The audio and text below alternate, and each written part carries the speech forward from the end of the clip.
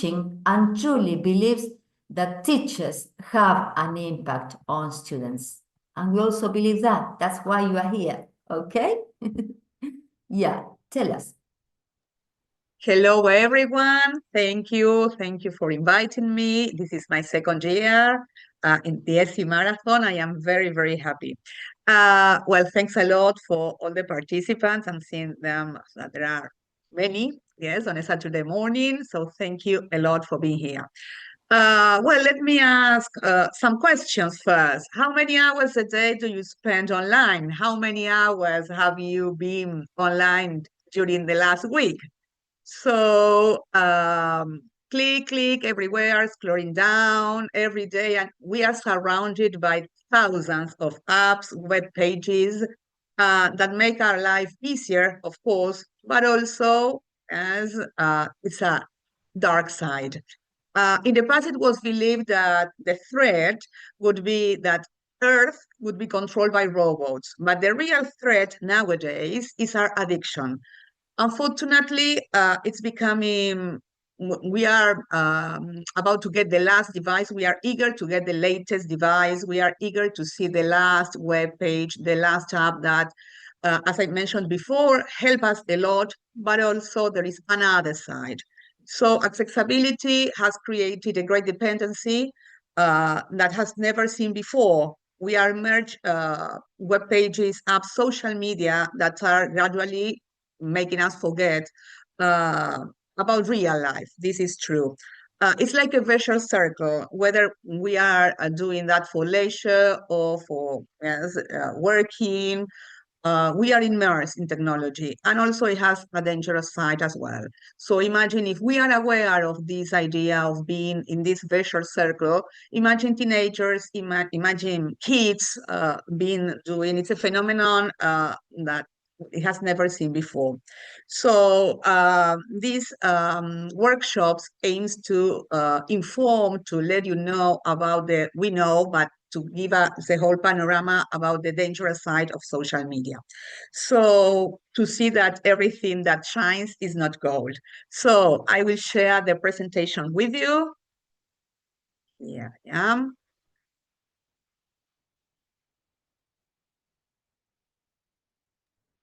Let me know if you can see it properly.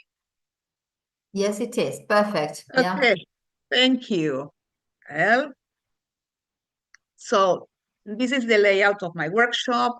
First, I mentioned why, the purpose, some kind of introduction, information about the theoretical background, legislation in Argentina. I also provided or will provide some activities, some examples, well, the connection with the comprehensive sexuality education, and then the closing part. Yes, when I can, of course, you can write on the chat if everything is not clear, you can ask me questions, so feel free to do that. Okay. Well, let's start with a kind of mini game. Yes, so I will ask for your help, your collaboration. Who can tell me a number? 4. 4. What kind of technology do you use in your free time?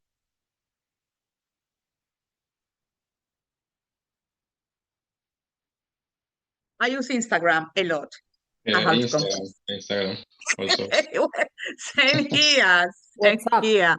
WhatsApp. Okay. Innocent or private, but it's not. Okay. Okay. Good. Who can tell me another number? 8. 8. Thank you. What are the advantages and disadvantages of being a YouTuber? If you are a YouTuber, or what do you think the advantages and disadvantages are? Because if we ask our students, they will say, oh, we're making money. Well, yes, that is one part. What are the disadvantages? What about private life? What about lacking privacy, maybe? Certain conditions or limitations that has YouTube, because you cannot share anything you want. Exactly. You have your limits there. Good, good. Thank you. May be seen as disadvantage. Yes, okay. Yeah, oops. Okay, any other number? 2. 2. What type of social media do you use, when and why? All the time? Do you have it private? Aurelia, you are laughing. Do you use social media a lot? It was nice that for number 2, it was what social media, when, why, how, all the questions. Yes, because I think we are running out of time with the questions. So in one question, I included many. Okay, so which ones do you know apart from Instagram? We use social media for everything. Yes. To contact people, to see products you want to buy, to get information from the news. Exactly like that. Yes. Well, I will choose one. I don't know. 18. Not 80. Would you be an influencer if you have the chance? What do you think? I would like, but maybe in another life. It depends. How you want to influence and very and good. who, With what? With depending what? on the topic. Ending. Yes, exactly. Okay. Any other number? 5. Mylene. Okay, I would only 5. Have you ever heard about cyberbullying?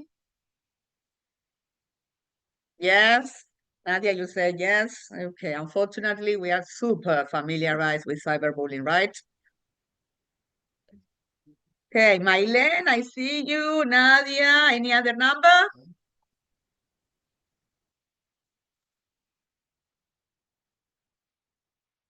I cannot hear, Mylene. Tell me with your hands. It doesn't matter. 3, thank you. What's your opinion about social media? Do you like it? It's good, it's positive, so? Half and half? You can write on the chat.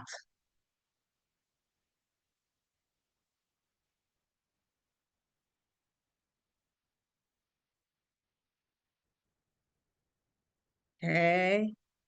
Can someone read that for me so I stop the sharing? What are they saying?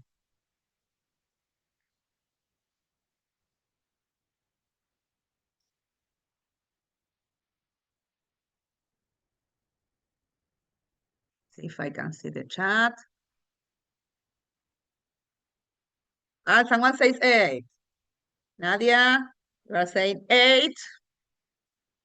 Okay.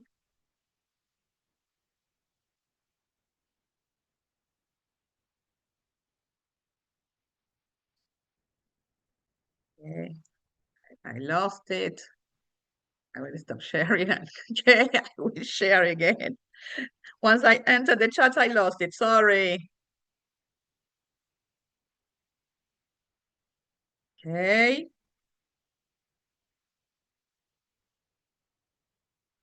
Well, let's see number 8. It was taken. Well, okay. This was like an introduction for you to feel comfortable to break the ice. Okay. Good. Someone is writing the chat. Thank you. Social media is nice to read quotes and share a nice card, but it could be a little bit into gossiping. Yes, it is true. It is true. Okay, thank you. Well, wait a second. Technology, devices, here I am. Okay.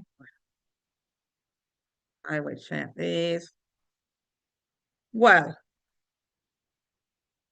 okay. Unfortunately, this is the other side of social media that we came to know, as we are aware of this, but unfortunately, this is also due to social media, as we are immersed in this unfortunate news that we are getting to know about social media as well. So am I sharing, right? No, you tell me. No, nothing. No. Now, yes. Yes. Nothing. Thank you. Okay, I cannot see your screen. I cannot see my own screen. That is the problem. That's why I am sharing and stopping and sharing. Well, okay. I can see it now. Well, this is also part of, there you are.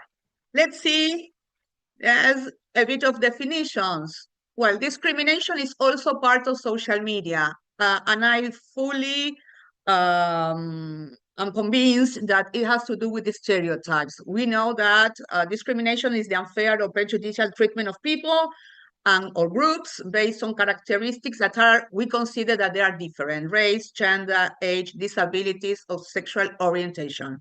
And discrimination stems from fear, insecurity, and, as I said before, stereotypes. Grooming. Have you heard about grooming? Yes? Have you heard about grooming as well?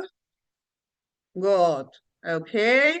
Well, for the ones who don't, it's when a person builds a relationship with a child or young person or an adult who is at risk because they can manipulate these children or young person into doing things that is usually connected with sexual or financial abuse. It has to do with illegal acts. Okay. Well, these are the basic stages of grooming that we can show. I can share it with you as well. You can share it with your students. First, of course, is targeting a victim, gaining trust and information, feeling a need, isolation, and abuse begins. And this is a circle, because the more students or children or even adults are isolated doing these things online or gaming or doing whatever, especially after pandemics, after 2020, it has been seen that the people are more immersed in social media. They are isolated because, yes, we were isolated or working or studying, and well, it has been checked that unfortunately it's becoming worse and worse. So that is the target. Yes, okay. Well, then we have online violence that includes behavior like cyberbullying and online harassment. And bullying is the repetitive intentional hurting of one person or group by another person or another group, and includes a relationship that is involving imbalance of power. This can be physical, verbal, or psychological, and it can happen face-to-face or online. Well, the part of cyberbullying is what I mentioned before, that we all know about bullying, but it has to do through social media. Facebook, well, young people are not using Facebook anymore, but other Snapchat, Instagram, or TikTok, or other social media, Telonym, or other social media that they are hiding themselves into an anonymous name. Well, not name, but they are anonymous, so they can write whatever they want. And I don't know if you have any idea what this is. This Telonym is a social media that is like WhatsApp, but you cannot hide. It's anonymous. I don't know if you have heard about it, especially at school. And the idea with these groups, it's that show up or show what other students or kids or groups are doing. As it is anonymous, you can write whatever you want, and no one can control it, no one can stop it, because you don't know who is behind that profile unless someone starts telling you who it is, and then you can investigate at school.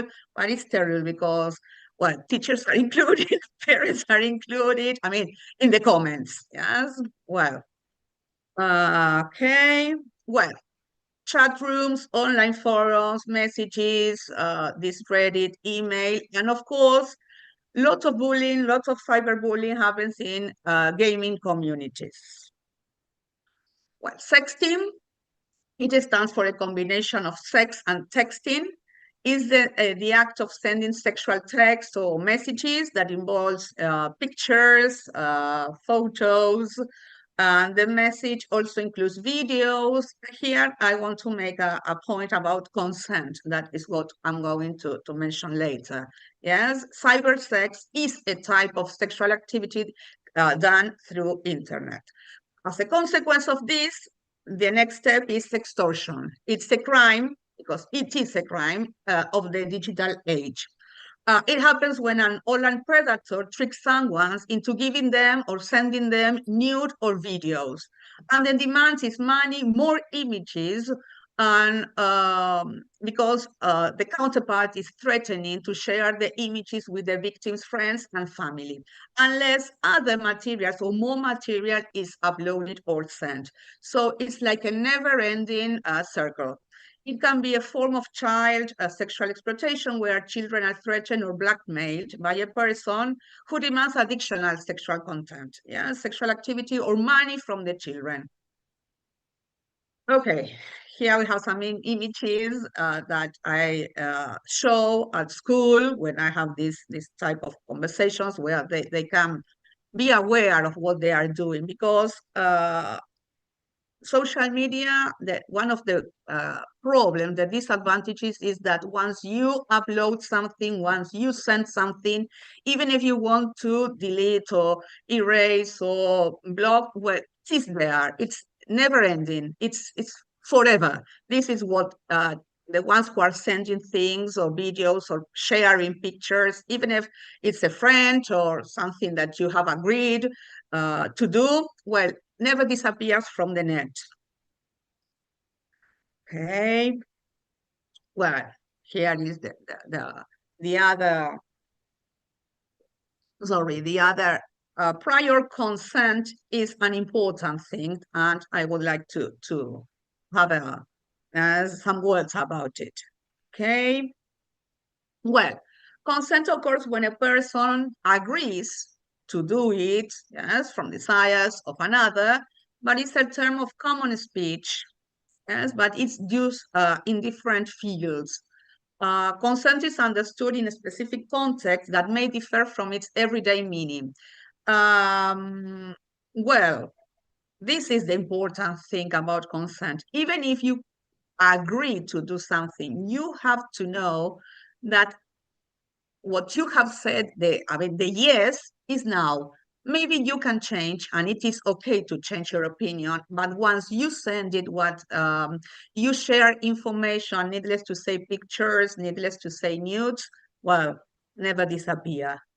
So maybe in a relationship or with friends, it is okay for the time being, but later you regret doing it, and it's, on the famous nube, yes?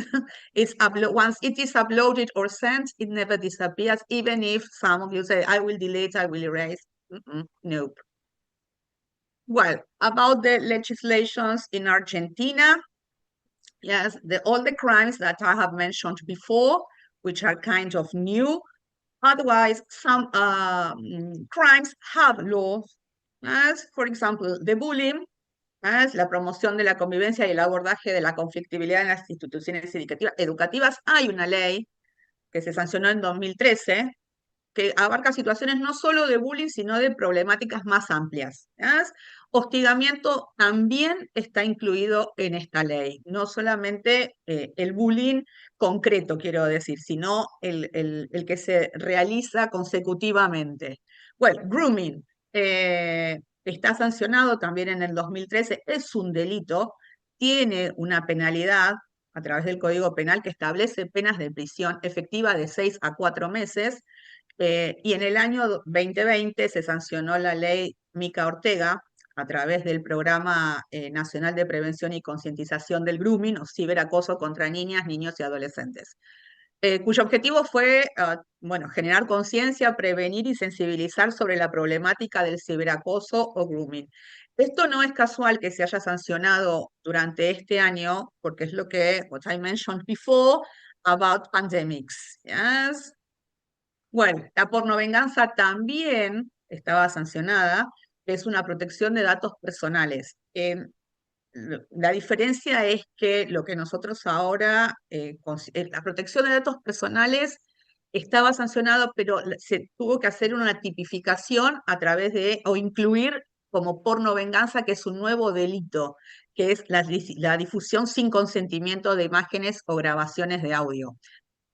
También las grabaciones de audio están incluidas, parece inocente entre comillas, pero bueno, también está incluido en esto de no venganza. Y bueno, todo lo que es cyberbullying. La pena contempla si se agrava, si la persona fue pareja de la víctima. Esto también como que se fue modificando y se tuvo que ir agregando, como que se fueron agregando cosas a partir de los casos que lamentablemente fueron increciendo y la víctima si es menor también se agrava y si el delito se comete con fines de lucro.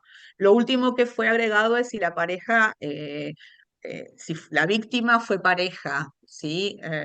De la persona que difunde estos datos. Establecen penas también y bueno, hay una inclusión de esa figura de la pornovenganza en el nuevo Código Penal. Ok.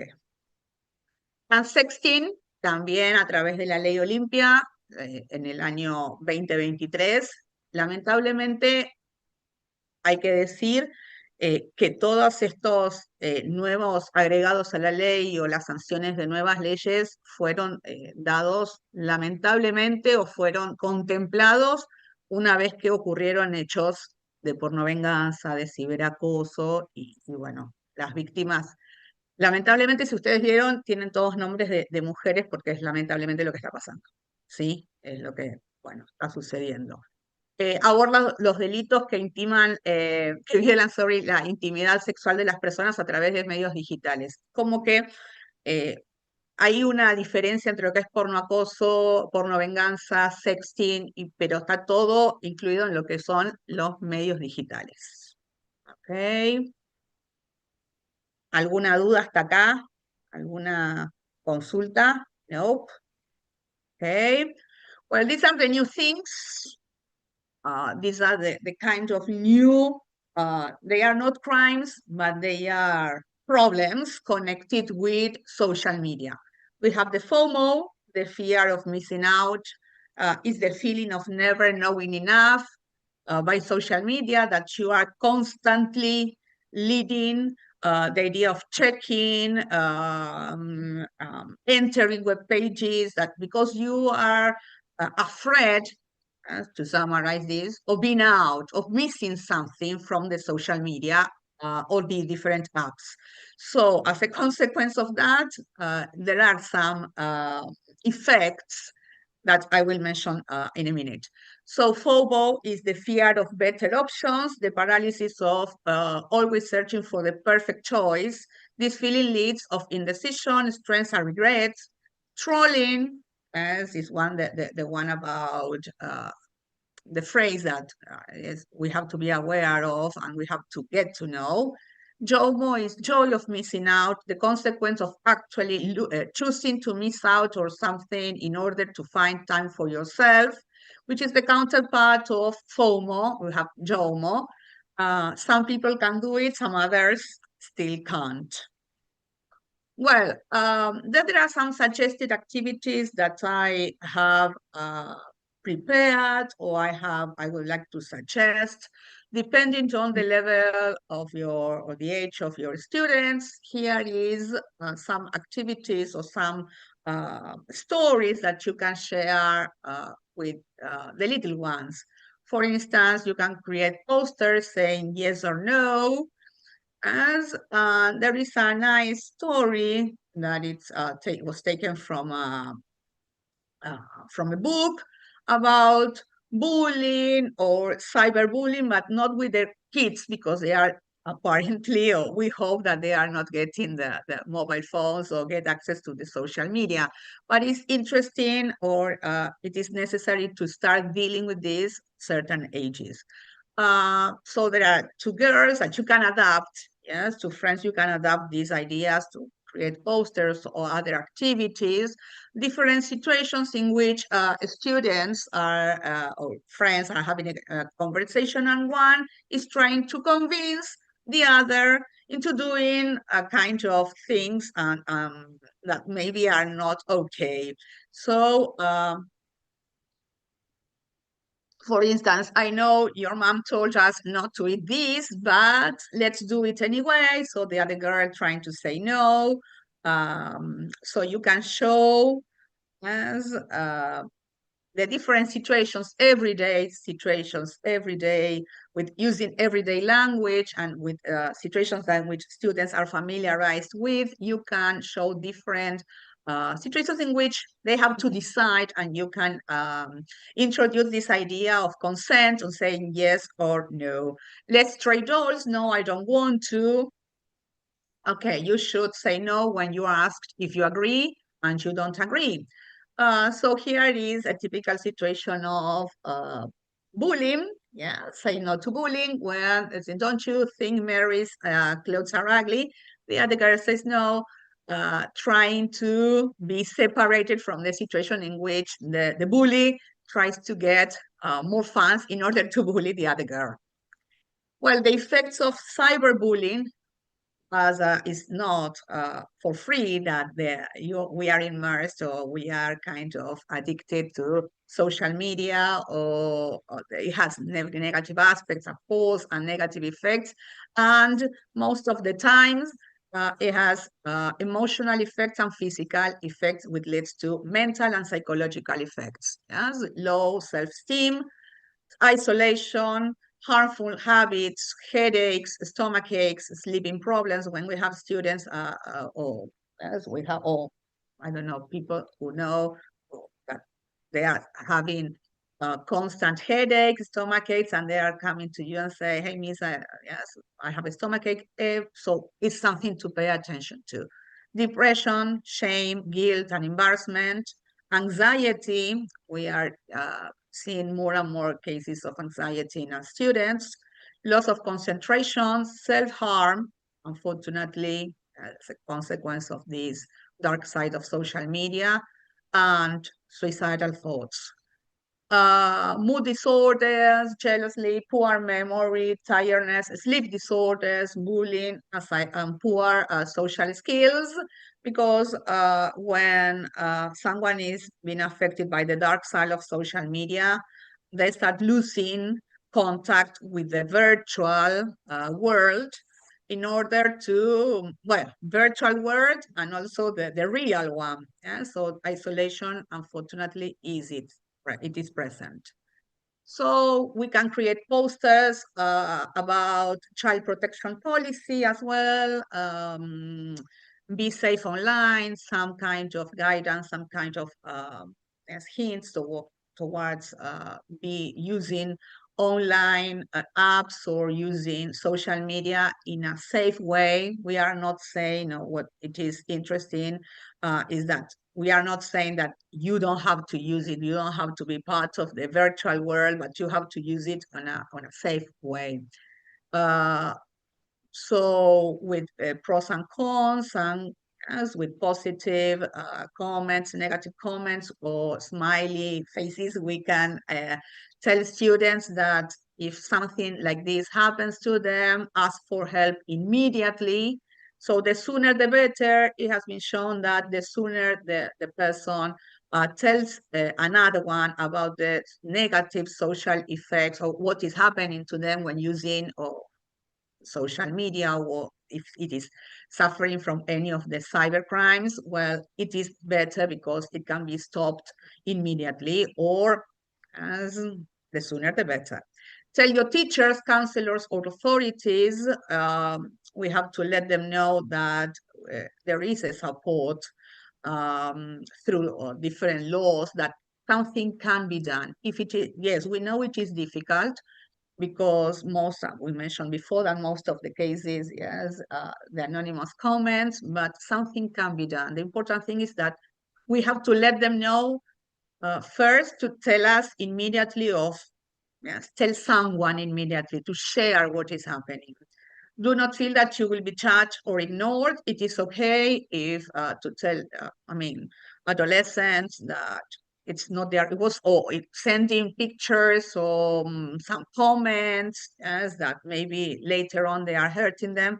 It is okay that you did it, probably, but you are not going to be ignored or judged.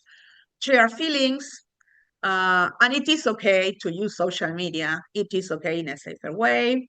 It is okay to post pictures, to share them with friends, but be careful and be alert and think before you post and share it with the people you know. Most of nowadays, as we are dealing with these situations, most or the majority of students or the ones who post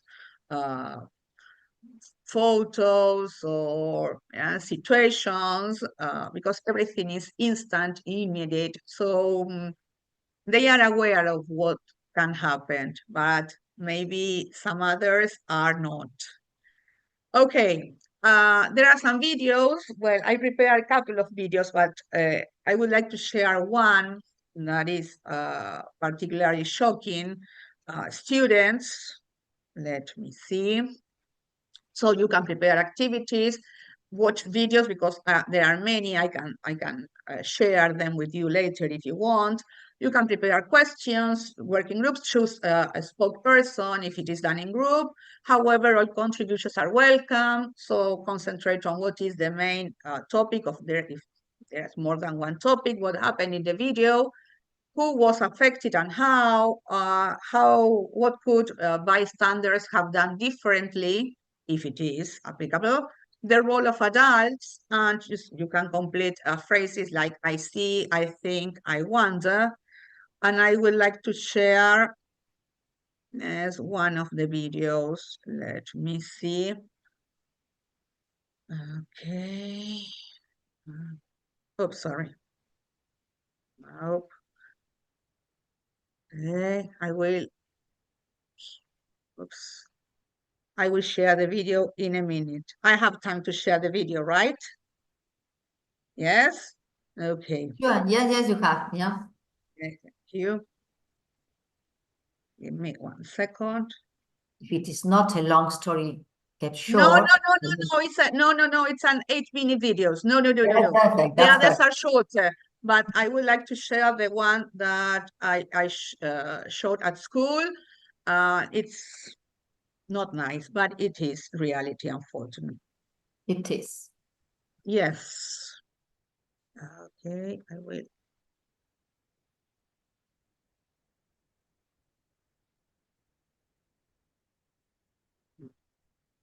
Well,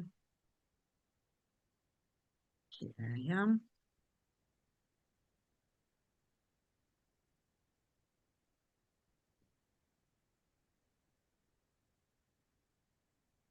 Yes. Wait. Okay. I will share the screen now.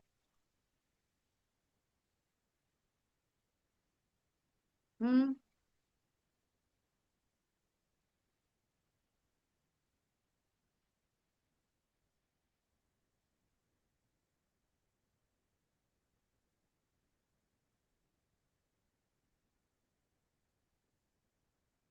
Okay. Can you see it? Yes, perfect. We can see Okay, it. thank you. Okay.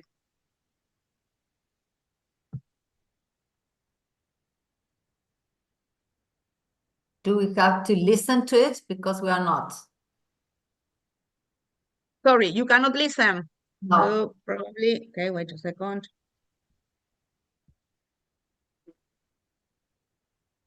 I haven't shared the audio.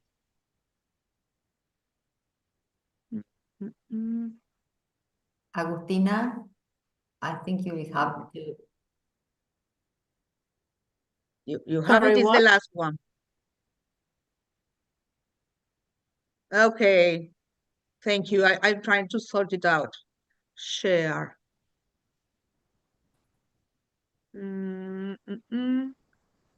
Share sound. Yeah, there it is. Okay.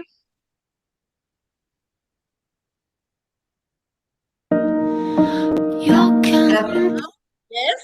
Yes, perfect. Thank you. Jag kan inte prata med dig när du tittar bort. Snälla ge mig 2 sekunder innan du ger upp. Kan vi inte vara nära bara 1 minut? Är det nu som det tar slut? Snälla bli min igen. Nej, låt det vara som i en film. Snälla bli min igen. Låt mig få kvar. Jag låter vara.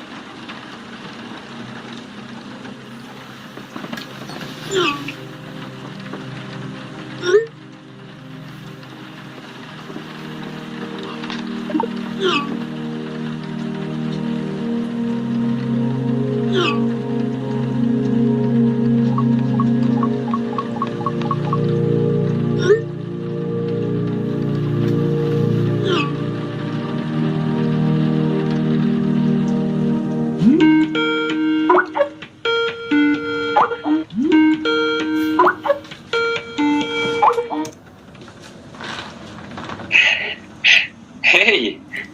Hej. Hej! Min kam är trasig.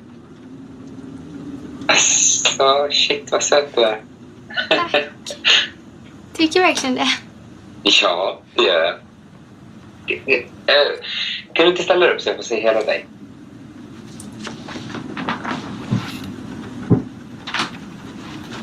Wow.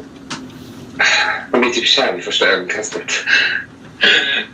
Vänta, hallå? Jag visade mig bara överkropp. Ja, men... Ja, men vadå? Du kan väl visa samma som jag, annars blir det liksom orättvist. Snälla. Vadå? Bara överkropp? Ja, bara överkropp. Vet inte. Men kom igen. Snälla, du är så himla söt. Du kan visa lite grann bara, snälla. Visa tillbaka. Okej, vänta.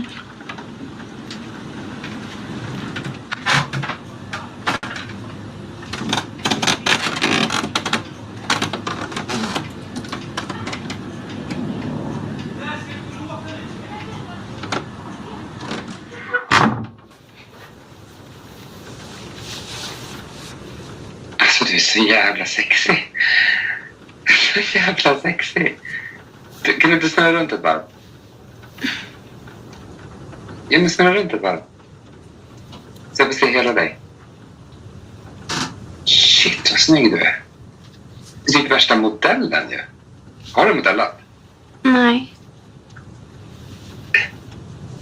Du, alltså, jag visade mig liksom i helt bara överkropp. Avec Booking.com, rien de plus simple que de planifier un voyage, même si vos amis ont des préférences de voyage Men det är ju skillnad om en tjej har helt bara överkroppen och en kille har det. Nej, det är väl inte. Men kom igen, alltså. Du är så himla söt. Jag vill bara ha någonting som jag kan drömma om sen. Men jag känner inte dig. Det gör du väl? Okej. Vad vill du veta då? Inget direkt, men... Du ska bara visa lite grann. Så snabbt bara. Snälla. Snälla, du är så jävla söt. Okej. Men jättesnabbt i så fall.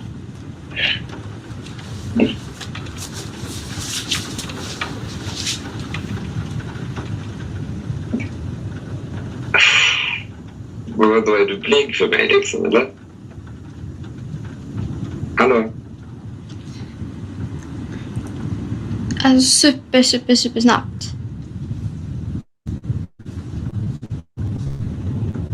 Ja, okej, men det där räknas ju inte. Så jag vill inte se någonting. Okej. Enkla, snälla.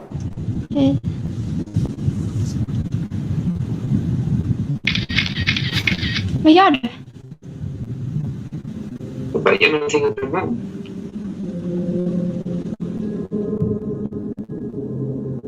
Jag vill att du ställer dig på alla fyra i doggy style. Och så vill jag att du pullar dig själv. Och du vill att din mamma ska få de där bilderna, eller? Sluta. Jag ska skicka dem till alla dina Facebook-kompisar. Snälla sluta. Ja, men vad är värst? Va? Du som är en liten hora med bara bröst. Ann-Kristin Larsson heter hon, var din mamma. Eller hur? Visst heter hon Ann-Kristin Larsson? Du gör bara som jag säger, så slipper du mig Men sen. sluta. Vad är värst liksom? Att du gör det här eller att dina kompisar får alla bilder? Va? Men lägg av, sluta tycka synd om dig själv. Fan, det enda du vill är att gå upp killar. Jag räknar ner nu, 10 sekunder. Sen ska du stå på alla fyra i doggy style och så ska du pulla dig själv. Okej? Men lägg av. Ja, men jag skickar bilderna till dina Sluta. Jag vill inte. Nej. Jag räknar ner. Sen skickar jag. 10, 9, 8. Sluta. 6, 5. Okej. 4. Okej, vadå okej? Okej, jag gör det. Men gör det då för fan. Gör det då. Ställ dig doggy style.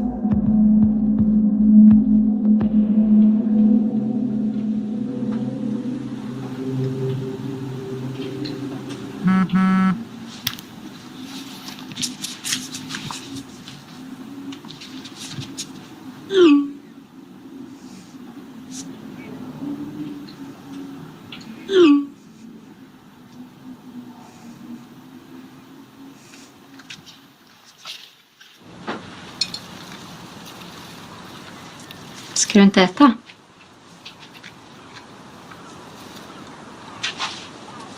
Vad är det? Inget. Jag ser ju att det är något. Inget. Okej. Okej.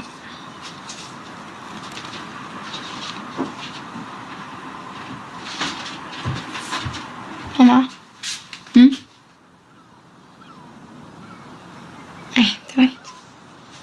Säkert.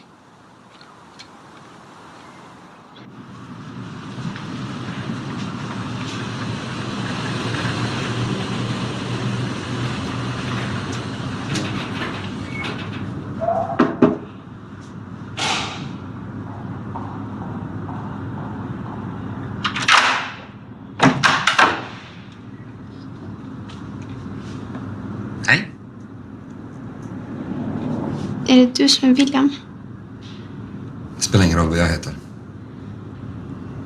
Snälla, kan du bara låta mig vara? Gå in. Gå in. Gå in, så här.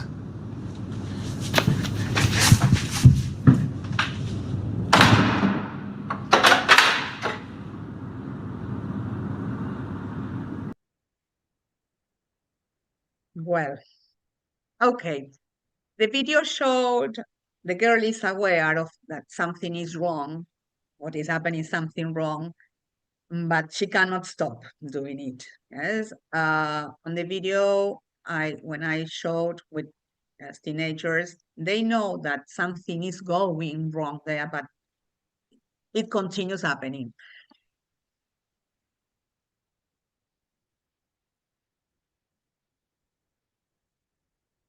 Wait a second. I stopped sharing. No, wait. Is it mine? No, I stopped sharing, eh? No. Okay. So, well, the video show all the different stages of what we have seen and examples or instances Okay, what we have seen during the whole presentation, yes, the effects, the negative side of social media, the consequences, and all the different crimes that yes, are taking place when using social media in an incorrect way. So, okay, I don't know, we have to close here. I don't know, there are something else. I have some slides of the connection between ESI, comprehension, sexuality education, with the dark side of social media when using social media. I think that when they enter in the kind of situation is something that they cannot control anymore. No, and is, yes, what follows are different steps. That's why I can share the video with you if you want.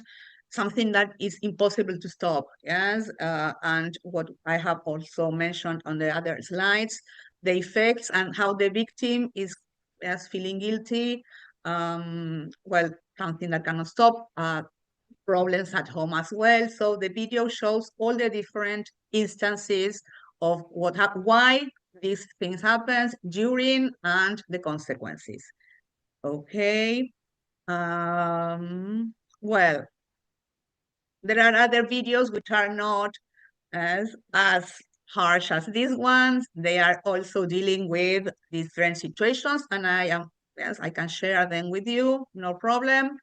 As there are some songs as well that you can work with your students dealing with these situations. Well, we are all familiarized and we have seen the connection with comprehensive of what is ESI in English. So during these, some laws, and well, this is a kind of reminder that you are not alone, ask for help and helps others. So this is time for feedback, comments, questions.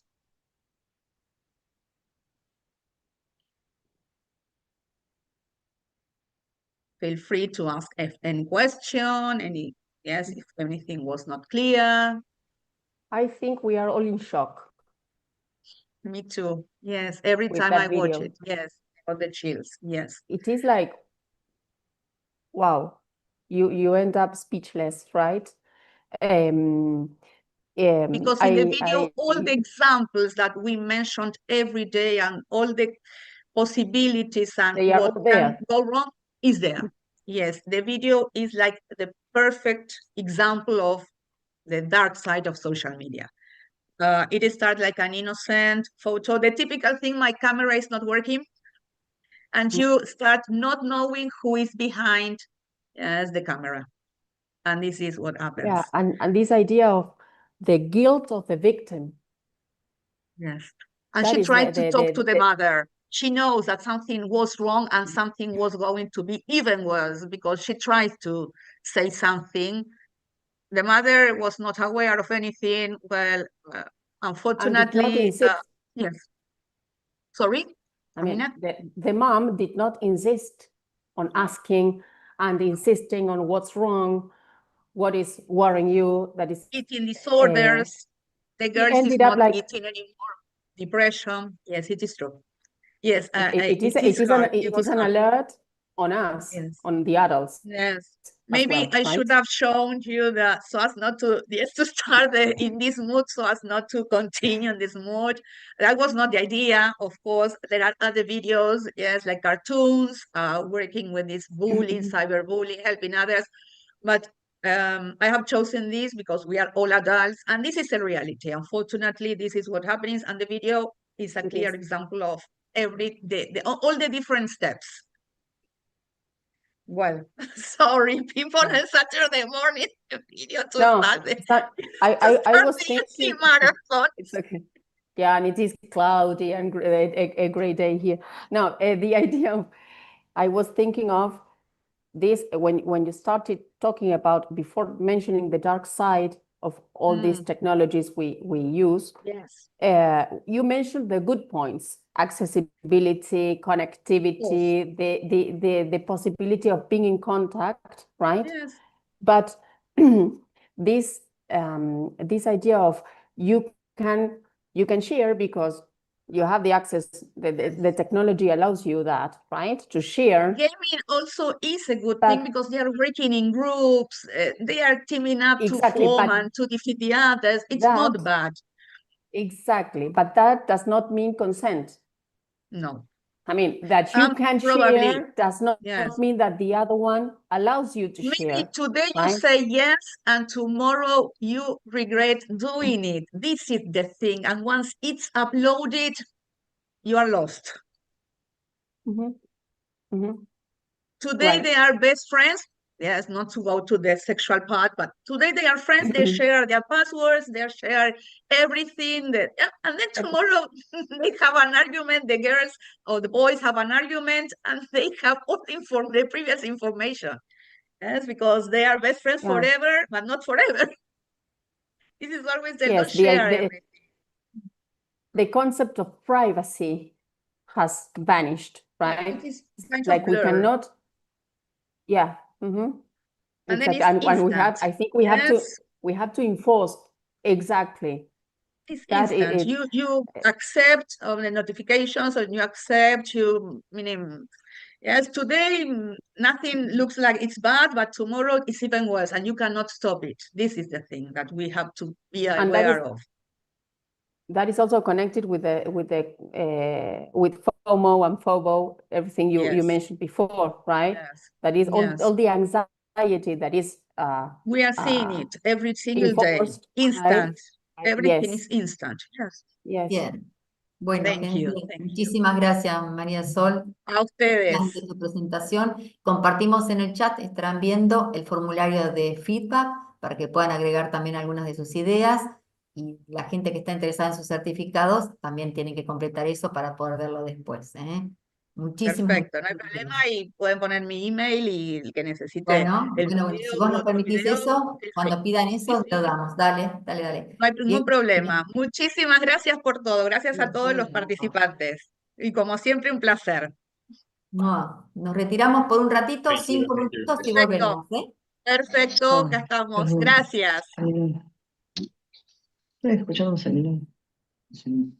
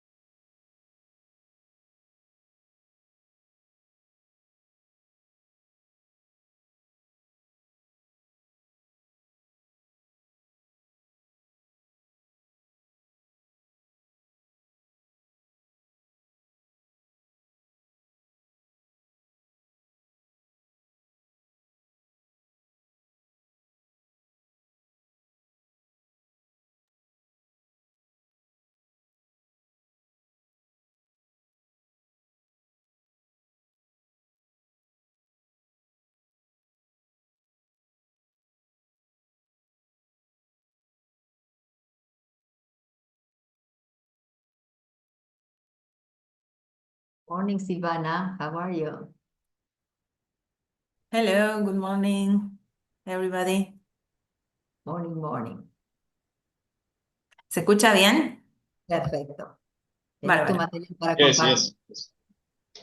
Ok, Bien, tenés vos tu material para compartir, ¿no es cierto? sí.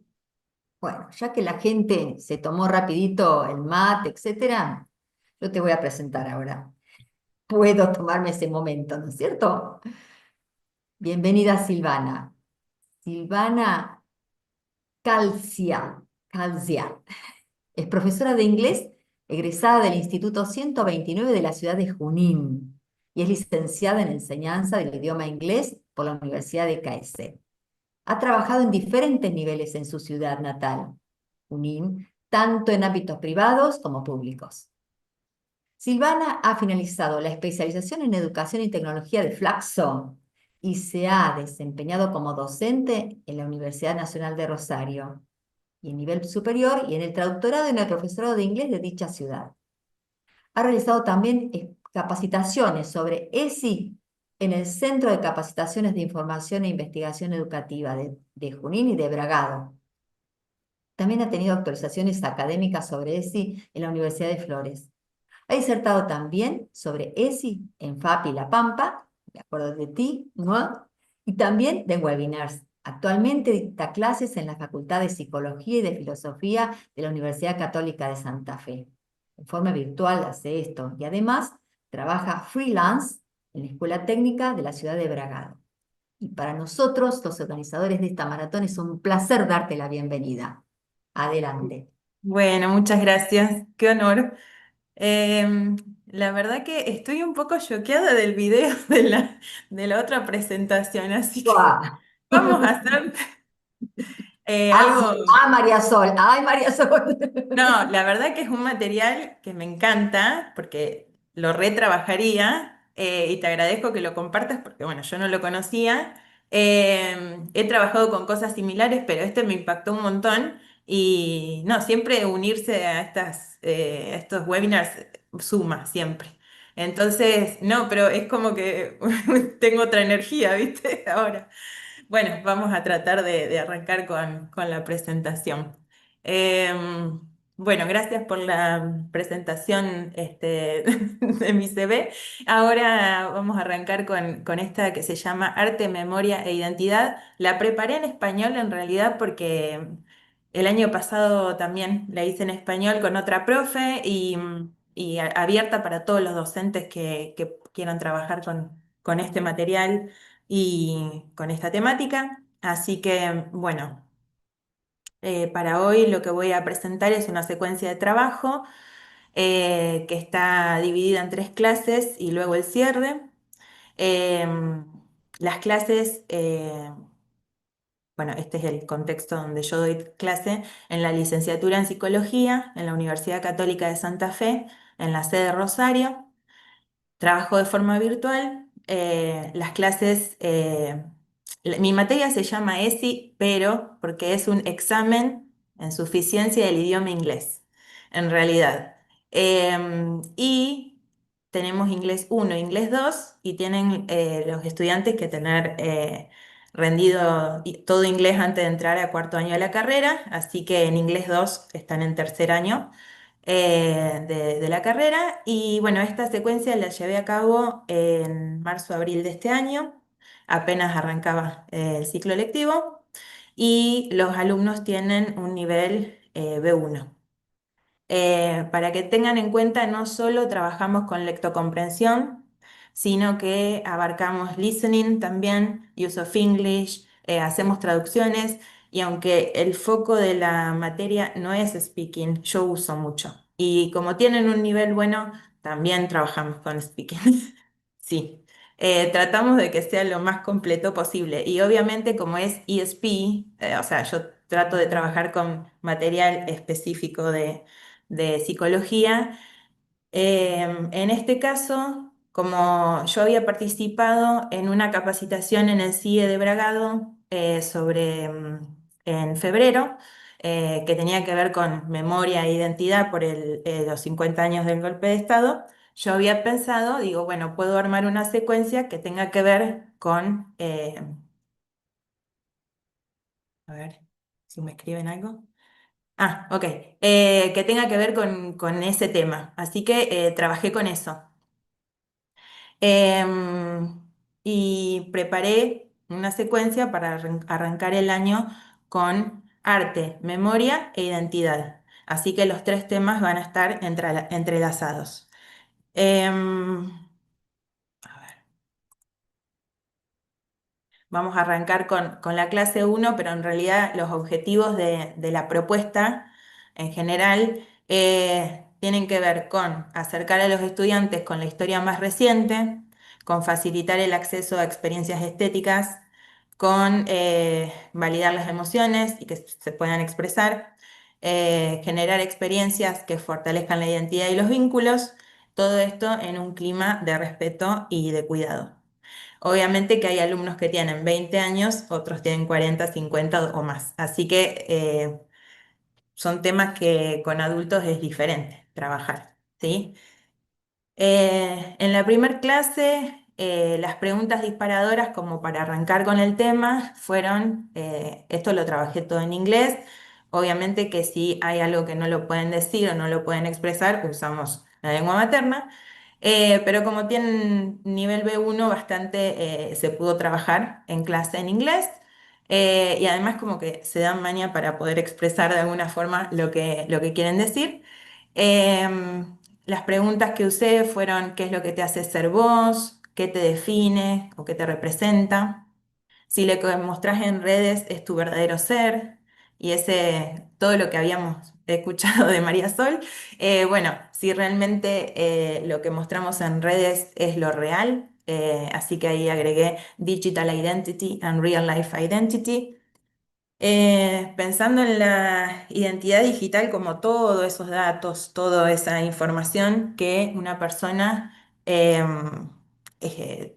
sube y está todo en el entorno en línea, desde las huellas biométricas hasta el historial de navegación, las redes sociales, las credenciales, todo accesible.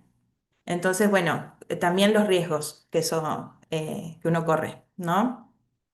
Bueno, después de generar todo este debate y hablar sobre estos temas, pasamos a una actividad de vocabulario.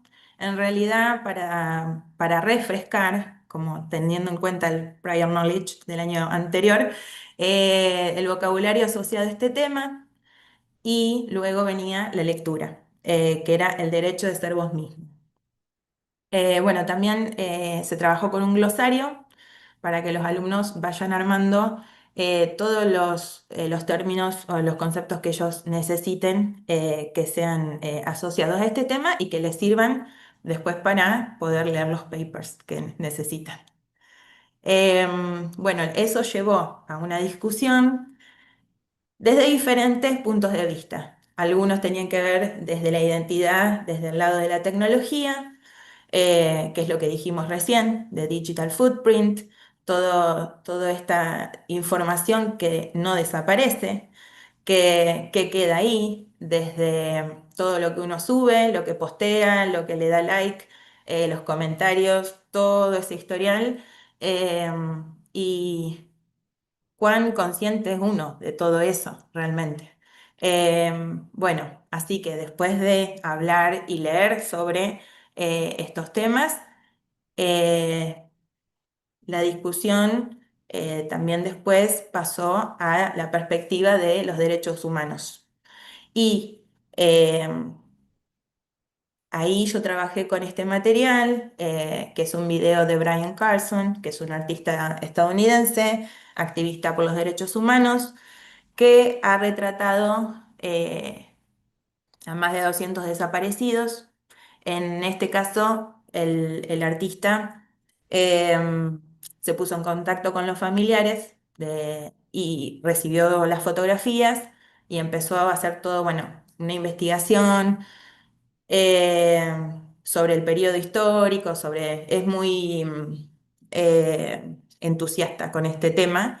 Hay mucho material sobre él. De hecho, yo me puse en contacto con Gabriela Brum, del profesorado de inglés de acá de Junín, porque yo vi que estaban desde el profesorado de inglés. Digo acá Junín porque estoy en la casa de mi mamá, pero yo vivo en Bragado. Pero estudié acá en Junín y a Gaby la conozco. Entonces digo, Gaby, si estás trabajando el mismo tema, querés que hagamos algo juntas. Bueno, no podía, pero bueno, era compartir con Vanessa también. Vanessa Polastri, estuve charlando del tema porque ya han presentado cosas con el mismo material para no hacer un overlapping de cuestiones. Y digo, bueno, les quería mostrar cómo lo trabajé yo, porque a lo mejor no es lo mismo trabajarlo en una carrera, en secundaria o en diferentes ámbitos.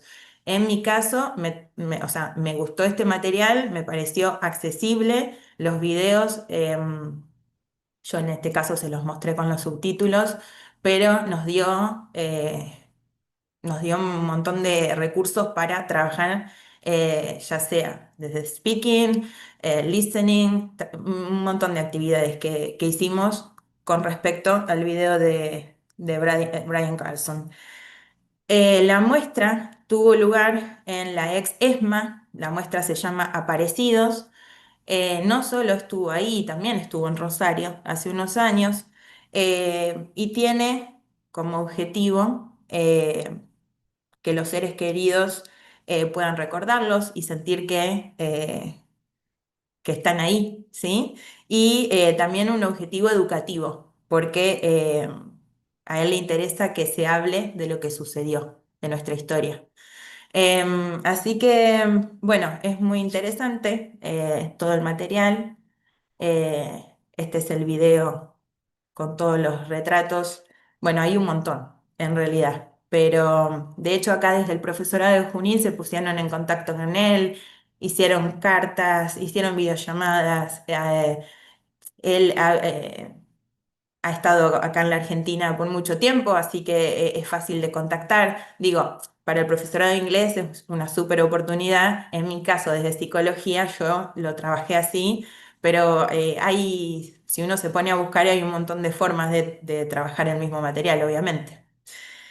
Y como última actividad, Identity Through Art, lo que yo les pregunté a mis alumnas, eh, son todas chicas, si fueses un artista como Brian, ¿qué tipo de memorial crearías? Entonces, las respuestas fueron variadas, no todos con habilidades artísticas, pero uno me dijo, yo le haría un poema o yo le haría las lyrics para una canción y le pondría música, o yo crearía algo digital con las habilidades que tengo, bueno, y fueron así, también trabajando el condicional, ¿no es cierto? Porque uno va mechando todo, el contenido que tiene que dar, más lo que uno encuentra, las ideas que se le ocurren, bueno, así que todo esto...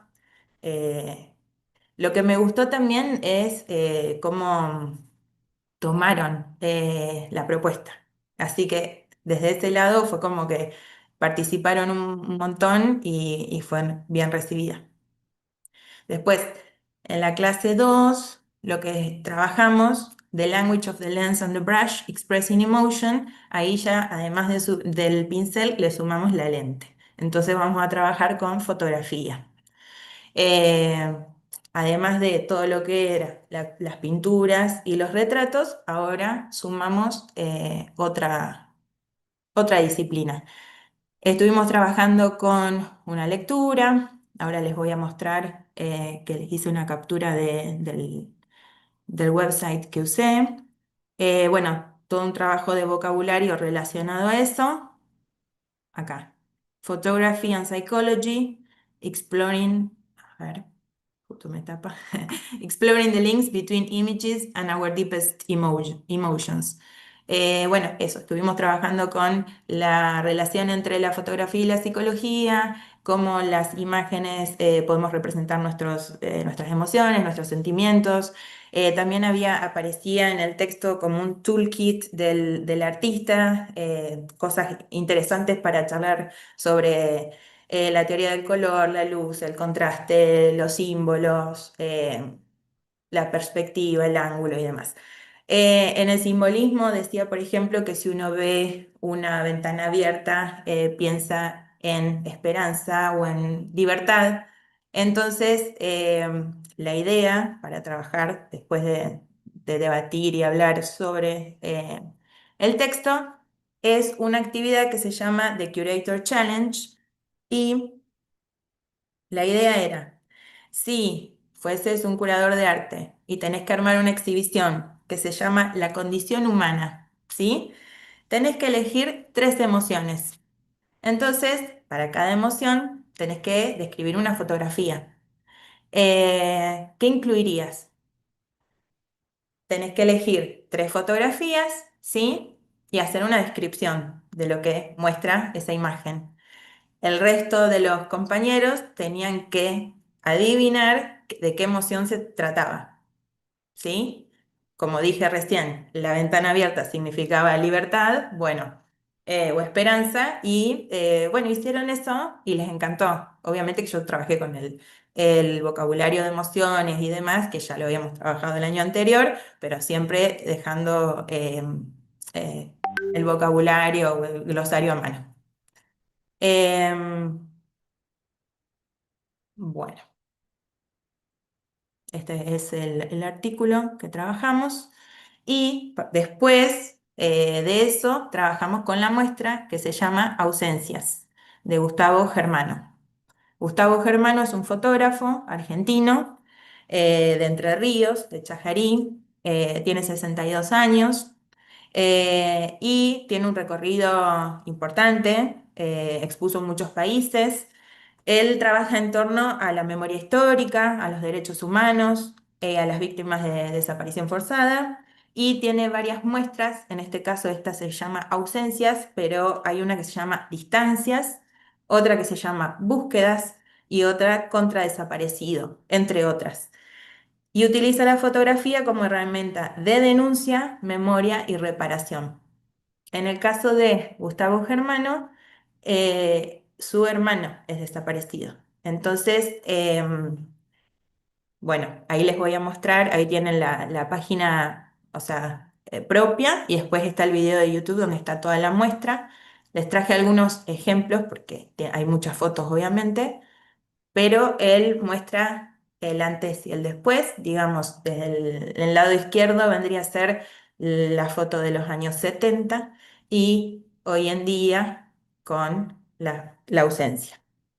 Lo mismo abajo, de blanco y negro del lado izquierdo y cómo se ve hoy en día. Estas son fotos eh, de otras personas, pero la que vemos abajo es Gustavo con sus hermanos, ¿sí? Gustavo vendría a ser el pequeño de la izquierda y el de remera negra que está en la foto del lado. Y el hermano más grande desaparecido. Así que charlar sobre esto, debatir sobre esto, todo lo que también nos emociona, ¿sí? Y todo lo que este fotógrafo ha pasado, ¿sí? También hace, a ver, las 3 palabras de esta presentación están entrelazadas porque tienen que ver con la memoria, tienen que ver con nuestra identidad, ¿sí? Y el arte, porque lo que la fotografía también es arte. Así que, bueno, estuvimos reflexionando sobre todo esto, estoy pensando en todo lo que, todo el aporte que una muestra fotográfica puede hacer con respecto a la historia, a los derechos, ¿sí? Lo que para algunos, estoy pensando también en lo que las mismas alumnas me decían, que hay cosas que en la escuela no lo dieron y tienen 20 años. Entonces, es la historia más reciente que a veces no la conocen. Entonces, cuán importante es también llevar eso al aula, ¿no? Eh, bueno. Y por otro lado, yo quiero que sea algo conversado. Si quieren, me quieren hacer alguna pregunta, si tienen alguna duda o esperan hasta el final, no hay problema, pero si quieren decirme algo, abrir el micrófono, yo no tengo inconveniente. Bueno, la última clase la clase 3 de esta secuencia, yo trabajé con la historia de los apellidos. Teniendo en cuenta que nuestro apellido es como que nos ancla en un linaje, ¿no es cierto? Nos transmite valores, la pertenencia social y también moldea nuestra autopercepción y autoestima. Tiene que ver con nuestro mapa genealógico y cultural. Y en este caso, este video de la historia de los apellidos también habla de la etimología, de las raíces, de los orígenes, bueno, de la historia, porque decía que los nobles solamente tenían apellido antes y que después los empezaron la gente común y corriente a tener apellido, que en algunos lugares tienen que ver con la familia, por ejemplo, en Irlanda, en Escocia, en los países escandinavos, o sea, sos el hijo de, si sos MacDonald, si sos O'Neill o Harrelson, son los hijos de. También hay apellidos que nombran el trabajo que tenían, ¿sí? Como Smith o Chandler, y también hay otros apellidos que, bueno, nombran el lugar o la región de donde son. Así que fue una clase diferente, pero también estuvo bueno porque se dio un ida y vuelta con esto, y a partir del siglo XVI dice, bueno, que en Inglaterra ya todas las personas fueron anotadas con apellido y demás, y el vocabulario que trabajamos, listening, bueno, como uno siempre trata de trabajar con todas las skills. No sé si me quieren decir algo, veo que se activa ahí el chat. Cualquier cosa me abran el micrófono y yo los escucho. Y ahora van diciendo, buena idea, muy bueno todo, muchas gracias. Así Ah, vamos. bueno. Ok. Bueno, una de las alumnas también contaba que su apellido es alemán, que está formado de dos palabras, que es muy común que empiecen con la palabra von, de dónde es, entonces nombra la región o el área de Alemania de donde proviene la familia. Bueno, cosas así. Y además tiene una carga el apellido nuestro. No, una carga. Cada uno, obviamente, esto es subjetivo, lo lleva, eh, pero es así. Para mí, en mi ciudad, mi apellido es importante porque es una marca también. Entonces viene de mis Yo cuando abuelos, dije de mi Silvana, papá. viste Silvana, que yo te iba a presentar y yo se dirá calcia, calcía, calcia. Calcia, calcia. Pero como mi abuelo viene de heladería, mi papá de heladería, mi familia de heladería, mi hermano sigue con la heladería, es como acá en Junín todo el mundo conoce porque es una marca, porque se llama así la heladería. Entonces, bueno, cada uno lo toma como el apellido, ¿no es cierto? Nuestros orígenes. Es italiano en mi caso, mi apellido. Ay, no puedo mover. Ahí está.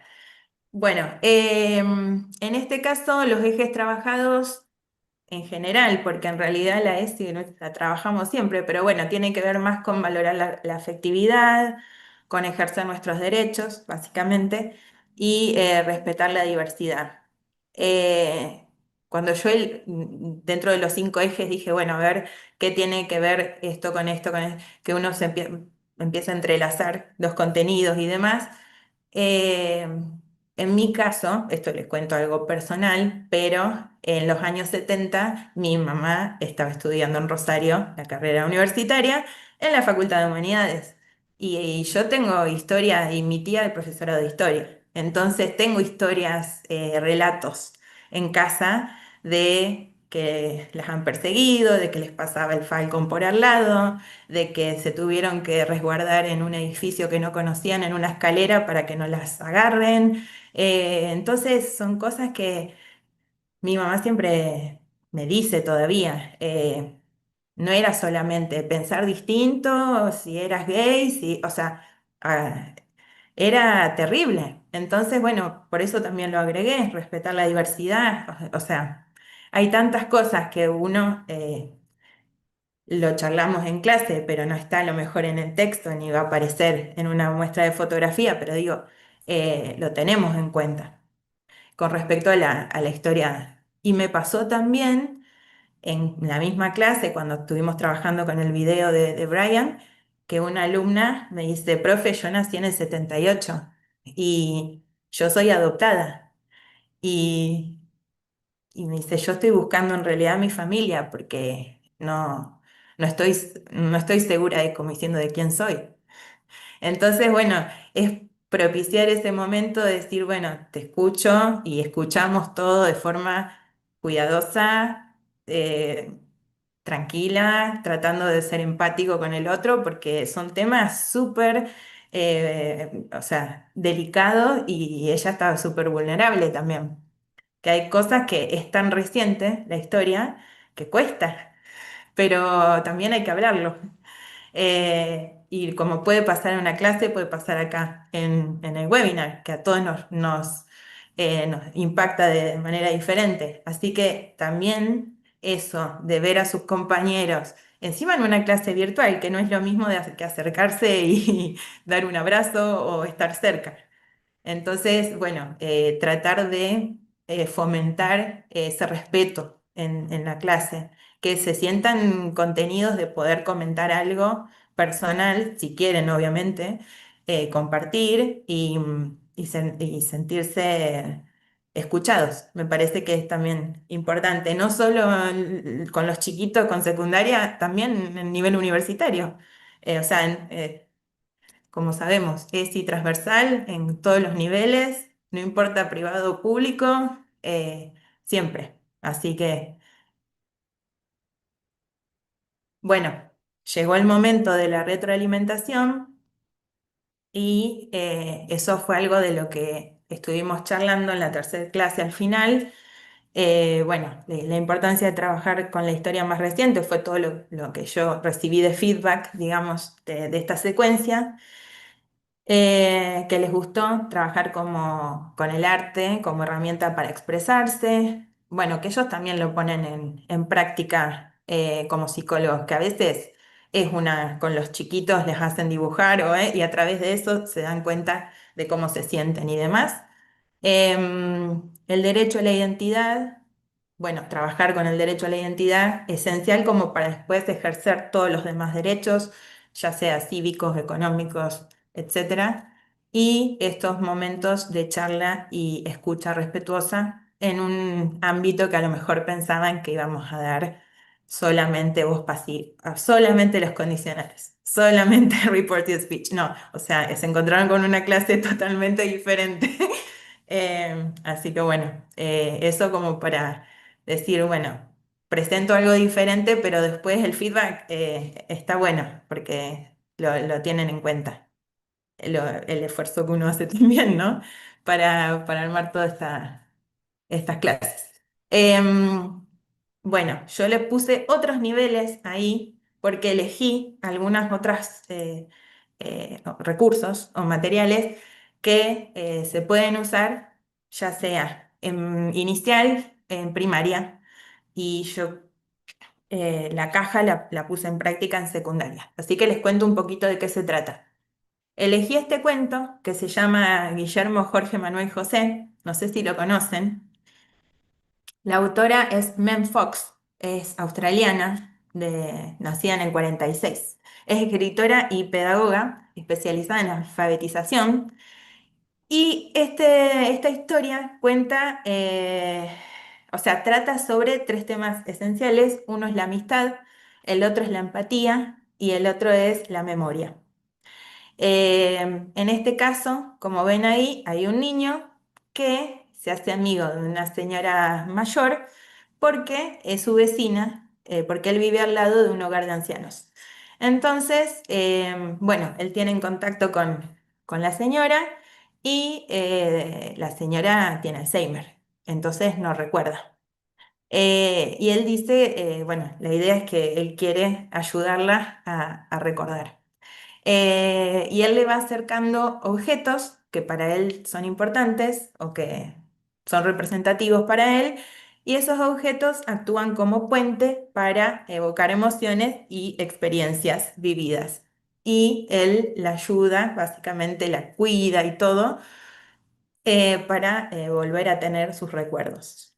Y qué importante es para él esas memorias. Bueno, es una historia muy linda para trabajar en inicial o trabajar en primaria, em, en mi opinión. Y con respecto a la otra, que es la caja, mi caja de la memoria o mi caja de recuerdos, bueno, en inicial se puede llevar una caja y se pueden poner, cada alumno puede poner algo que lo represente, que lo identifique. Después en primaria, yo lo hice en secundaria y trabajé como proyecto con la profe de artística. La profe de artística les hizo hacer a cada uno una caja y decorarla, y bueno, todo lo que ella eligió para esa propuesta. Y en el caso mío, yo les dije que tenían que elegir los objetos. Lo hice hace un montón, además lo hice en pandemia. Imagínense que estaban en el Zoom con la caja y llega el momento de empezar a sacar cosas. Se dio un clima tan lindo, de tanto respeto, con un quinto año de secundaria. Eh, y además era un momento tan difícil de sobrellevar, la pandemia, que no sé, fue hermoso, porque todos iban sacando cosas diferentes, iban explicando, obviamente en inglés, por qué pusieron eso, por qué es significativo, por qué les trae un recuerdo, o sea, tantas cosas. Y algo que siempre me llamó la atención, yo no sé si ya lo comenté en alguna otra edición de CSE Marathon, pero bueno, que yo tenía alumnas venezolanas viviendo acá en Junín en ese momento.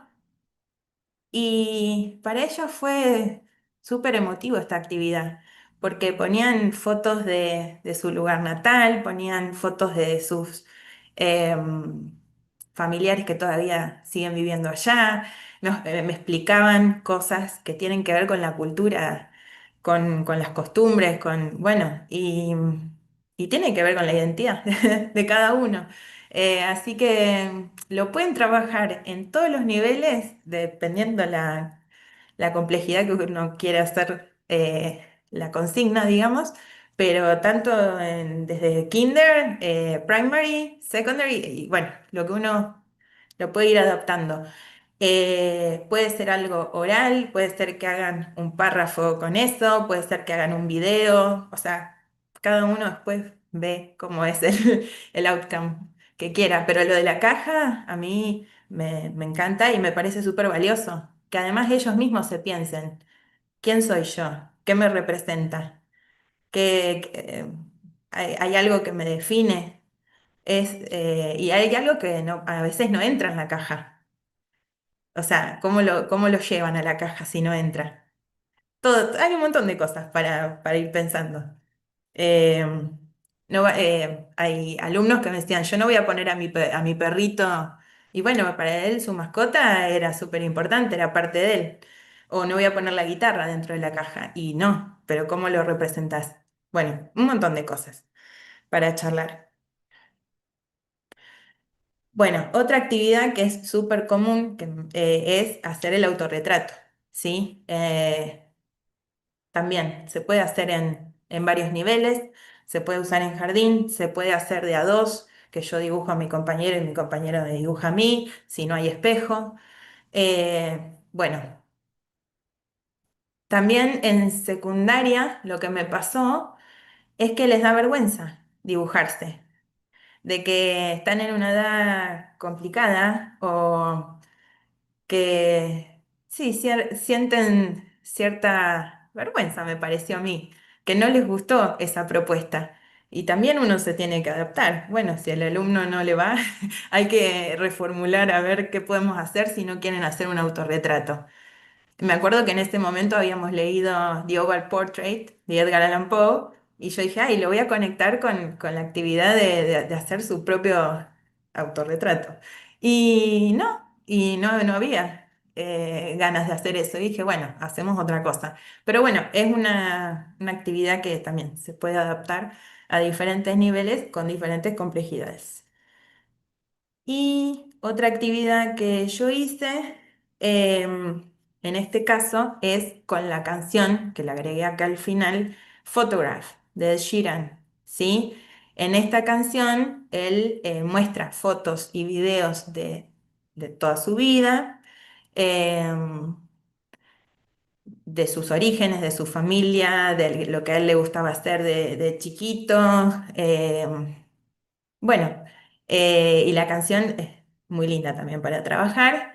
Entonces trabajamos la biografía, que es algo que yo creo que lo daba en segundo año, en secundaria, cuando empezamos a dar el pasado simple. Bueno, uno siempre va conectando, igual es un tema que se puede dar en muchos años. Entonces dije, bueno, trabajamos con el video, trabajamos con algunas actividades así muy básicas como verdadero o falso, cómo armar la biografía del cantante con lo que ven ahí en el cuadrito. Y después la idea era que ellos armen un collage, así que ahí ven algunos con su biografía. ¿Sí? Bueno, después había una presentación oral de eso. Pero la respuesta en general siempre fue muy positiva, y además abiertos a contar un montón de cosas y de compartir. En este caso, a lo mejor había muchos chicos que venían chiquitos de jardín juntos, la primaria y la secundaria, entonces ya se conocían y el curso era bastante amigable en ese sentido. Pero bueno, me parece que es una linda actividad para trabajar con la historia personal,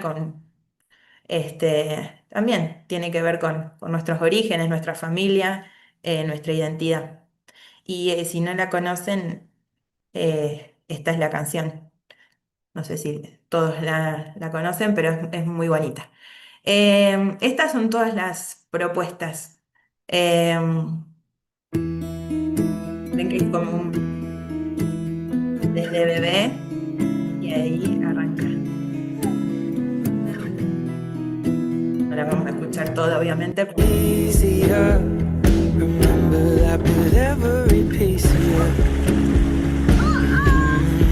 And it's the only thing we take with us when we die. Bueno, me parece que se pueden relacionar bien porque muestra desde muy de bebé toda su infancia y hasta que se hace famoso y ya está en los recitales. Estas son todas las actividades que traje para compartir, por eso les digo si quieren comentar algo, preguntarme algo. Hola, ¿me escuchan? Sí, ¿no? Sí, Nadia. Ah, bien, ¿cómo estás? Ah, me encanta, me encanta. Yo antes quería hablar, pero no sé qué pasaba con mi micrófono, ya lo solucioné.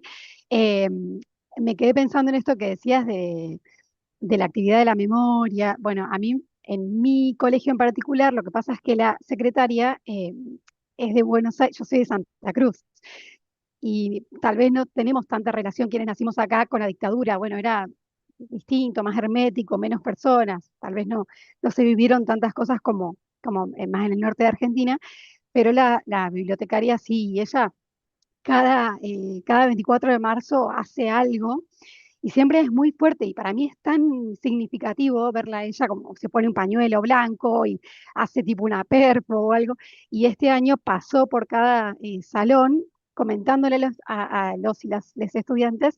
eh, bueno, tal vez ella estaba un poco eufórica eh, en su relato, digamos, pero después de que ella intervenía, digamos que venía e invitaba a los estudiantes a un archivo que había de la memoria, no recuerdo exacto, pero les pasó un código QR si querían Ujú. ingresar.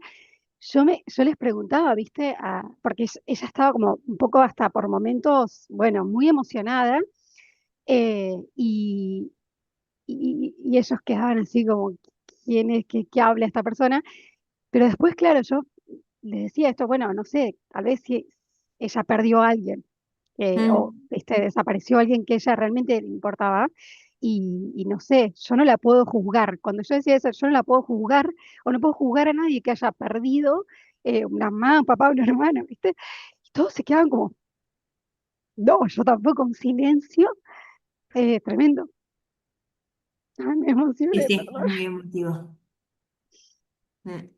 Sí. En mi caso, justo lo charlamos también con la capacitadora acá del CIE de Bragado, que Cuando yo veo esas imágenes, también pienso, mis hermanos sí nacieron en el 76, 78, o sea, esa persona que aparece en los videos, qué sé yo, hasta podría haber sido yo, porque mi mamá tuvo familia, o sea, todo podría ser posible. Decir que ella después decidió venirse a Junín y mi papá también, pero a una ciudad más tranquila, más chica, pero estuvieron expuestos a un montón de cosas, ¿sí? Eh, mm.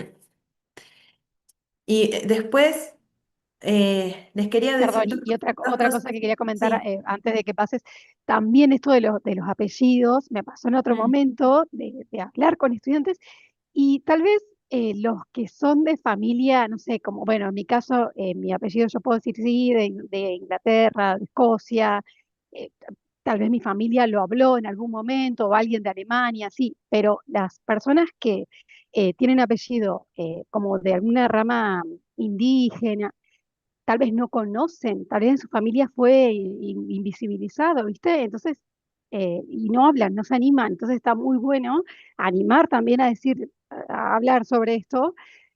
Bueno, no sé si directamente, pero sí decir, bueno, tal vez tu familia no vino de los barcos, como dijo en un momento un expresidente, sino, bueno, tal vez es de alguna comunidad, un pueblo originario, y también da para muchísimo ese tema. Sí. Entonces, eso también me Y quedé hoy en día pensando. también que hay apps y hay que uno puede rastrear de dónde viene el apellido. Hasta en la Feria del Libro en Buenos Aires había un stand de donde uno podía ver el origen del apellido y demás. Sí, hoy Cuando en vos día. hablabas, Silvana, cuando vos hablabas acá en el chat, iban proponiendo una maratón por el tema de los apellidos. Mirá vos si será importante, ¿eh? Prendió, prendió. Sí.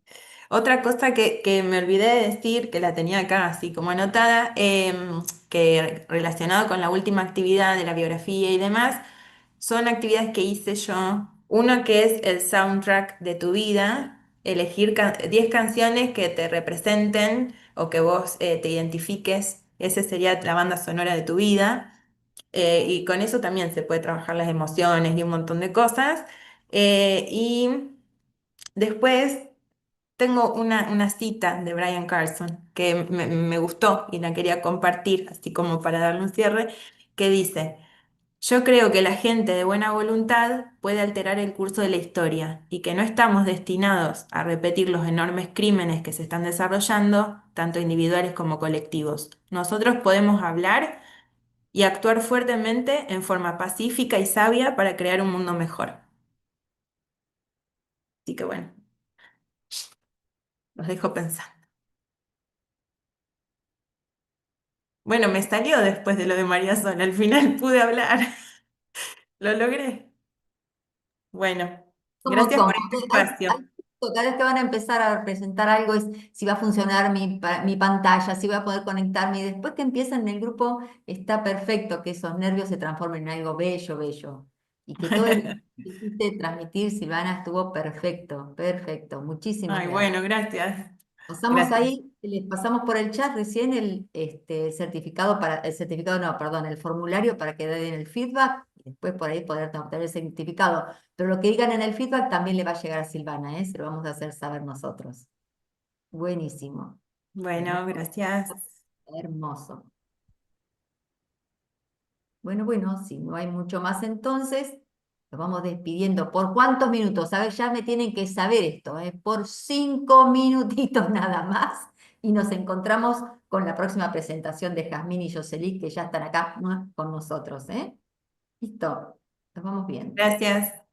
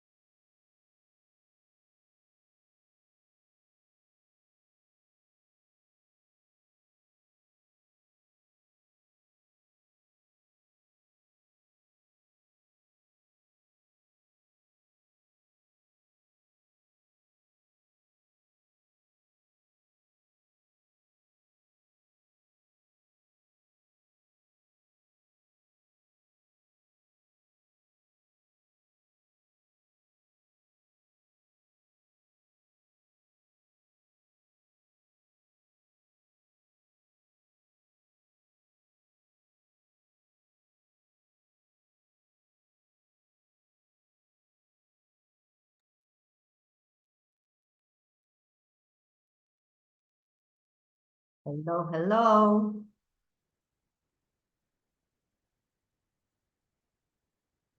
Breaks bell is ringing. Come to class.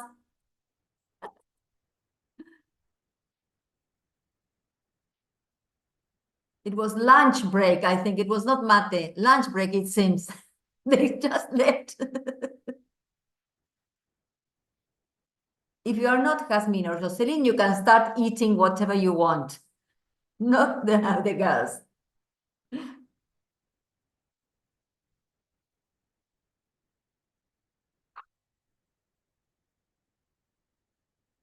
All the materials ready, girls? Yes, we're all set. Okay.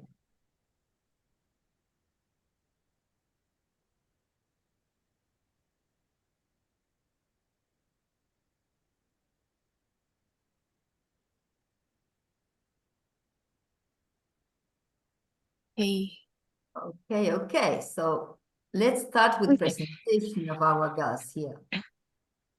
They're going to be talking about tracking mixed gender sports at school. But let me tell you who are Jasmine Álvarez and Josely Rosales.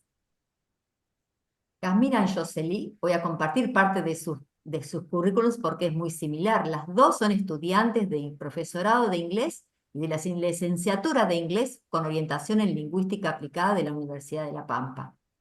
Tienen un gran porcentaje de materias aprobadas ya, siguen ahí en esta lucha y se desempeñan también como docentes de inglés para niños, adolescentes, adultos, siempre todavía en el marco de la enseñanza no formal.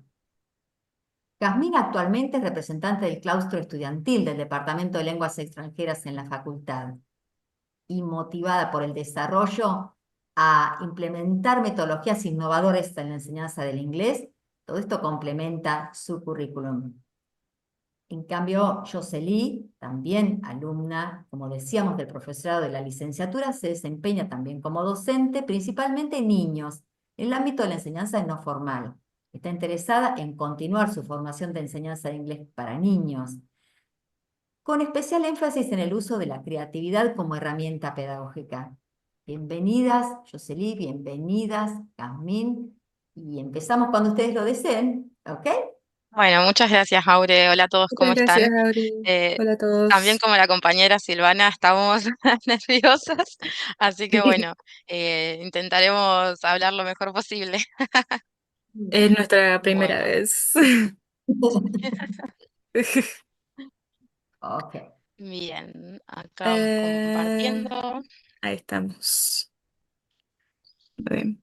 Perfecto, se ve bárbaro. Arranca. We're all ears. Okay. Very good. So for starters, we want to share why we are interested in this subject. We, as Aude mentioned, we're students, and we have been doing our practicum, and so sports are a very important part of the kids' everyday life, and especially at school. So we thought that it was very interesting to discuss and explore together the realities in sports in school. Okay, so we're going to talk about gender equality in sports, but first we need to define it. So this means that all people, regardless of the gender, need to have the same opportunities to participate, to develop, and to succeed in sports. The thing is that this is not that simple because very often women have less access to resources and to different types of sports. There is much less media coverage of women's sports. For example, we are now in the context of the World Cup of football, and we all know everything that's going on with this sport, but only related to men. We have no idea about the feminine World Cup usually, right? So this is a very important aspect to take into account. Because these leadership roles are still today occupied by men only, and this context reinforces this gender stereotypes that come along with sports. Then, why is it important that we discuss and we explore together this matter? It's because it's not only about physical activities, it's also about identity and developing confidence in each boy and girl in school, and to help them develop their social skills and their teamwork skills. So various research shows that sports improves all of these skills that I just mentioned, and that is very important to build the confidence, yeah, the confidence in boys and girls, uh, to be able to participate in, especially in school, to participate in a very not in a restricted way, but to participate. I don't know how to say it. I got nervous. I'm so sorry. Um, yeah, yeah. To develop their skills, we need to tackle this matter. And also to get to kids from different upbringings to socialize and to experience what the friendship could develop um, through sports and through interaction. So yes. Okay, so mixed gender sports are happening today at school. So these activities are activities in which people from different genders can play together in the same group and compete among each other, or to compete together. Some examples of this are mixed volleyball teams that are very popular here in La Pampa. Softball teams that are also very popular to be mixed here, and school PE classes. The mixed gender PE classes were installed here in our province a few years ago only. It hasn't always been like that.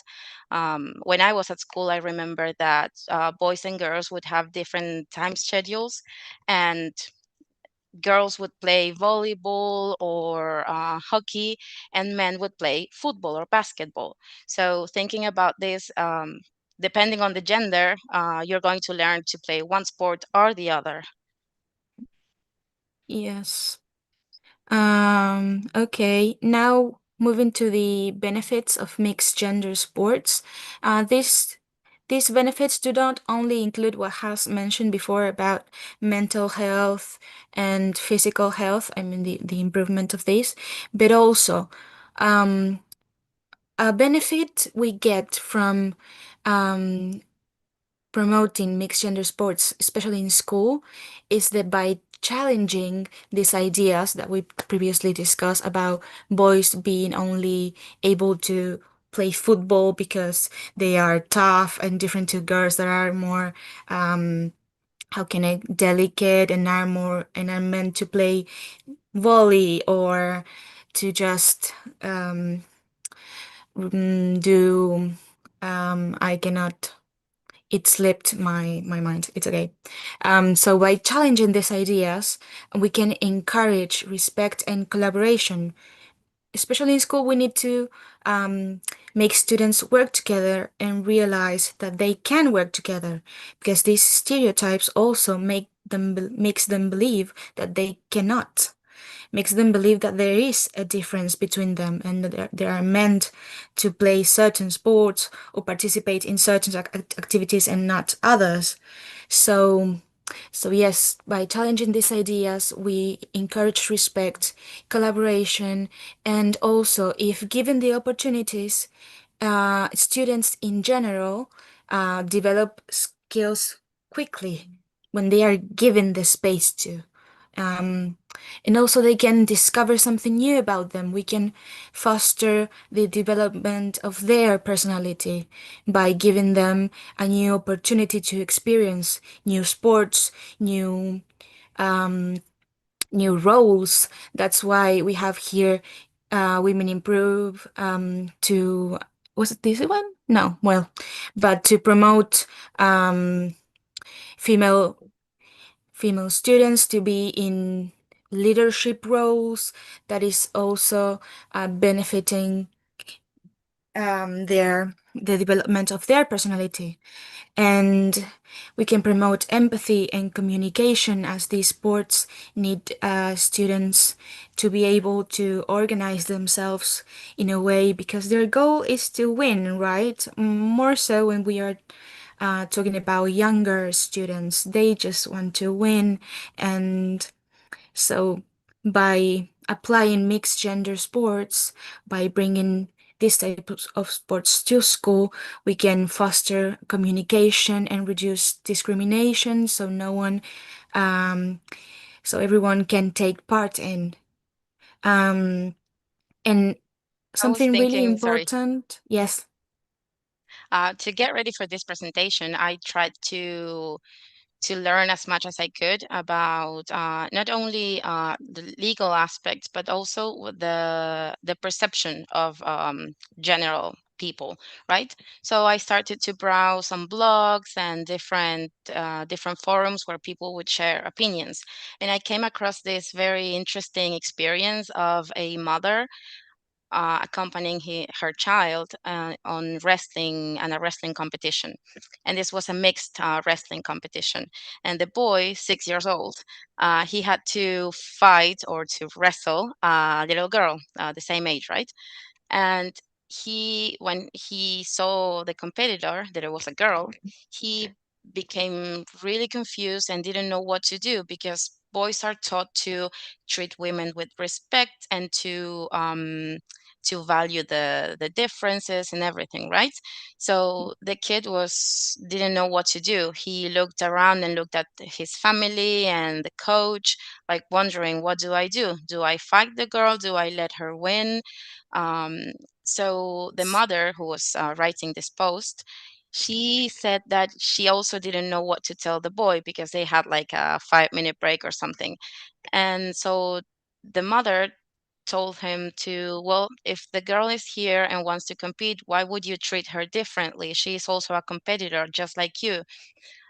So she said, just go fight, wrestle, like, and well, if you have to take her down, you will. But deep down, she said that she felt controversy in points of view, because she said, I'm telling my boy to go and fight a girl, and the idea of winning in wrestling is to submit the other participant. So this is a very interesting idea that we have to at least think about, because if the boy had let her win, would that be fair to the girl? She wouldn't have been given an opportunity to mm, to show her skills, or to have this fair opportunity that we're discussing. So it was a Yes. very interesting idea for me to share with you. Yes, because they have these preconceptions fixed as we have about sports and about gender and about who gets to play what and why, also because of the differences, because if she's a girl, she's going to be weaker than me.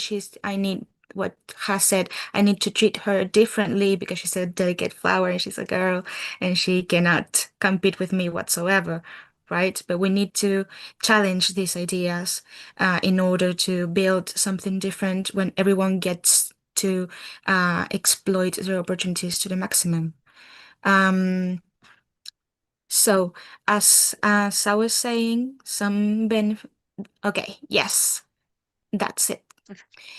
Yes, now we move to the challenges, because as we have benefits, we have challenges, right? And here we mention again what we were just discussing. About some challenges can be, if we take the biological point of view, physical differences in some sports, it could be important. As has said, in wrestle, maybe as it can be more important if participants have not the same build, it can be a problem, or should they compete? So yes, and also the cultural beliefs about gender roles that we all carry. That is what we just mentioned, that not only students, but also adults, parents, teachers, we all carry these cultural beliefs about who gets to play what and in what condition, in what way. Is it fair or is it balanced? And what's more important, for it to be balanced or for it to be fair? So yes, and these cultural beliefs create fear among the students and among their families, as has said, that it creates like a confusion, right? Because if, as taking back the case that has mentioned, if my kid I know has these skills, competes against this other kid that is much stronger, or I don't or much seems more experienced in this matter, is it fair for him to compete? Would be fair to let him try, but what's fair is actually, we believe, to encourage to have the opportunity to experience the opportunity regardless of the result. But yes, it is a challenge that needs to be addressed, as well as the lack of inclusive policies. Because how many times in school, especially regarding PE classes, have teachers been invited to bring something more diverse to the class, or to bring a new idea or something that can help every kid to participate, because there's always shyer kids or kids that are not really into sports. And yes, it's the same for people with special needs, as I'm looking here at the comment from Gabriela. How many times are we really challenged to think about something that they can all take part in and they can all have an opportunity in? So that's why we ended this slide with this little phrase that has, equality does not have to mean everyone is the same regarding to characteristics and to like build weight, etc. But everyone needs to have fair opportunities to participate and make their own experience, because here with this we are fostering their development. So yes. I was thinking about the fear of unfair competition. I think in 2024, was it? Yes, 2024, there was the very polemic, controversial case of Imal Karim, who she's a boxer. She's a woman, but she has a condition that makes her to produce higher levels of testosterone. And it was a very controversial thing to discuss, because her competitor, it was an Italian woman, and she left the wrestling match like 30 seconds after it started, because she felt that it was unfair. And this race, I think it was a worldwide debate that if they discussed if it was fair for this women to participate in this category of women, considering her condition of higher levels of testosterone. So in relating to this controversy, we have to think, is sport only about strength, for example, or is it also important to consider skills or tactic? So it's not only about the physical thing, right? So it's also related to biology and build and everything. So it's a very nice debate to think about also, but we're going to talk about this later. Yes. So yes, now this section we called it the heart of school sports, because although sports carry everything we've been talking about, stereotypes, cultural beliefs, and worries upon this, sports are, especially when we are talking about teamwork, they are a language on its own. It makes the students, well, I'm sorry, I'm used to teach kids, so I always refer to students as kids. But yes, it makes kids develop and succeed, and I cannot grasp the word. It's improve. I'm sorry. It's my first time. I'm really nervous. It helps kids improves their communication skills, because in these types of sports such as football, basketball, softball. Softball has become really popular here in La Pampa these last couple of years, I've seen. They need to communicate with in the most effective way possible, and they need to move in with sync and break through defenses and win. That it's what interests them.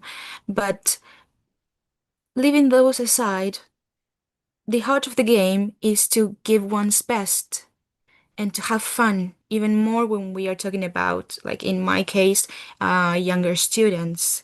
Um, so something important that we have to take into account, and it was in one of these slides, but not this one, is that if one, as a professor or parent, does not make a difference between genders, students, kids will not either. And that's very important.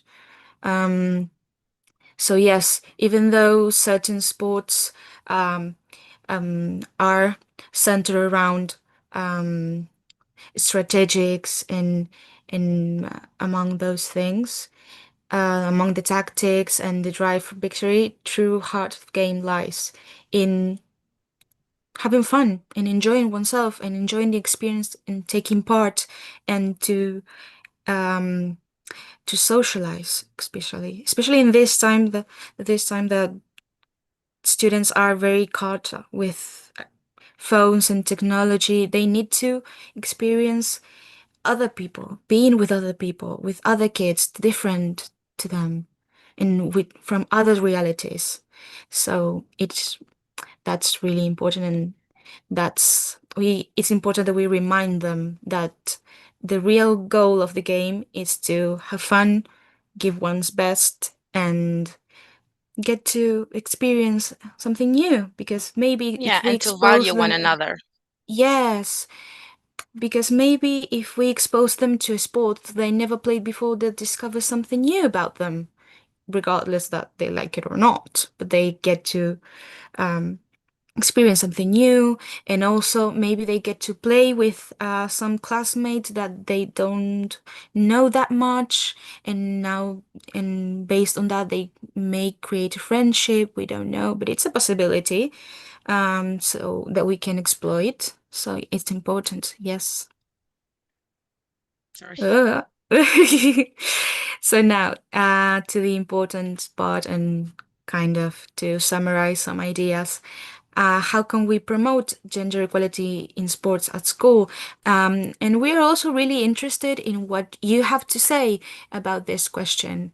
How do you think that we can promote gender equality in sports at school beyond what we had already discussed?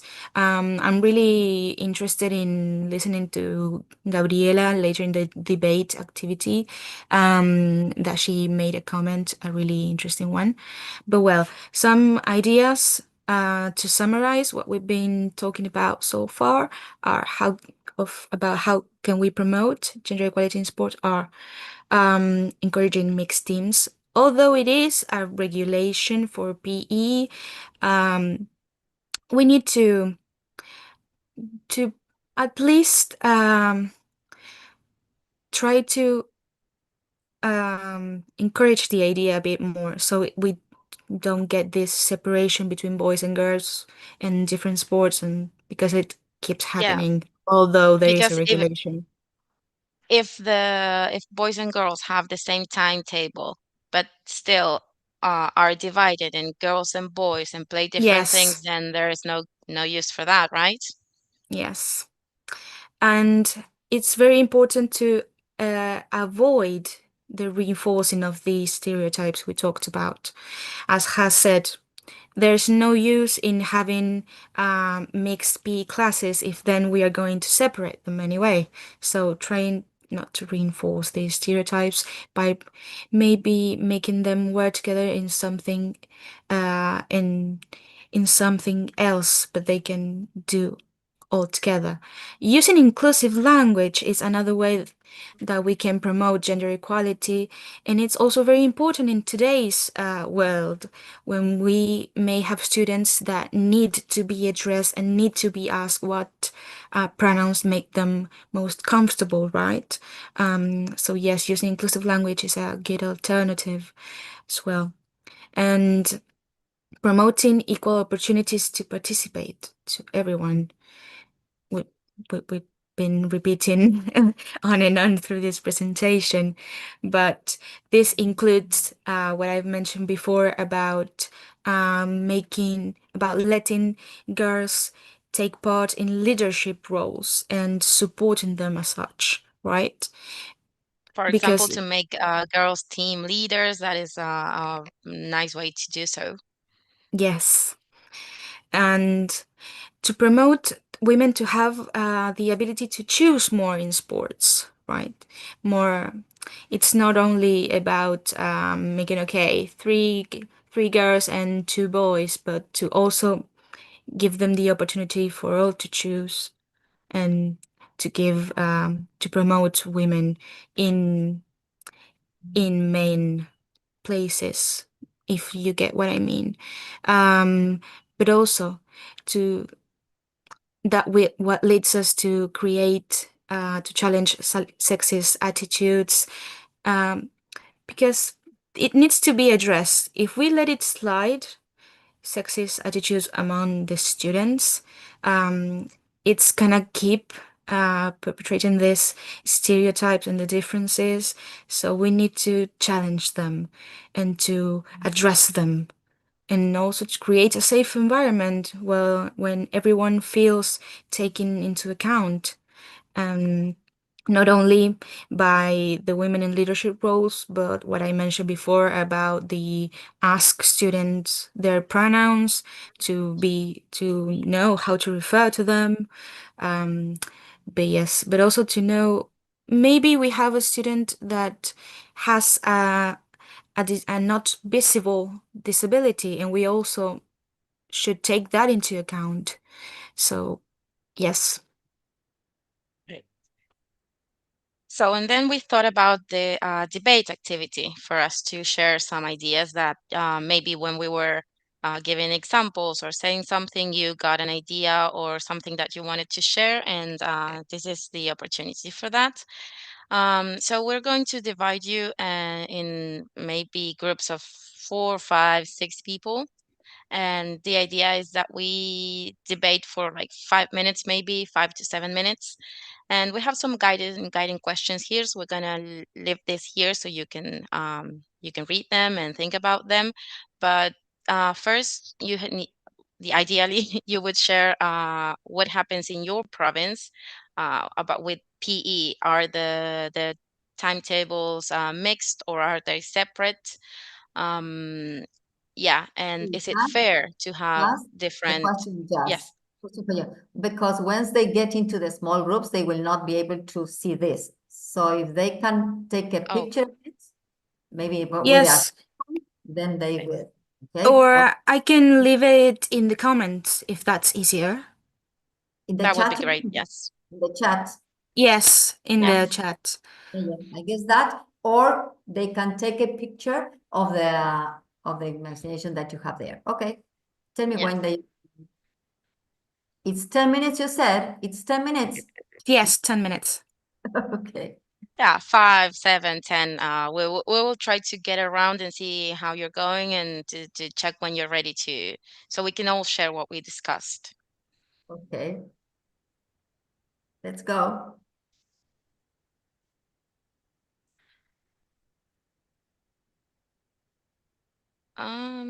Aude, could you divide the groups? Yeah, they are getting there. Oh, sorry, I don't really know how to do this.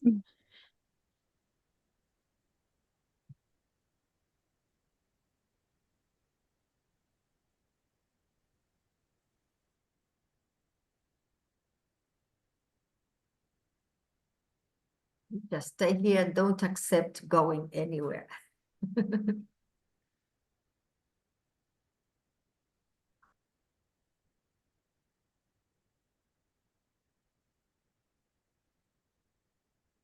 ¿Dónde se fue la jazz? La jazz aceptó y se rajó. La Jazz, Jazz aceptó. Jazz no Hola. entendió el comentario. La gente que no ha entrado, yo sí, es porque tal vez se han ido, están almorzando alguna cosita Sí, así. sí, no hay problema. Ok. No hay problema, no hay problema. Todos recibieron ya en qué sala tienen que estar, ¿eh?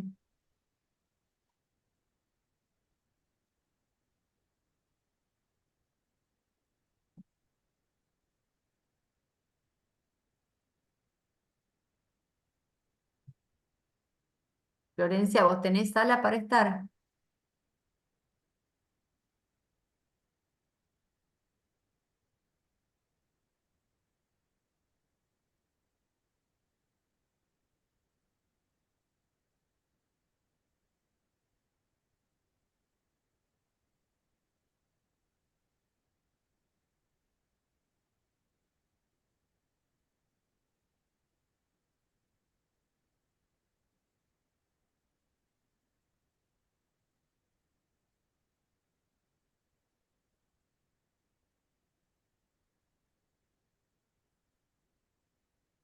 She said she hasn't.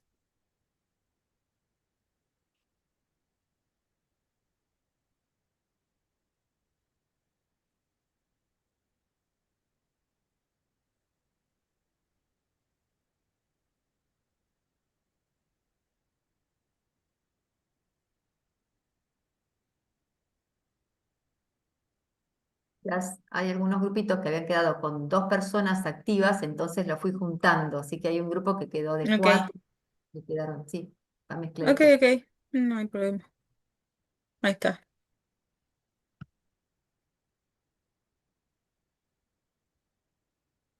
La Jazz se perdió. En algún grupo estará hablando. 5. Hay una nena sola en las 6 que la voy a pasar ahora Ok. a la 3.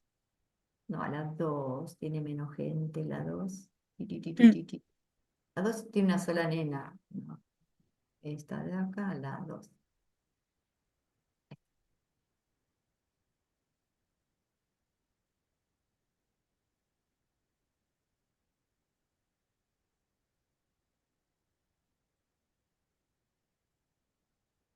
Listo, la sala 6 no existe. Y bueno, pasa, listo, ya se armaron todas. Muy bien. Entonces hay 3. Ah, no, acá quedó Luján. Luján. Ah, que todavía no tenía nadie, pobre. Recién entra a la Qué sala. Luján. Recién acaba de entrar, entonces no tenía sala todavía. Ah, Ahí sorry. la mandé a la 1. Mm. Listo. El resto es que está almorzando, ¿entendés? Sí, sí, sí. So we have one, sala 1, 3 people. Ok. Sala 2, 4 people. Sala 3, 3 people. Sala Bueno, 4, sí. había un montón de gente hasta ahora. 5, 4 personas donde está la jazz. ¿Qué hace la Mm. jazz? ¿Qué hace la jazz? La mando a otro lado. Y no, no, no. No sé qué hace. La vamos a correr un poquito, a ver. Le mandé un mensaje, pero no me lo ha dicho. A la 3. Ya a la 3. Va a estar hablando, te, Mm. listo. Dios.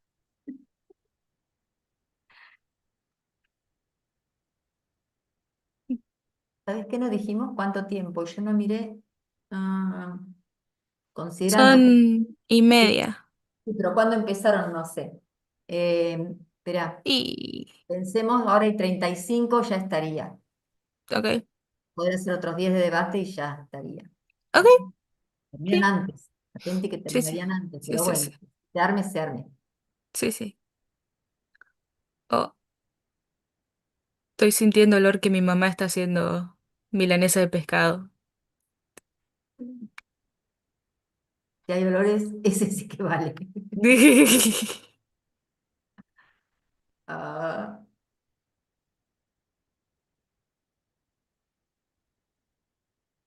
Ah, Jazmín se fue justo con... No, Jazmín entró en el grupo con las 3 organizadoras. Y bueno, y bueno. No serás mala. No, no me daba cuenta, yo pensé, mire la cantidad de gente nada más, pobrecita. Uy, uy, uy. Sala 1, ahí ya la llevo a a la sala 1. Mover a sala 1. Ya está.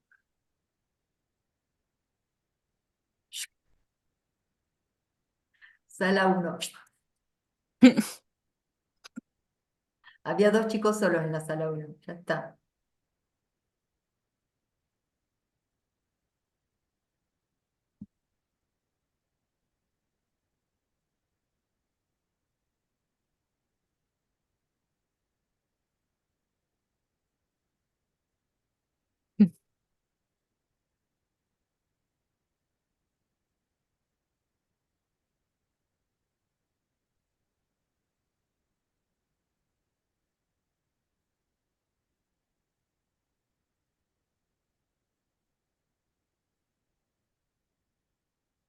El que acaba de entrar estaba en sala de espera y acaba de entrar. Ya lo terminamos, ¿no es cierto? Que entre Mm, ahora me parece que va a confundir más de lo que va a ayudar, pobre. Sí. Bien. Ok. 2 more minutes y tratamos. Ah, ¿Con qué saldrá?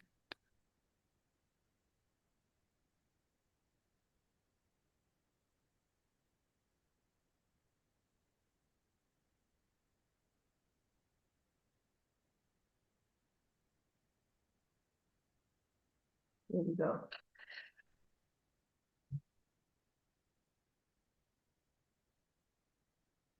We'll be here in 60 seconds. Ujú.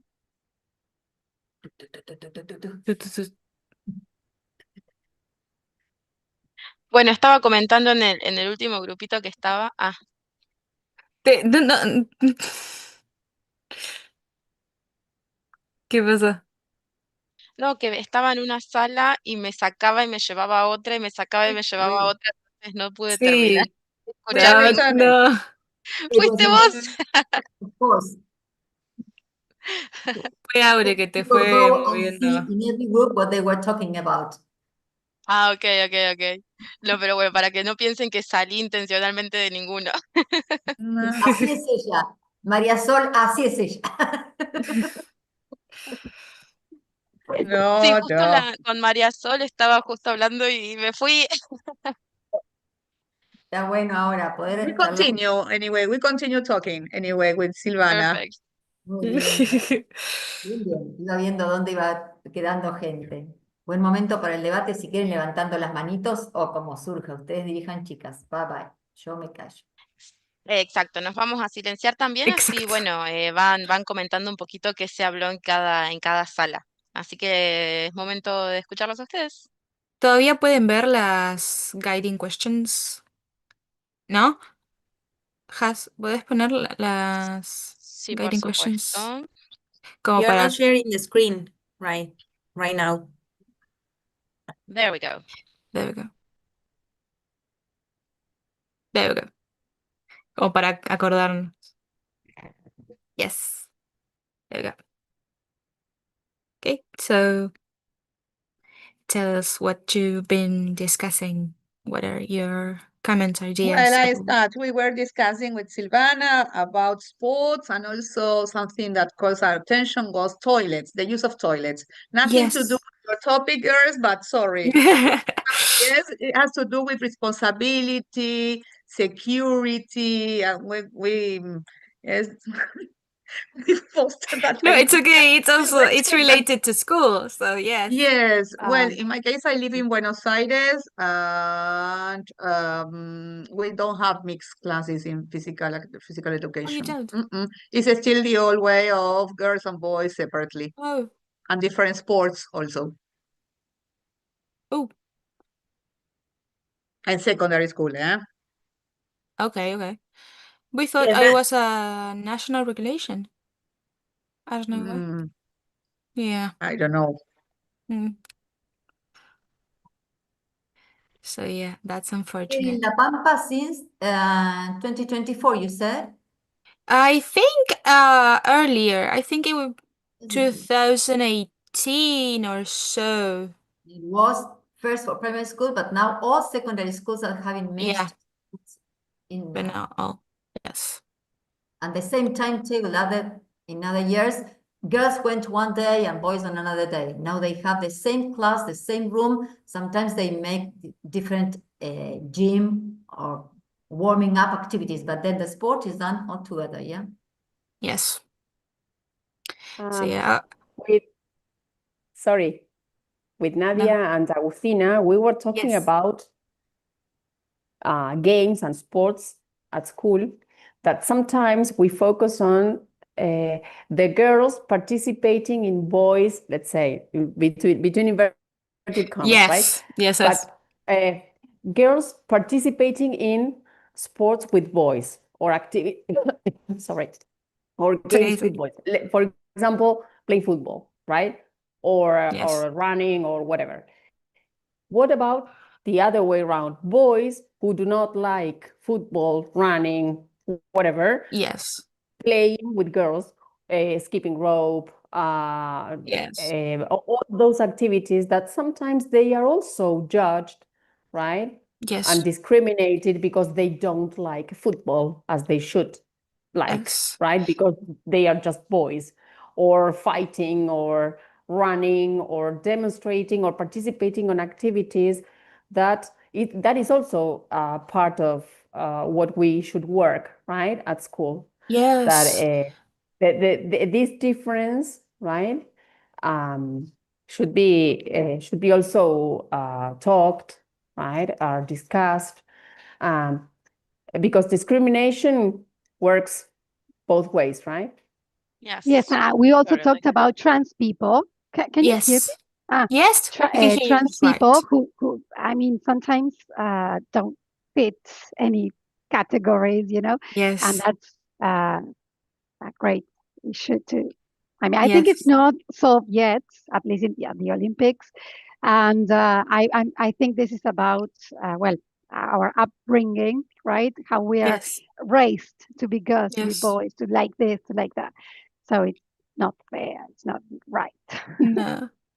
But That's Of in course, because case, gender stereotypes are learned. We're not born with them, right? We right. are taught how yes. to follow these stereotypes and these impositions of, as Romina was saying, what you should or you shouldn't like. And even for boys or for girls, if you don't like the things that you are supposed to like, then you're not gonna fit in within this category, right? Yes, and also Right. to comment what Romina mentioned as well, about boys joining in girls' activities because they do not fit in the other criteria. That's also what we meant by, if you as the teacher or the parent or figure itself do not make a difference. If you do not comment like, okay, you shouldn't be doing that because that's for boys, or that's for girls, or whatever, the kids won't really internalize that difference. If you don't if you tell a kid, okay, you should not be playing skipping rope with your girl classmates because they are girls, he's gonna feel bad and he's gonna get anxiety and he's gonna internalize that he does not fit because he wants to play with girls. But if you just give them the opportunity and let them experience and just be together and share the playground, the activity, it's more enriching for them because they get to feel included, and they don't need judgment. They just need to feel acknowledged. So yes, it's very important that we address that in schools. Okay, so we're running out of time, and we know Yes. that the schedule is very tight. So we're gonna just move on with our final reflections. So thank you very much for your participation on the debate. Wait. I want to, if she wants to share what Gabriela made a comment. saying it's the same for people with special needs. For example, when they compete in taekwondo, I say this example because I experienced it and it was not taken into account in one fight and he was scared. Then they regulated it. I don't know if she wants to share that experience with us or if she's. Hello. Hello. Okay, well, when my son attend this sport, we travel to Buenos Aires, and there was a competition there. And one of the boy who had special needs, because when you saw him, you can realize that he has, I don't know how to say. A disability? Yes, and he was fighting with a boy, sorry, it's my name. And he was fighting with a boy that he hasn't got this disability. And you can see the movement in everything. And the boy was really, really, really scared, but he was not bad at this sport. I don't know if I'm making understood what I'm saying. Yes. And well, then the referee realized that what was happening, and he stopped the competition, and they discussed and changed everything, because the boy who was his competitor was competing with another boy that it was not fair for him, for both of them, I mean. But then they regulate everything and reorganize because there was a competitor for him. I mean. Okay. Yes. There was a way to include him. Yes. Yes. Okay. So yeah. Oh, very nice that's really- experience. Do we have anyone Yes. else that wanted to share their debate, what they talked about from other groups? Or the point of view about this? Okay. If not, then Okay. we can move on. Yes. Anyways, thank you all for your participation. Yes. So to move to our final reflection, we have to take into account that sports is never just a game. It's a mirror to our world and to our worldview, right? So we can either reproduce inequalities or choose to challenge them and do our best in challenging them. Has, do you have Yes, it's kind of what we were talking about in one of the groups, that the importance of sports are not to win or to lose, but to help our students develop social skills and self-confidence. That is very important, related also to what Gabriela was saying, right? Yes. To feel able to do the sport, to practice a sport that you really want to do and not the one that you are imposed to. So then we're going to leave you with a question for you to think about, to analyze. So how do we do to grant access to everyone to play sports, and under what conditions is that access actually granted? So yeah, we are going to leave you with that. And actually this two is the end. questions? Actually, two questions. What Has just said, and what do you think the ideal inclusive sports environment would look like? What do you think it should include? What should it include? How can we make every participant comfortable and eager to participate? So I think that's interesting to think about for everyone's practice. So yes. Yes, less competition and more more cooperation. Agustina. Yes, completely. Yes. Okay, How thank do you we very, very foster much. that? Yes. Thank you all. I hope you enjoyed it and we did not bore you. Okay. Thank Yes, you. we were both very nervous too, so I hope it went well. Yes. Yeah. Okay, I think that we have here to evaluate. You can be without your, silence these girls. Yeah, they are silenced. They are not, we are not going to listen to what they say, but I think that we have to congratulate them on their first performance on stage in a very big and promoted, I mean, webinar. It's kind of marathon. This is something very special for all of us and for them too. So congrats, dear girls. Thank you for accepting this challenge, okay? They are first of many. So They are first of many, so get ready. This is not the last, okay? it was Okay. great, fantastic. I shared the feedback form so that you can complete, and we'll be together here in 10 more minutes, okay? No.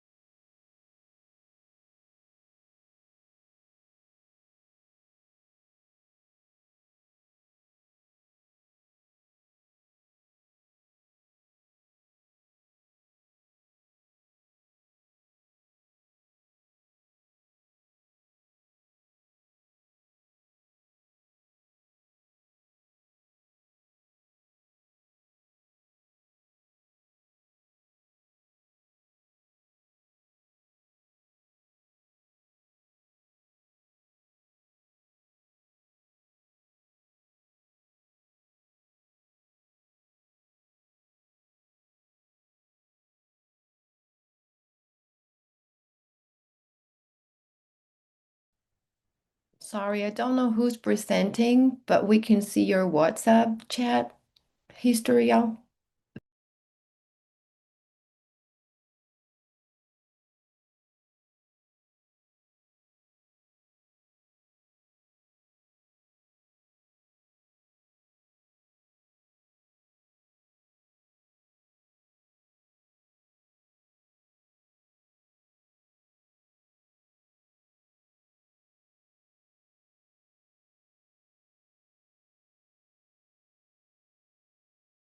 Thanks for letting me know. I'm sorry. I don't know what went wrong.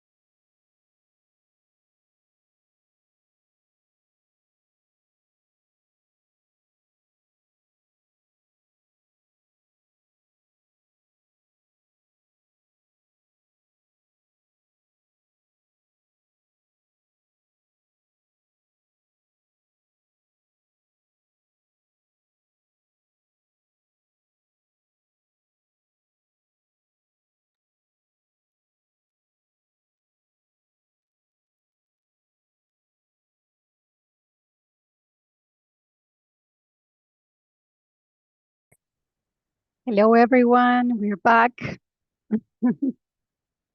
Bueno, me toca a mí hacer la siguiente presentación. Bueno, Erika Schliemann, ¿está bien decirlo Schliemann? ¿Me corregís cualquier Está cosa, Erika? perfecto, está perfecto. Bien. Esperen que está abriendo ahí para presentarte. Ay, ahora se me salió la pantalla, ya vuelve, ya vuelve. Eh, Se me salió, típico, estas cosas siempre pasan. Ya estoy volviendo. Erika Schliemann Durán es una educadora bilingüe con amplia trayectoria en Argentina y Estados Unidos. Se formó como profesora de educación primaria en el Instituto FD 52 de San Isidro y como profesora de inglés en la UTN. Además cuenta con una maestría en liderazgo educativo en la UNIR, España. Sí. Fue distinguida como International Teacher of the Year 2025 por su impacto pedagógico en Carolina del Norte. Es especializada en la enseñanza de ciencias y matemáticas en entornos duales. Erika integra metodologías activas y rutinas de pensamiento para fomentar la alfabetización climática y la resiliencia académica. Actualmente se desempeña como docente en Colorado, donde lidera procesos de instrucción diferenciada y aprendizaje socioemocional. Su enfoque combina la rigurosidad académica con una visión multicultural orientada a empoderar a los estudiantes ante los desafíos globales contemporáneos. Bueno, excelente background, así que te damos bueno, la bienvenida y no sé si Rodrigo quería decir algo más. No, está bien. A ver, voy a tratar de compartir mi presentación. Mientras tanto, podemos, bueno, recordarles que pueden asociarse a su API más cercana, la Asociación de Inglés más cercana, a su localidad. Y bueno, esto, nada más. Bueno, muchas gracias y éxito. Un momentito, porque yo con Zoom ya estoy un poco Bueno, les oxidada. recordamos, Y les ayer recordamos, practiqué sí. todo el día con Google Meets, pero resulta que ahora no veo dónde está compartir. Meeting, reset, record, transcript, captions. O sea, está todo menos compartir pantalla. En la pantalla grande que tenés de Zoom, abajo en el centro, abajo en una flechita que está de otro color verde, dice share. ¿Será que no la tengo, que no tengo acceso a por favor, si era víbora me picaba. Abajo. Ay, a ver qué comparto entonces. Tienes que tener abierta la pantalla que querés Sí, sí, compartir. sí, eso sí. Ah, no estoy pudiendo compartir nada. Perdón, discúlpenme. Juro que ayer practiqué, pero claro, con Google Meets. Y ahora me salí del todo y estas cosas las odiaba tanto durante la pandemia. ¿Dónde estoy ahora? Perdón, discúlpenme. No, Pero relax, después relax. catch up y avanzar. Am, Bueno, les recordamos que la maratón está, bueno, parte de nuestro sponsor, bueno, es el ICEI y bueno, el FAPI, y bueno, que las APIs que organiza son API BB, API La Pampa, bueno, y APICAP. Y bueno, mientras sea el desarrollo de la charla, bueno, que pueden hacer sus preguntas en el chat box, después más adelante les vamos a poner el feedback form, bueno, que tengan todas las participantes una bienvenida y que bueno, que lo puedan aprovechar y bueno, puedan participar. a ver si ahora puedo compartir algo. Ay, por favor.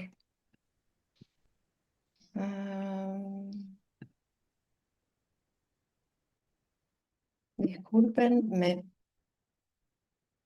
A ver.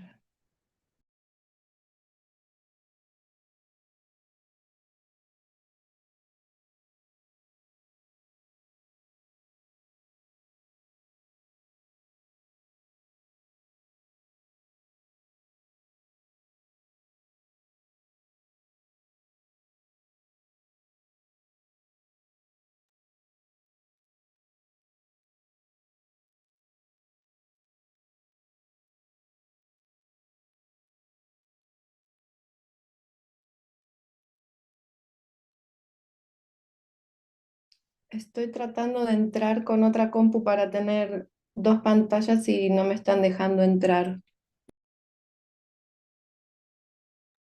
A ver, todavía no me llegó el pedido en sala de espera. A ver.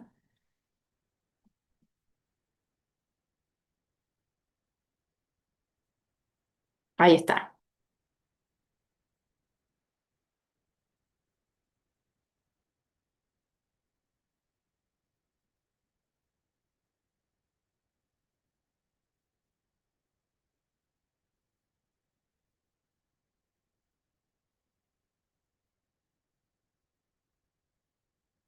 Estás muteada. Sí, porque estoy trabajando a dos con.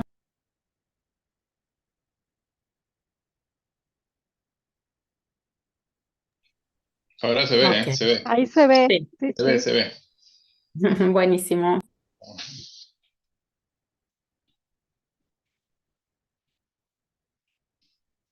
No te estamos escuchando, Erika.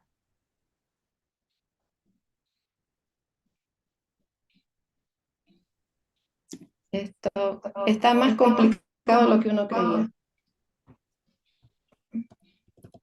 A ver, a ver, a ver, a ver. Can you hear me now? Yeah, perfect. Thank you so much. So wait a minute, which I'm sharing this one. Perfect. Yeah, good. So there I am.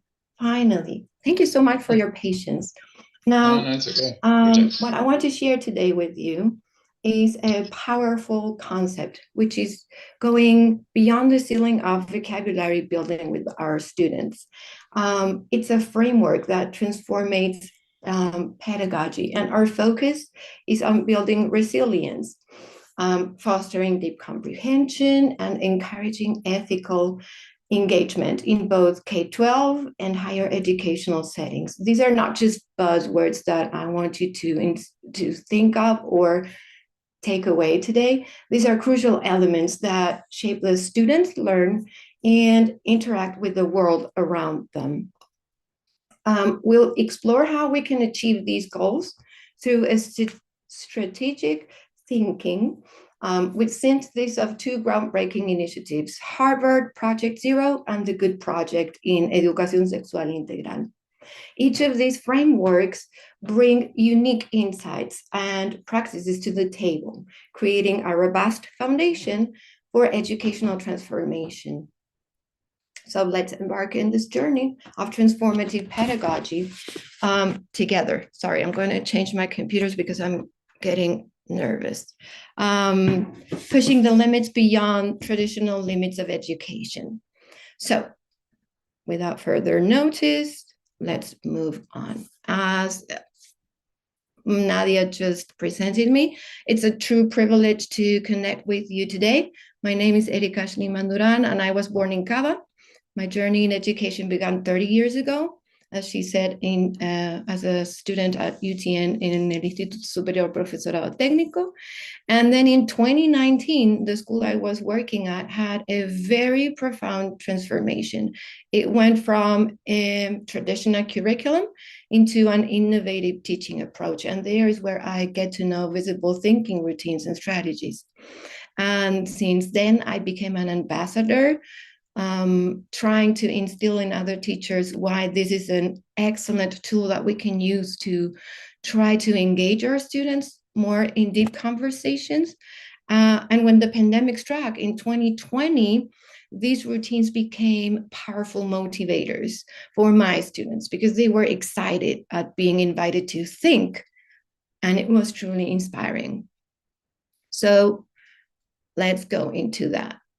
What I took from ESI to get the focus today and see what we were going to do is these three main pillars: expresar y reflexionar y valorar las emociones y los sentimientos, promover la educación en valores y actitudes, y desarrollar competencias para la verbalización de sentimientos. Now, this looks and sounds awesome. But how do we put this in practice, and how do we make students really engage into these three foundations? So to understand the powers of the routines we will walk through today, we must recognize the shift from traditional to constructivist pedagogy by offering choices in how students focus their inquiry and providing time for them to work independently, which is the most important thing that we want. We help students experience the autonomy they need to respond to their own questions and interests. While this process can be time-consuming because it will at the beginning, and even frustrating at first, the confidence it builds is undeniably worth the effort. Here's a picture that we are going to analyze today. These two hands, you see them on the right side of the slide. And we are going to focus on these three pillars that I have just mentioned. We can connect this activity to the three primary levels in Argentina, adapting the understanding, beliefs, of course, and intentions to suit each age group. So at the primary level, the focus would be to create a safe and inclusive environment where children learn to express their feelings and understand the concept of mutual respect. Now in secondary, we can shift towards fostering critical thinking and dialogue. Students could engage in discussions and debates about human rights.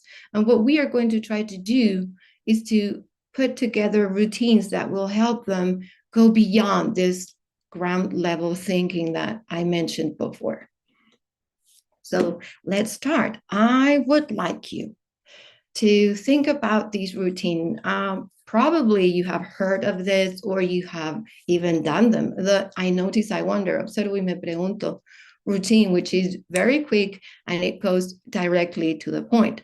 So starting at the base, we're going to interact at this time. In the chat, can you please type one thing you notice about the picture that is now on the left side of your slide? One thing that you notice.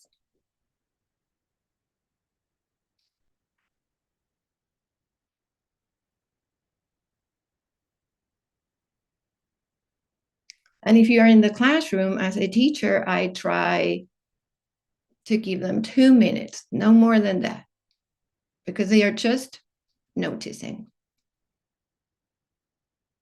Okay, thank you. 2 hands.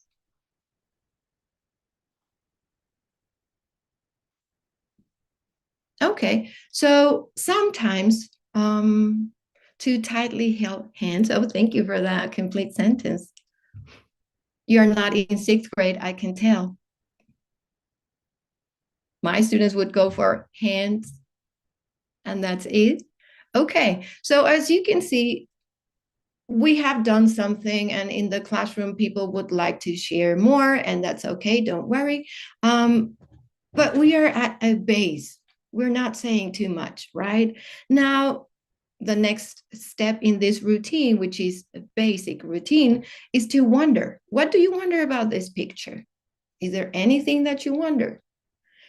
Sometimes I tell them, what question would you ask the picture if the picture could talk? And if you can write it down in the chat box, I would greatly appreciate it.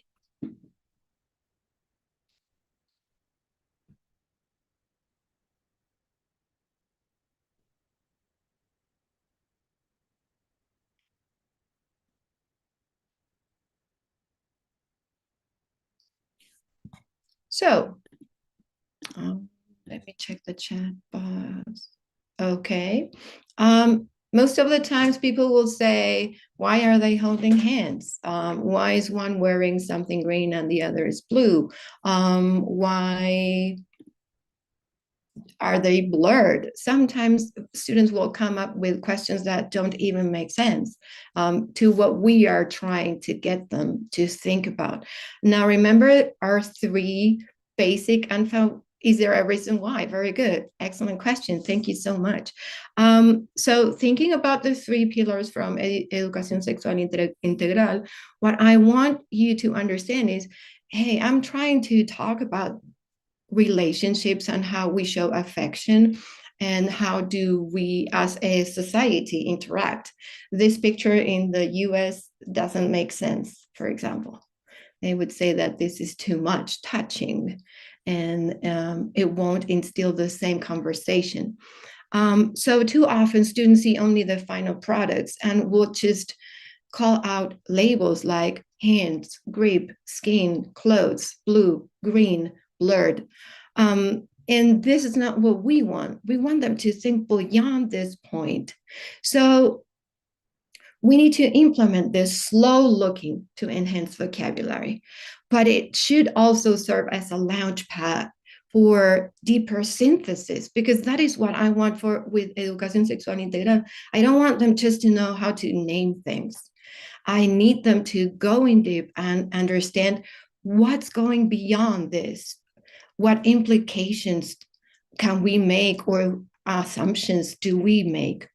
So students need to be encouraged to take a moment to pause and thoroughly observe their subject matter, cultivating a genuine sense of curiosity. The approach I'm sharing here with you today enables learners to gain perspective, articulating their observations with both precision and creativity. And the goal is to move beyond these simple descriptions about these 2 hands, of what they see, and fostering connections and insights that extend immediate details. In this manner, slow looking serves as a first step on a learning ladder where students not only accumulate just information or labels or vocabulary, but also develop critical thinking skills and synthesis abilities. So this is what I want you to focus. When we are talking about vocabulary, we are just focusing on the foundation of the house. It has to be strong. Yeah, I agree with that. And it has to be flawless. But that's that. It's a foundation where I can build something on top. When we are giving our students routines like I notice and I wonder, we're giving them the observation ceiling, is where they can see they can grow, but they do not grow, because why am I going to say anything different from 2 hands or 2 holding hands? I can just stop there. But in fact, I have so much more to say. What we are going to try to do today is to give students the power of synthesis and ownership that will shatter that roof and let them shine bright like a diamond, as I like to tell my students. So what we are going to work on is Project Zero. As I said, it was founded in Harvard, from the Harvard Graduate School of Education, which was established in 1967. So this is not new to anybody, but many teachers have never heard of this. And I assume that many of you would like to know more and try to use them even more often from now on. The philosopher Nelson Goodman established this organization, which emerged from groundbreaking insight. At that time, there was complete lack of systematic knowledge of how learning in the arts contributed to cognitive development. And Goodman chose the name Project Zero to highlight that. Because although there was a wealth of useful lore in arts education, rigorous research was absent to support it. So the founding team researchers were Howard Gardner and David Perkins. Probably you have heard of these people before. And for nearly 60 years, their mission has stayed the same, to understand and enhance learning, thinking, and creativity across all disciplines. Now, what we are going to try to do today is understand how can I make the knowledge that is grounded in our students' mind can spark and move beyond and enlighten others. One of their most significant discoveries is the evidence that intelligence is not a static trait. It can be developed. So intelligence transcends more the test scores, and it is invigorated, sorry about that, but what Perkins refers to as the human spark. So that is what I want you to try to bring to the table during Educación Sexual Integral.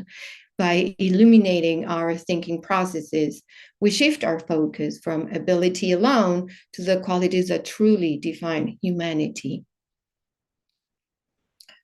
So today, Project Zero offers more than 80 routines. I bet that the 3 that I'm going to share with you today are just 3, and you will probably find so many more that you feel are even better for your classroom and your work.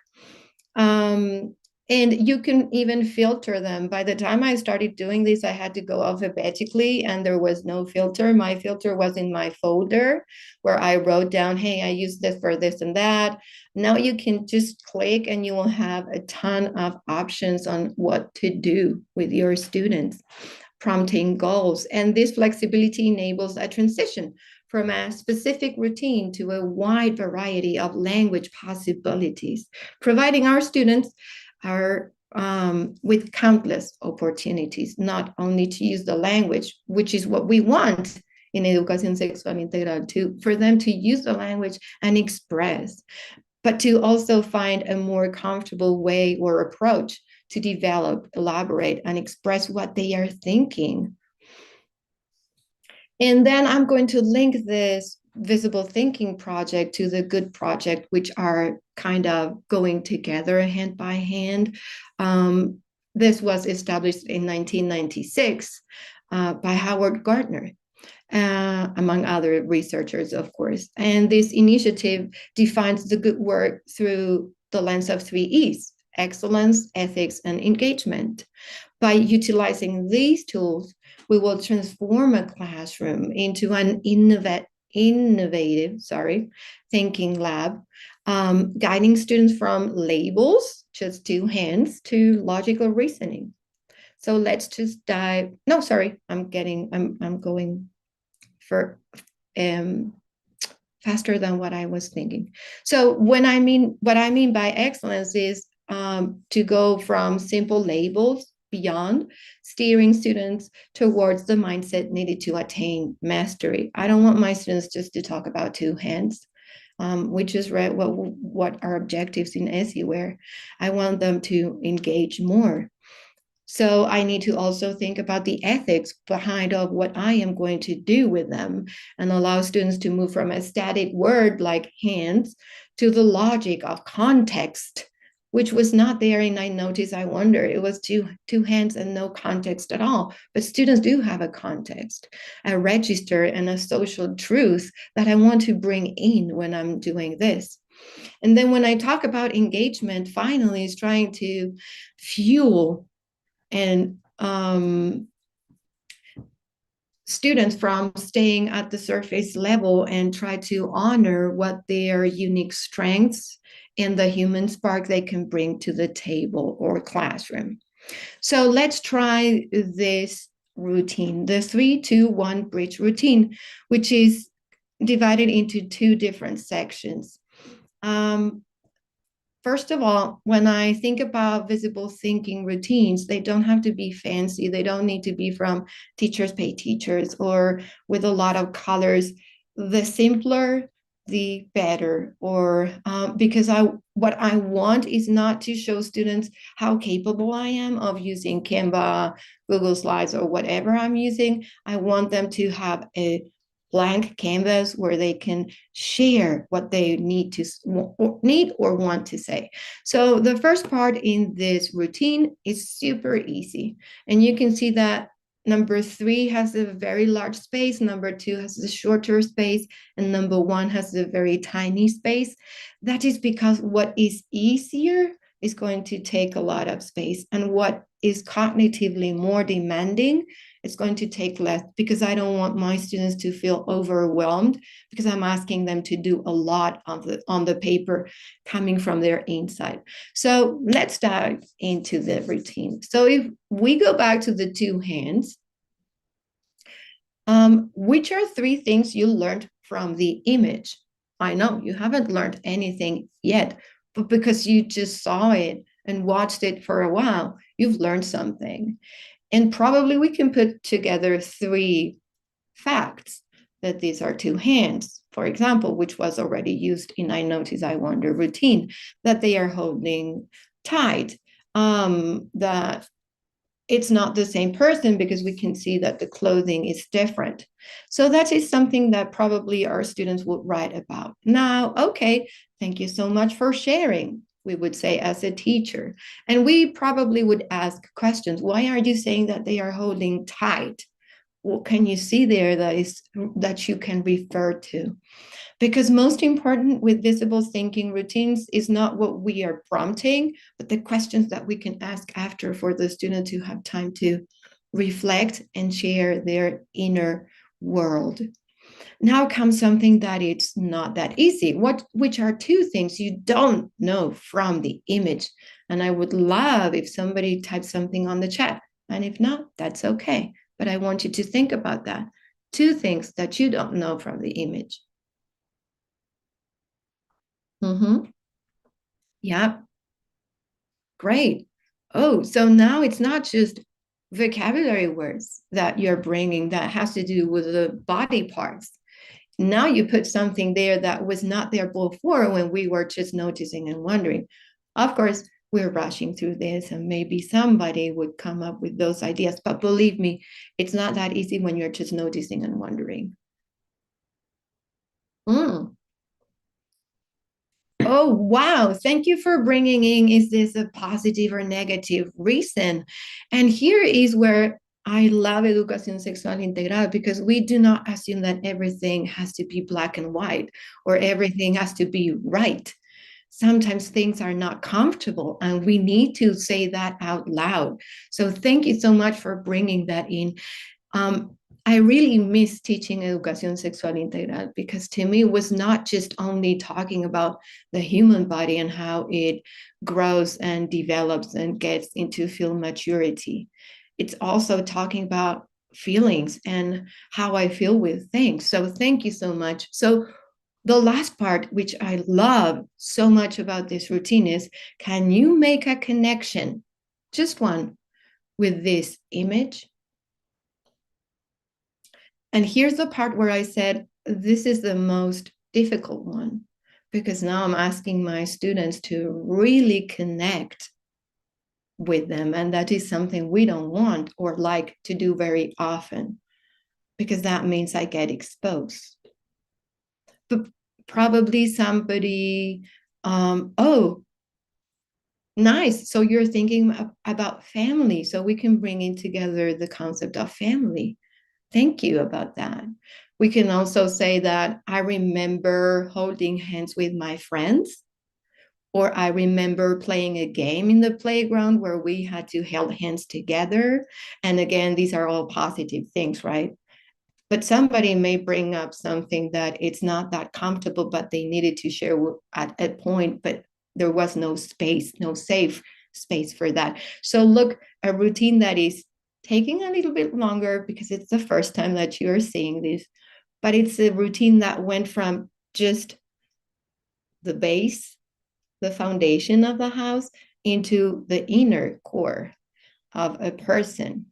So after a while, we would debate and share what everybody has to say if they want to say, or we can also do other kind of Kagan strategies where they share with pairs and then in larger groups, but that's another session. We would give some time to this. It's not just this 3-to-1 bridge routine is not just for one day. It's aimed for more than one day. But let's say that because of what we were thinking and talking about in Educación Sexual Integral, we get to know, sorry about that, I'm pressing the wrong buttons. We get to know that all this had to do with this picture. And bearing in mind that in inicial we were talking about las necesidades de afecto, en primaria las actitudes relacionadas con la solidaridad y el amor, y en secundaria el encuentro con otros. Now we understand better this whole picture. Now the hands that you were looking at were, wait a second, because my computer mouse is getting in between. We were talking about these two hands. So somebody was thinking about a grandmother, father, and a grandson. Well, they were not too far, right, from the truth or from the whole picture. So after we know the whole picture and we have discussed this three concepts that we could be devoting in our unit, we would then give our students the second part of this routine. Now, this is a part after learning. So let's say that after a couple of days or even weeks, we now have another point of view from this topic. So the first thing that we would ask our students is to think of 3 things that they learned today or throughout the unit. We can change the wording always in visible thinking routines. So now you have learned that, for example, somebody was talking about being positive or negative. Now we can say something that we learned about this holding hands. Now we can also mention something that has to do with aging. Is it the same if a grown-up holds hands with us, if we are little, as if we were just kids in the playground? Do I have to always hold hands? When is this a safe situation? When is not? Exactly, we can bring in, after a lot of talking about consent and what does that look like. So we can share 3 things that we learned today that probably won't look like a label. It won't just be words that students are going to put in isolation. Then we would ask our students to write down 2 things they found interesting about this whole new pathway that they went through with this routine. And then 1 question that they still have. So by the end, so that is why we call it bridging, because we're trying to move from what I knew to what I know. So by the end, you are going to ask your students to share their 2 parts with another person, asking them to use this sentence stem, I used to think, but now I know, or my idea grew because of, and then they have to add how they evolved from the first not knowing anything background situation to this one. And why is this routine important for Educación Sexual Integral? Because we need to build confidence in this subject. This routine is helping them to build confidence by providing a safe ground for language practice. It's okay if they don't know the exact word. They can still express things paraphrasing, or in some cases, depending on the school needs or level, we can even ask them to communicate in whatever they can communicate. And when we use this in groups, we allow peers to support the message too. If the teacher doesn't initially catch the meaning, if they want to share something and we don't understand what that is, and we ensure that every student feels their voice is valued. So by the end of the routine, this is what the students will have. And normally I would have a place in the binder or a place in the notebook where we paste all the routines so they can see how their thinking line changed and shifted and got even deeper in conversations. Now, I would like you to think before we move on, how do you think a student will have changed after doing this activity, and what do you think will remain the same?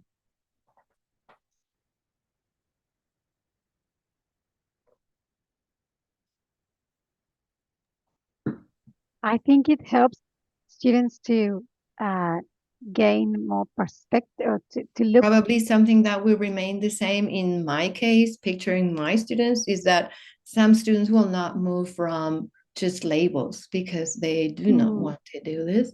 Why is it? What is this for? And then they would go, I don't want to do it, bro. I think this kind of activity. But still, as a teacher, I need to. Sorry, I think I am muted because I saw. You're. No, can you hear me? Sorry. Can you hear me? I have a problem with my mic. That is why. And I am sorry that somebody was talking and I just didn't listen. Why do I hear my echo?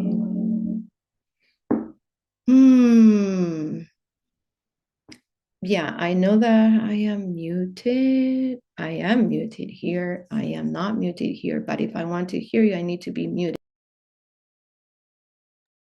Really? Can you hear me now? That's weird.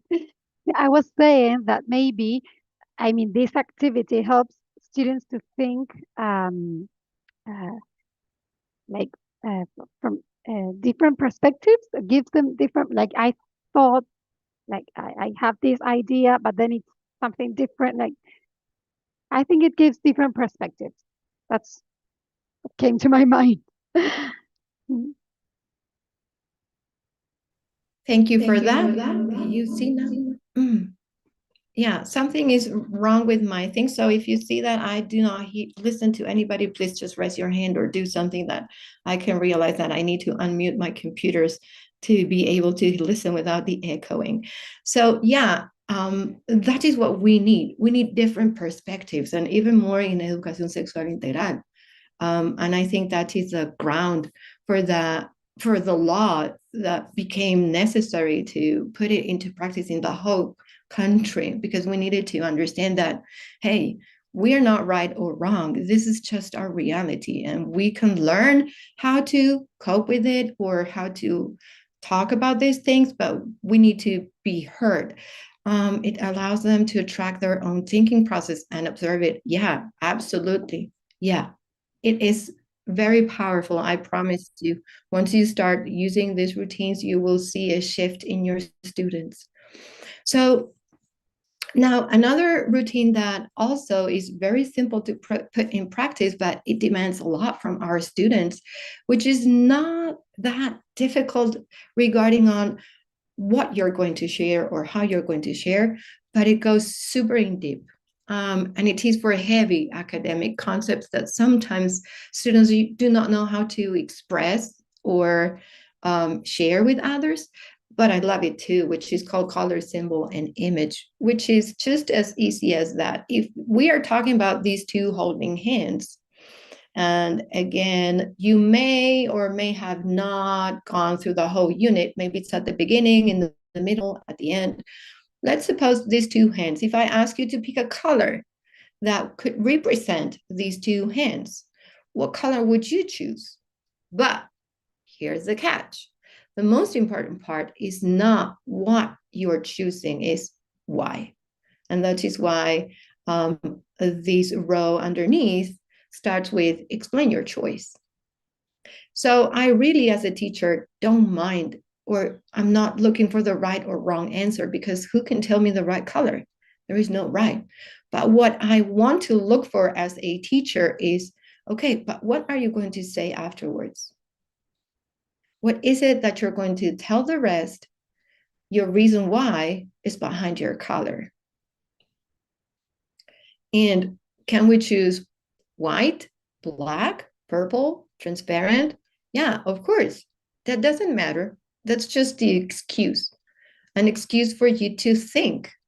If I wanted to make a parallel to this image, or what's behind friendship, relationship, consent, positivity, negativity, safe, unsafe, whatever that comes to mind, what color would you choose? And if you're listening carefully, you will also get to know more your students, because most probably people who have had bad situations will pick colors that they will like to share as well. And maybe they will say black. I don't know why. And that is a hint for you to write down, okay, this student said black, or red, or because we know that colors have a lot of influence in our lives, right?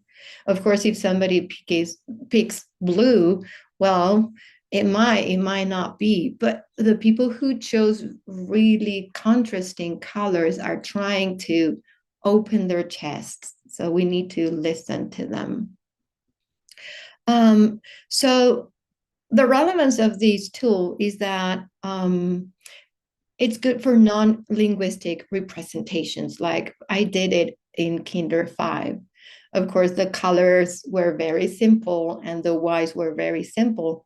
The symbol is not that easy, but for example, at kindergarten level, I had students telling me the symbol here is a family having dinner at a table. Why? Well, because it represents family. And I think that these two hands are, like somebody said before, grandson and grandfather, mother, daughter, whatever we are talking about.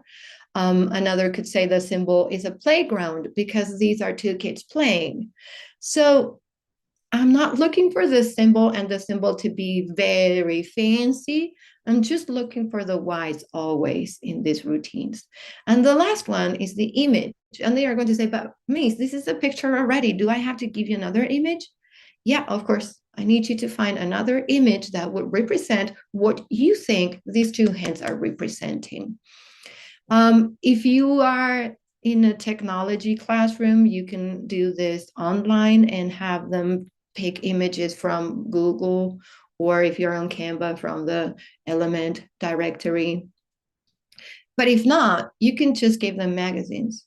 Go through these magazines, find out an image that you can relate at some point, at some level, or for some reason, and then stick it over there. You get a lot of very good conversations. And you're going to see that some students that normally would not express too much will at this time, because as we know, because of the multiple intelligences, their strengths are more in how to do things creatively, how to use the space and not the wordings. So you're giving people who have not perfect their grammar a choice and a chance to spark their ideas and show them to the rest. And of course, it's very good for emotionally complex concepts. because you are not going to be so vulnerable if you just talk about a color, a symbol, and an image. I'm not asking you to tell me what is going on with you. I'm asking them to find ways to find linking the ideas that are going on in them. And of course, it develops metaphorical thinking because it pushes the learners to go beyond the literal interpretation. These two hands holding hands, two people getting across a river. Yeah, of course, that's linear. But what is beyond that, and makes it an excellent visual tool for young learners or language learners. I even like to have like a gallery walk after we finish this, because most people won't read what the explanation is about. They will just look at what their choices were, and they would compare, oh, they chose the same color I did. Oh, they chose another symbol. So that is what I like also, that visible thinking acts as a form of a formative assessment as a teacher from my students. And because I can see how my students are reasoning and what is visible about this. Now, my uttermost beloved routine that goes very in deep and that helps students a lot, and this is more for fifth graders onwards, but they love when they understood what this is about, is a compare and contrast. Normally, we would find that compare and contrast are two Venn diagrams together. And so we have things that two different things have, and then what they share in common. Here, what we are trying to do is to have them thinking deep, because we're not going to just find out which the two things that we're going to compare today are about and how they are similar. We're also trying to do a twist in how to compare them, how to find their differences. So if I were talking about the picture that we saw in the beginning, we don't know that it is a family. We don't know that they are crossing the river, but we know that these are two hands. I would ask my students on item 1 to write down hand on the left, hand on the right. How are they similar? And I will ask my students to write 3 things. How are they similar? Write it down. We can say that they are human hands. We can say that they are wearing clothes. Sorry. And these are no labels anymore. They are not just putting hands, holding hands. So I am also prompting for them to, hey, I'm not saying, can you please write in a full sentence? I'm telling them what to do, but they cannot just write hands, and that is a similarity. So without pushing them with my prompt, they are being pushed. So there comes the good part. How do we go about the differences? So what I'm going to ask my students is to write differences that they noticed in these two hands. But here's the catch. On the purple bluish side, they are going to talk about the left hand. On the peachy side, they are going to talk about the right hand. But if they are going to write the differences between the two hands, they cannot write in any of the sides a negative statement. For example, if they say, this hand is big, this hand is not, it's not acceptable. So they can say this hand is big or looks bigger, and they can say something like, apparently this hand is smaller. There is no word, no word, there is no negative word. They are statements. And the beauty of this part is, okay, if we're talking about this hand looks bigger, this hand looks smaller, what category would that be? And that would be a label. Everybody can find labels. The beauty is, okay, so which one would be the most accurate label?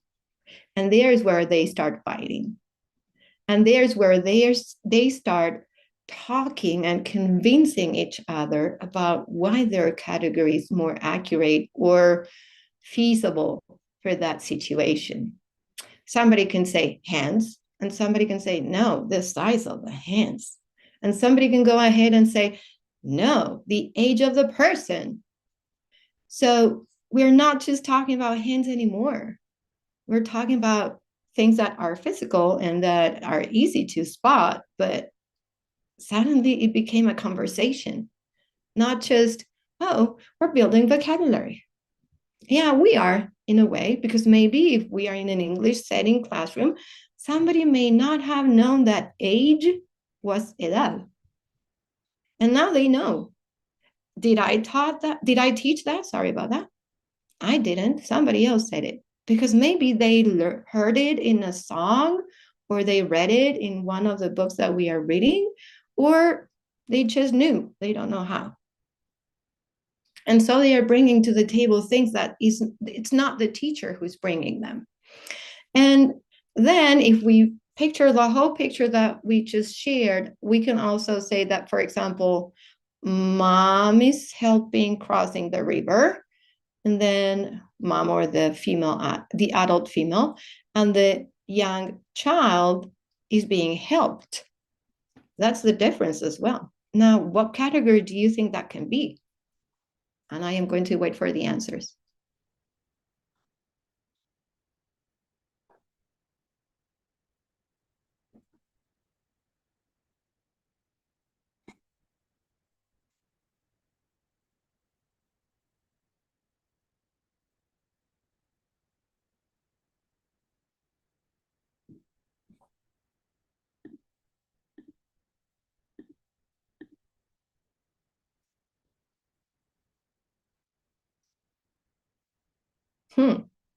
It's not that easy, right?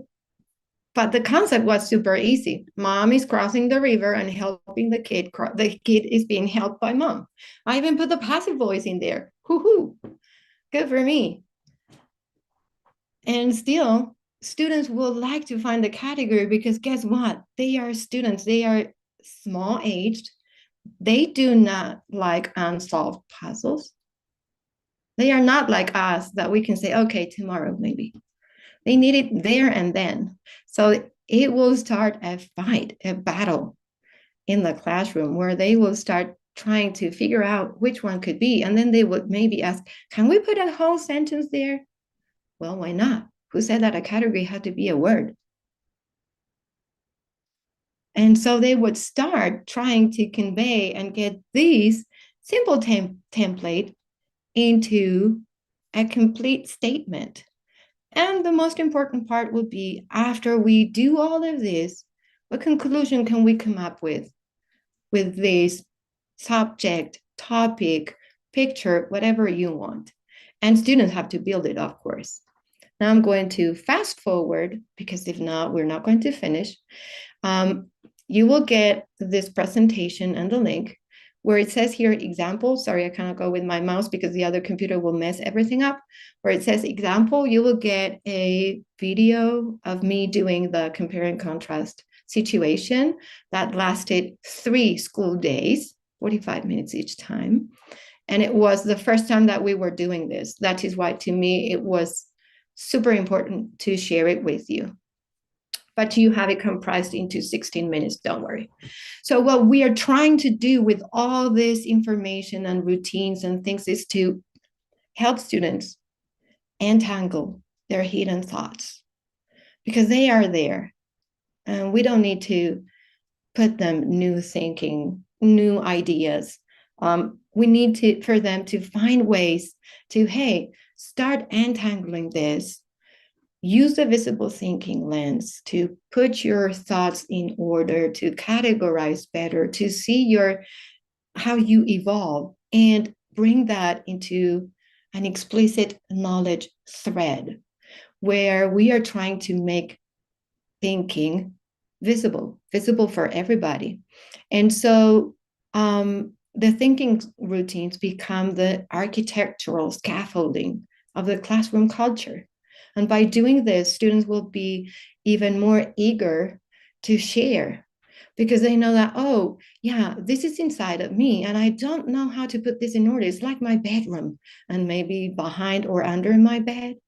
But if I start putting things together and try to accommodate things into categories, into weights, what weights more, what weights less, then in the end, I will see something that I can reach out to and bring into the conversation.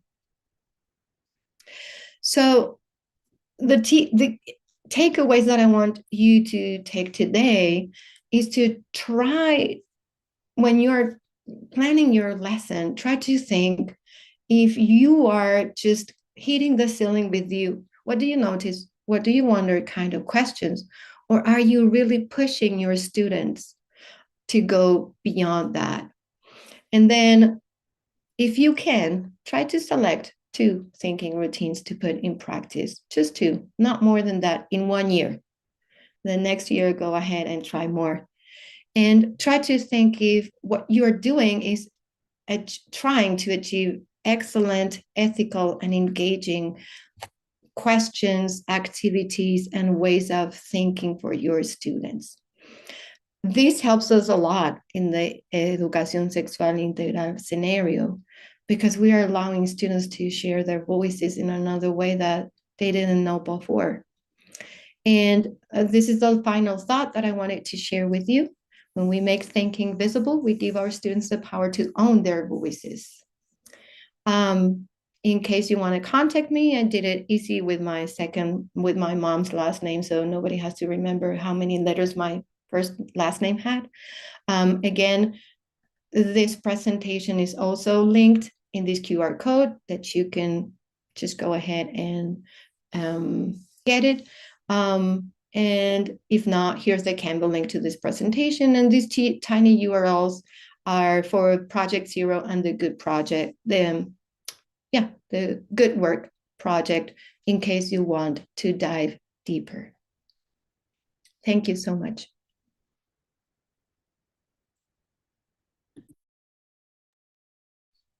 Well, thank you so much, Erika.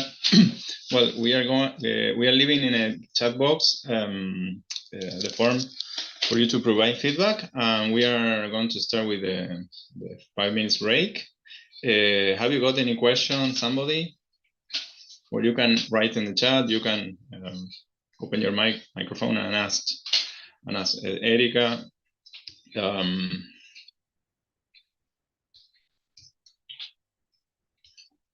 Any question? Somebody? Well, thank you very much, Erika, again. Well, we are going to go to the break. So prepare mate, go to the toilet, flush the toilet, well, everything that we need to do. Give me a second.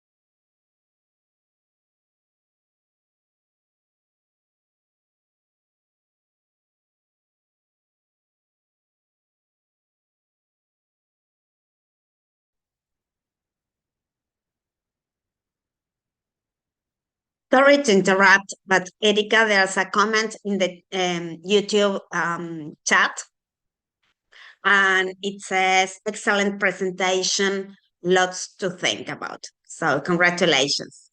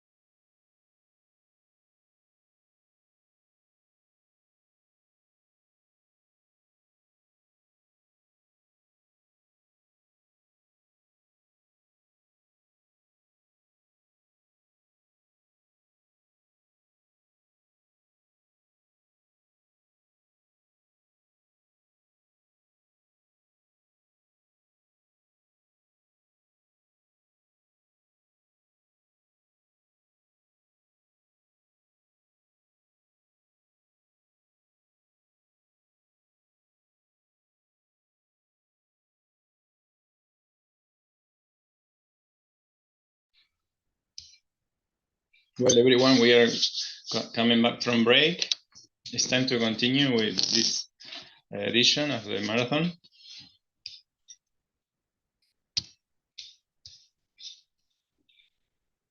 Are you ready?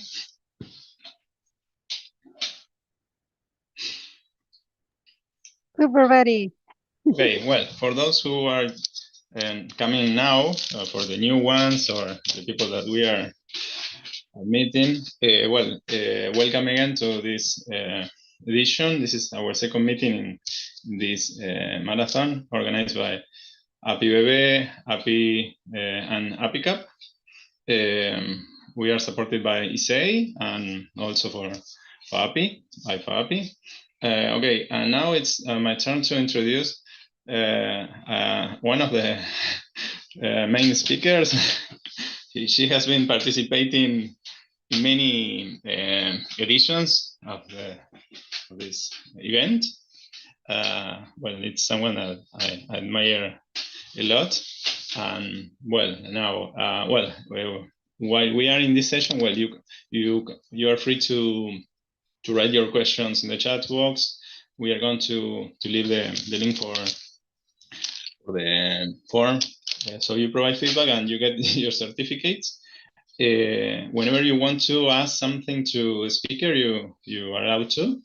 And also, it's very important to be part of any associations. So if you have the chance to join one in your area, it's a great opportunity. You can send us an email to our email of the marathon, and then we can then send you the ones of the association that you would like to be part of. Okay. Well, now after this, this introduction, okay, it's time to to introduce her. Okay. Well, I'm looking for the. Sorry, the CV is there. Okay. Well, now, welcome to. She is Nadia Rutherford. Well, and her talk is called Bridging Gaps, Chatbox for Comprehensive Sex Education in the English Classroom. Nadia es profesora de inglés y licenciada en educación y se encuentra cursando la maestría en enseñanza en escenarios digitales de la Asociación de Universidades Surandina. A su vez realizó la actualización académica en educación sexual integral del INFOD y fue referente de ESI en el Colegio Secundario número 2 de Puerto San Julián, Santa Cruz. Actualmente forma parte del equipo ESI desde la Patagonia Austral y se desempeña como secretaria académica en la Unidad Académica San Julián de la Universidad Nacional de la Patagonia Austral. Well, a warm clap for her. Okay. Well, Nadia, all yours. Okay. Bien, voy a compartir pantalla primero. Bien, un segundito que siempre estamos. A ver si funciona. Voy a compartir. No tengo el tiempo. Ok. Creo que se ve. Yes, yes. You can see it. Ok. Bueno, voy a empezar diciendo esto que en la maestría que recién Rodri comentó, muchas gracias por la introducción, estoy incursionando en la temática de los chatbots, que sé que, bueno, la inteligencia artificial es el tema en la actualidad y genera como mucha controversia, pero bueno, me parece sumamente interesante. Así que, a ver si, esperen que me voy a la pantalla. Y voy pasando. Lo tengo abierto en varias pestañas, entonces no sé exactamente en cuál está. Ya Don't worry. está. Por ti. Don't worry. Es my screen. Ustedes directamente pueden ver. Ahí está. Bien. Yeah, we can see Bueno, the presentation. está bien. No veía cómo pasar de. Ahí está, de slide.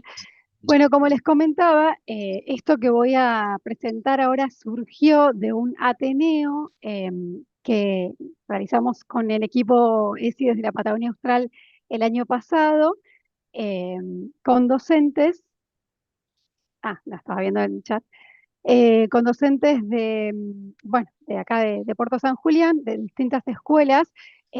Con este equipo lo que estamos investigando en este momento son las pubertades, es decir, estudiantes de sexto y séptimo grado y de primer año y segundo año de secundaria, o sea, los últimos años de primaria y los primeros 2 de secundaria.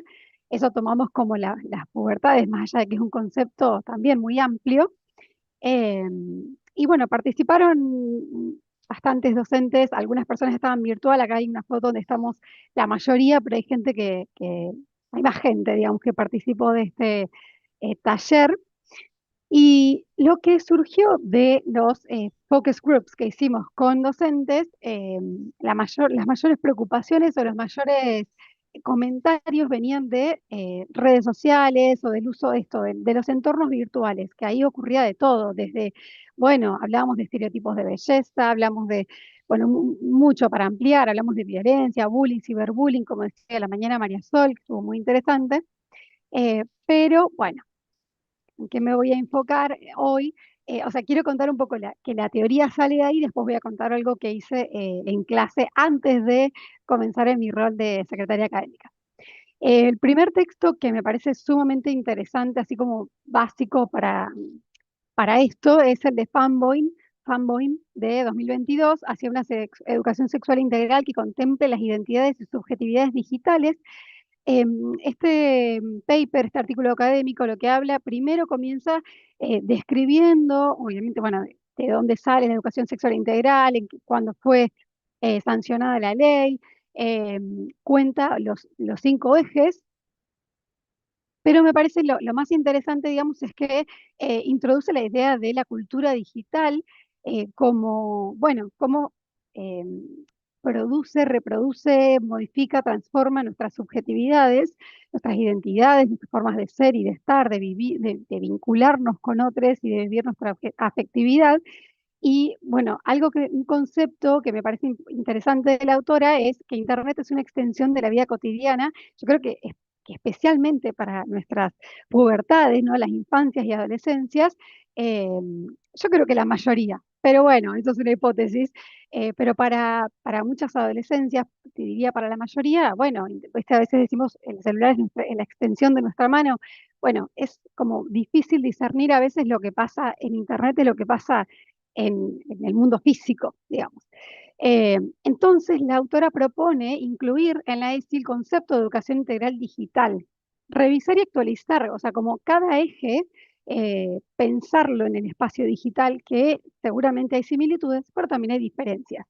Entonces, eso me parece sumamente importante. Y después otro texto que encontré, que esto habla de como la intimidad en social media, de Bana 2025. Bueno, esto habla ya un poco más de cómo se reproducen las relaciones de poder, la masculinidad hegemónica en redes sociales como Instagram, como TikTok.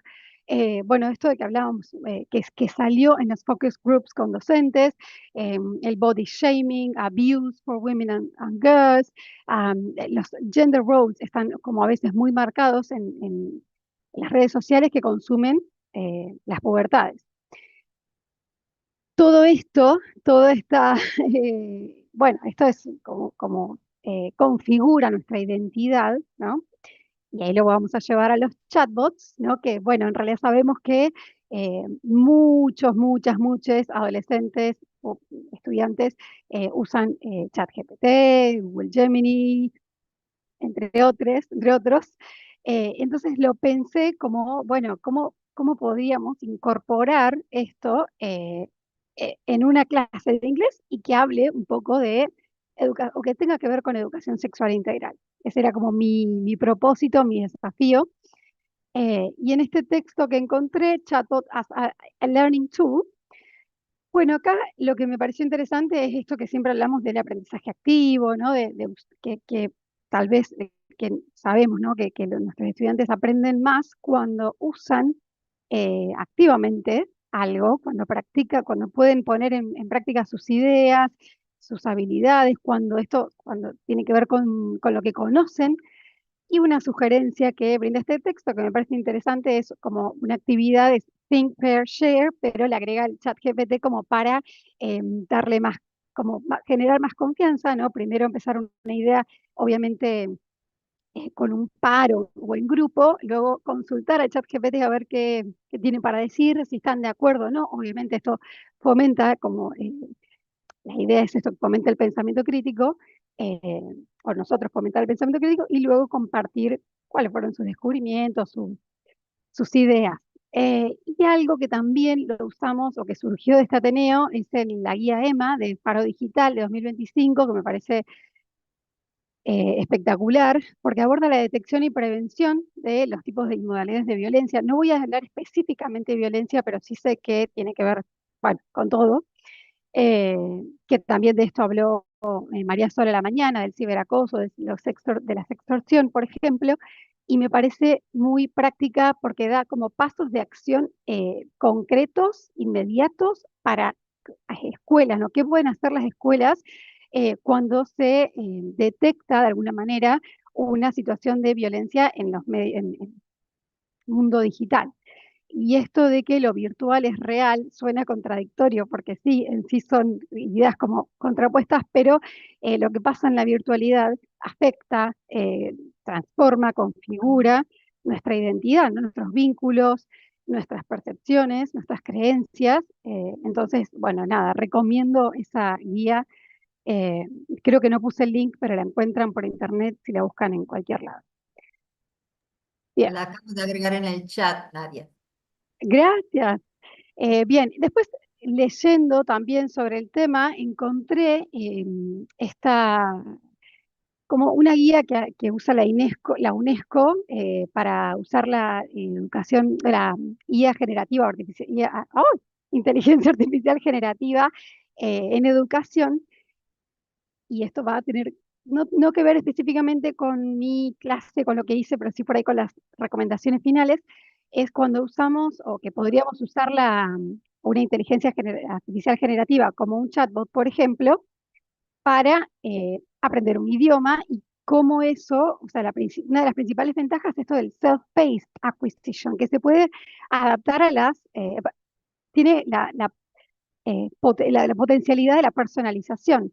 Entonces, cada estudiante puede aprender como a su propio ritmo, según sus propias necesidades, siempre, obviamente, con la guía, acompañamiento y este scaffolding, ¿no?, que habla Vygotsky de un docente, una docente. Y siempre tenemos que tener en cuenta, lo que más me interesa acá son los possible risks. Obviamente los límites éticos, los sesgos que puede tener cualquier inteligencia artificial, de género, de etnia, de religión, de nacionalidad, eh, etcétera, etcétera, de género, creo que lo dije. Y bueno, eso, o sea, siempre creo que tiene que estar bajo la supervisión de un adulto o una adulta, sobre todo cuando estamos hablando de infancias y adolescencias. Pero bueno, me pareció interesante este texto de la UNESCO. Eh, bien, entonces ahora sí, lo que pensé como para volcar esto en algunas clases, no voy a hablar específicamente de vocabulario, digamos, esto era como iniciando el año, entonces era más estaba en la parte del diagnóstico, digamos, de cuánto sabemos, entonces no hay específicamente un tema puntual, como hablaba Silvana de passive voice, no, de conditional, sino que era, bueno, como qué vocabulario nos acordamos, qué sabemos, como recordar que tenemos que aprender inglés, estamos acá y demás. Entonces, bueno, para empezar yo en el colegio secundario donde trabajé hasta hace unos meses y voy a volver porque mi cargo está licenciado, el nivel de inglés es muy heterogéneo. Por empezar, ya vienen a este colegio llegan de distintas escuelas primarias donde en algunas no hay inglés, entonces, bueno, cuando llegan es diverso, tenemos muchos niveles de inglés y siempre, bueno, hay más, es more Spanglish la clase, ¿no? Las clases. Otra cosa que se ha visto a mí principalmente en estos últimos años es education gaps, ¿no? O misinformation, disinformation. Por empezar, ya se desmanteló el equipo provincial ESI que existía, que teníamos coordinadores en distintos puntos de la provincia y teníamos el programa como de ESI bien vigente, ahora no existe más. Y además, bueno, sabemos que desde muchos ámbitos, muchos lugares del gobierno están queriendo quitarle crédito y hasta, bueno, de financiamiento total. Entonces eso es complejo, eh, eso, como que muchos estudiantes conocen la ESI y otros no tanto. Hay mucha desinformación y mala información o poca información. Y por último, algo que yo sabía que iba a existir siempre son los limited resources, esto de que tenemos por ahí mala conexión a internet, no todos nuestros estudiantes tienen dispositivos eh, electrónicos, la mayoría tienen celulares, pero a veces no tienen datos, entonces eso es complejo, pero bueno, por eso trabajamos en grupos, porque por lo menos que algunas personas del salón puedan compartirles datos a quienes no tienen. Bien. Bueno, primero me propuse to identify sexually related issues in everyday situations. ¿No? Lo pensé como algo similar al Ateneo que pensaba al principio de cases, como testimonies, como casos, algo así como un estudio de casos o análisis de casos que tenían que ver con los ejes de la ESI. Entonces, por eso, ahí voy a comentar cuáles fueron los testimonios que traje a clase para que luego los analicemos en base a, bueno, eso, cuáles son los ejes de la ESI y de paso los repasábamos. Ya los hemos visto el año anterior y el anterior, pero siempre es bueno eh, repasarlo y resignificarlos, ¿no? Y bueno, obviamente la idea era pensar sobre la ESI, pero también sobre las respuestas que nos da la inteligencia artificial, si son eh, bueno, lo que ellos esperaban o si tiene justamente identificar si había sesgos o información falsa, errónea, alucinaciones, que sabemos que muchas veces, bueno, es lo que hace la inteligencia artificial generativa, ¿no? Alucina, nos inventa información cuando no sabe, etcétera. Entonces, bueno, y por último, era como, la idea era foster debate, como generar un debate que, bueno, por supuesto es en español, pero siempre es enriquecedor eh, y bueno, es fundamental. Bueno, esto lo traje porque a mí me gusta mucho la música y me gusta Lady Gaga y me gusta como activar con esto, warm up.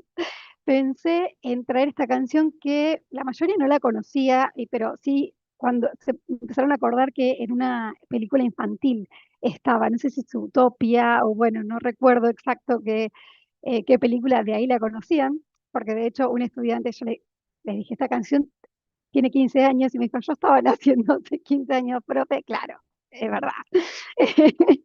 Y you're right, pero bueno, también me gustó y la escuchamos primero, esto de, bueno, listening and identify words o algo como qué palabras escuchan, qué palabras conocen, como una primera escucha.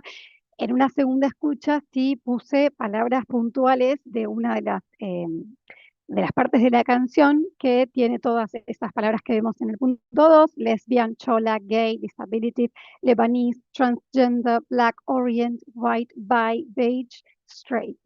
También hablamos de eso porque les costaba decir, por ejemplo, ellos tenían que decir cuando encontraban esa palabra en la canción, eh, creo que tenían que fill in the gaps, era algo muy sencillo, fill in the blanks, pero les costaba decir gay, bueno, o también salen los chistes, eh, entonces también eso generó debate.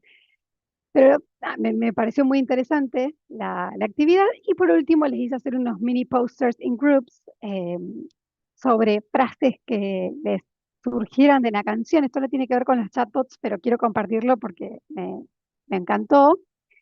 Ay, no sé si alguien escribió en el chat.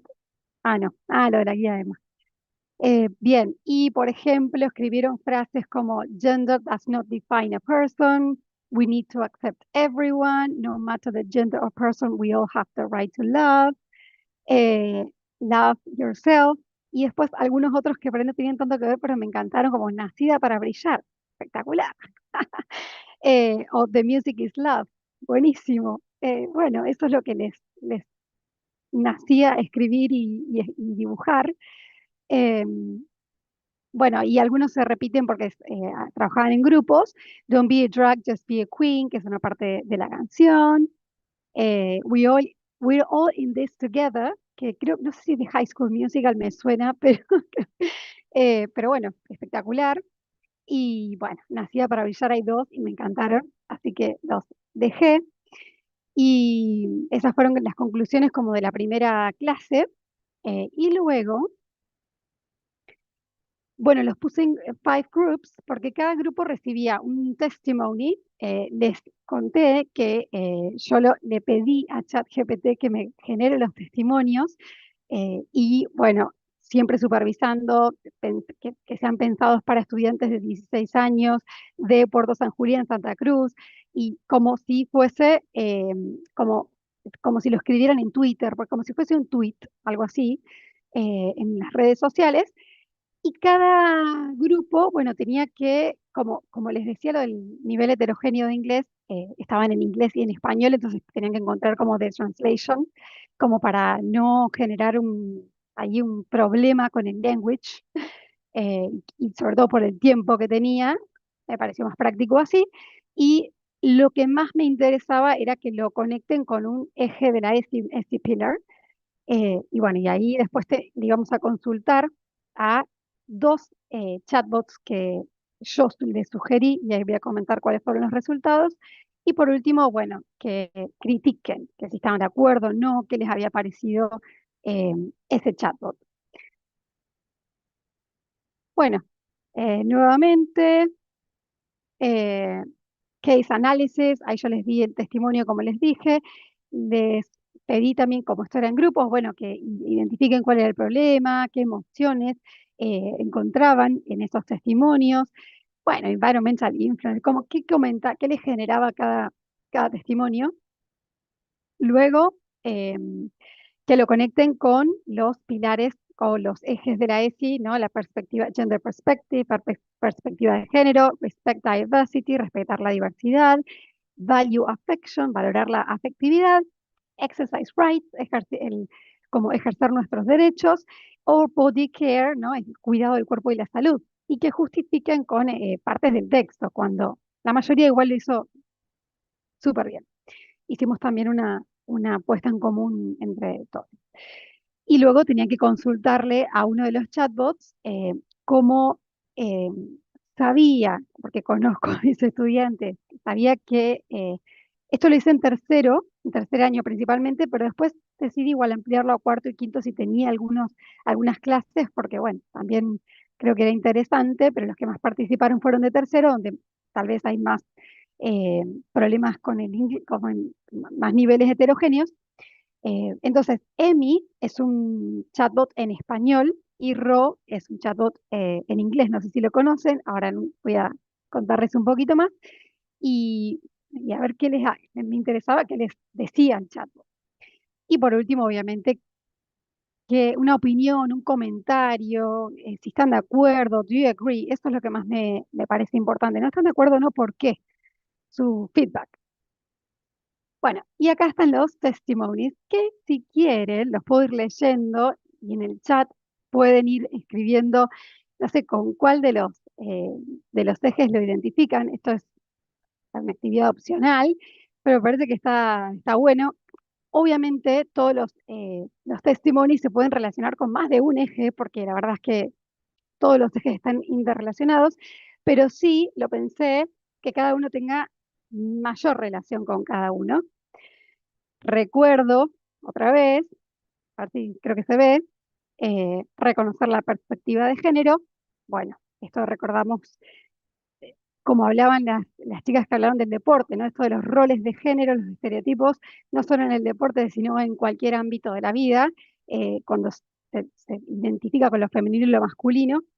Valorar la diversidad, bueno, que también, creo que también lo dijeron las mismas speakers de deporte, esto de salirnos de la heteronorma, valorar la afectividad, que habló mucho Silvana, de esto de las emociones, bueno, el ejercicio de derechos, ¿no? Esto de, bueno, tenemos eh, derecho a tener educación sexual integral, a conocer, a saber nuestros derechos en general, ¿no?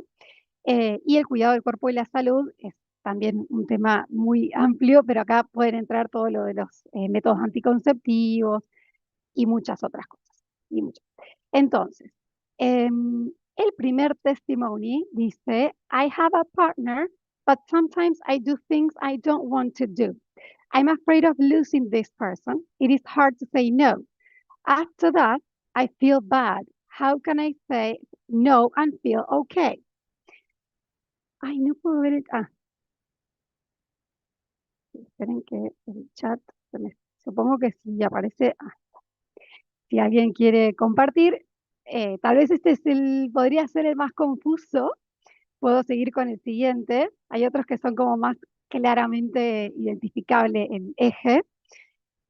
Bueno, estos son obviamente usuarios inventados. Ecoloop, un ejemplo de alguien que dijo eso. Quiet Wave 21 dice, in my house and at school, we don't talk about sex. The first time I had sex, I had many questions. I didn't know how to take care of myself. I think I need more information. Where can I learn without feeling embarrassed? Este era el segundo testimonio. Si a alguien se le ocurre, puede decirlo. Después podemos compartir al final. Blue Pixel dice, I think I like girls. At first I was scared. I don't know what my friends or family will say. I didn't tell many people. At school, some people say there is only one normal way to feel. I want to talk about this without fear. Esto lo podrían también compartir en un grupo de WhatsApp o a una amiga en WhatsApp. O sea, yo lo pensé como, o no, yo con ChatGPT lo pensamos de esta manera, como que se comparten en alguna red social. Skyline 47 is I feel tired of people telling me how boys and girls must be. I like playing football and I don't like very feminine clothes. Feminine, con comillas. People always make jokes about me at school. It is the same. Why can't I just be myself? Bueno, varios dicen eso de por qué pues, no puedo ser yo misma o yo mismo o yo misma. Y por último, nube digital, que uno le dije que podía ser en español. Lately, I feel insecure about my body. On social media, everyone looks perfect. I feel different. When I am with someone, I feel shy. Sometimes I forget my body is mine. How can I feel better about myself? Muchos terminan con esa pregunta. Bueno, claramente este último es del cuidado del cuerpo y la salud, ¿no? Con esto de los cuerpos perfectos en las redes sociales, lo hablamos cuando hicimos la puesta en común y la mayoría sí estaba de acuerdo. También había algunos comentarios de, bueno, entonces, o como que se salga de las redes, o que vaya al gimnasio, o que cambie su cuerpo. Y yo, pero, bueno, ahí era una pregunta, ¿por qué tiene que cambiar su cuerpo? ¿Por qué se tiene que ir de ese lugar? Porque no cumple con el mandato, o sea, porque no tiene ese cuerpo perfecto, entre comillas. Pero bueno, el debate estuvo interesante. Y bueno, el de Skyline 47, claramente es el de de perspective, o sea, de la perspectiva de género, ¿no? Esto de los roles femeninos masculinos, una persona que no se siente identificada con lo femenino, como hablaban otra vez las speakers de los sports.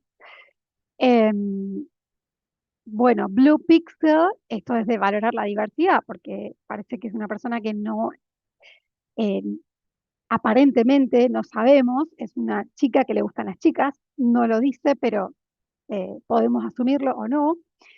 También puede ser una persona trans. Quiet Wave 21, o una persona trans o pansexual, o sea, muy amplio el espectro. Quiet Wave 21, bueno, esto yo lo pensé como esto de los derechos, ejercer nuestros derechos, tiene derecho a la información esta persona. Entonces, ahí la idea era que le recomendemos dónde puede buscar la información o quién debería darle esa información sobre educación sexual, ¿no? Y la última o la primera, Ecoloop, sería, o sea, de las emociones. Estos estudiantes tienen entre 15 y 16 años, entre 15, Juan Franco. Así que bueno, ahí también, como, bueno, no puedo hablar con mi pareja, no sé cómo hablar, tiene que ver mucho con el consentimiento, entonces también da para hablar un montón, o sea, no, hay prácticas que no quiero hacer y cómo le digo que no. Creo que es muy interesante. Bien. Bueno, estos son los chatbots que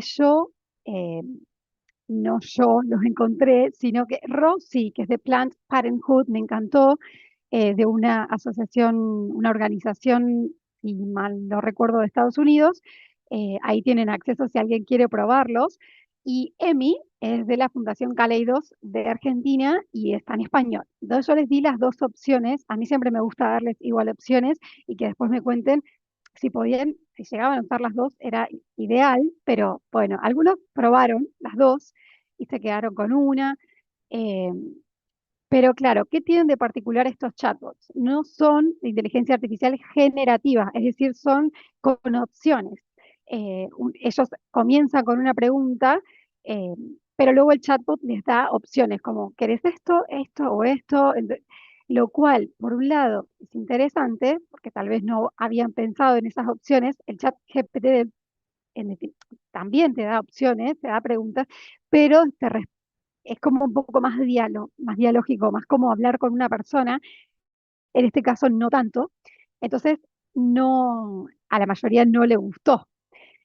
Bueno, es una experiencia, me pareció interesante, porque esto surgió en el Ateneo y cuando lo probamos personas adultas docentes estábamos todas fascinadas con este chatbot. Pero bueno, otra vez, no sé, creo que nadie lo mencionó hoy, pero esto del adultocentrismo, de pensarlo desde nuestra perspectiva adulta estaba buenísimo, pero también tiene que funcionar o sea, está pensado para adolescentes y eh, si no lo entienden o no no es familiar no es ChatGPT, que la verdad están muy acostumbrados, o incluso Meta, que creo que alucina un poco más o que inventa un poco más. Bueno, entonces ahora voy a o les voy a mostrar los comentarios que me dejaron después de esto, de las devoluciones, los feedback de cada grupo. Pero bueno, estaba bueno que al menos lo prueben, los conozcan y tal vez a alguna persona les sirvió. Si alguien quiere, puede probarlas. Igualmente después les dejamos la presentación. Bien, entonces luego cada grupo presentaba, bueno, hicimos ahí una puesta en común de todos los pillars o los approaches o los ejes y hicimos como un pequeño debate también en el pizarrón y si o sea, en esto creo que estuvimos la mayoría de acuerdo, la verdad es que eh, me pareció muy interesante que saben, o sea, en general saben que no siempre la IA te dice toda la verdad o que no siempre es correcto.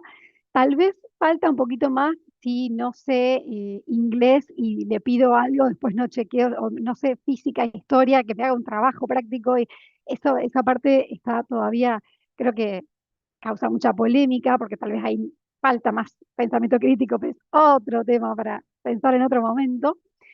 Pero cuando cuando piensan en temas personales, sí, por ahí te dicen, no, no, tal vez no estoy de acuerdo, la respuesta no es correcta. O sea, no tuvieron ningún reparo en decirlo y me pareció muy interesante eso. Entonces ahora les voy a compartir, a ver si se ve, uy, alguno de sus comments. Entonces, bueno, primero lo dividí como en dos, porque con un grupo yo lo trabajé con varios, creo que eran 4 terceros. En cuarto fue una clase, creo, y en quinto también creo que una clase fue más cortito, eh, pero y con un grupo no llegaron, mejor dicho, y aparte muchos no tenían datos y todo esto que les decía de los resources, pero sí me pareció interesante, no puedo, no tengo internet, bueno, poné lo que vos le dirías, porque también me parecía interesante ese feedback, al menos.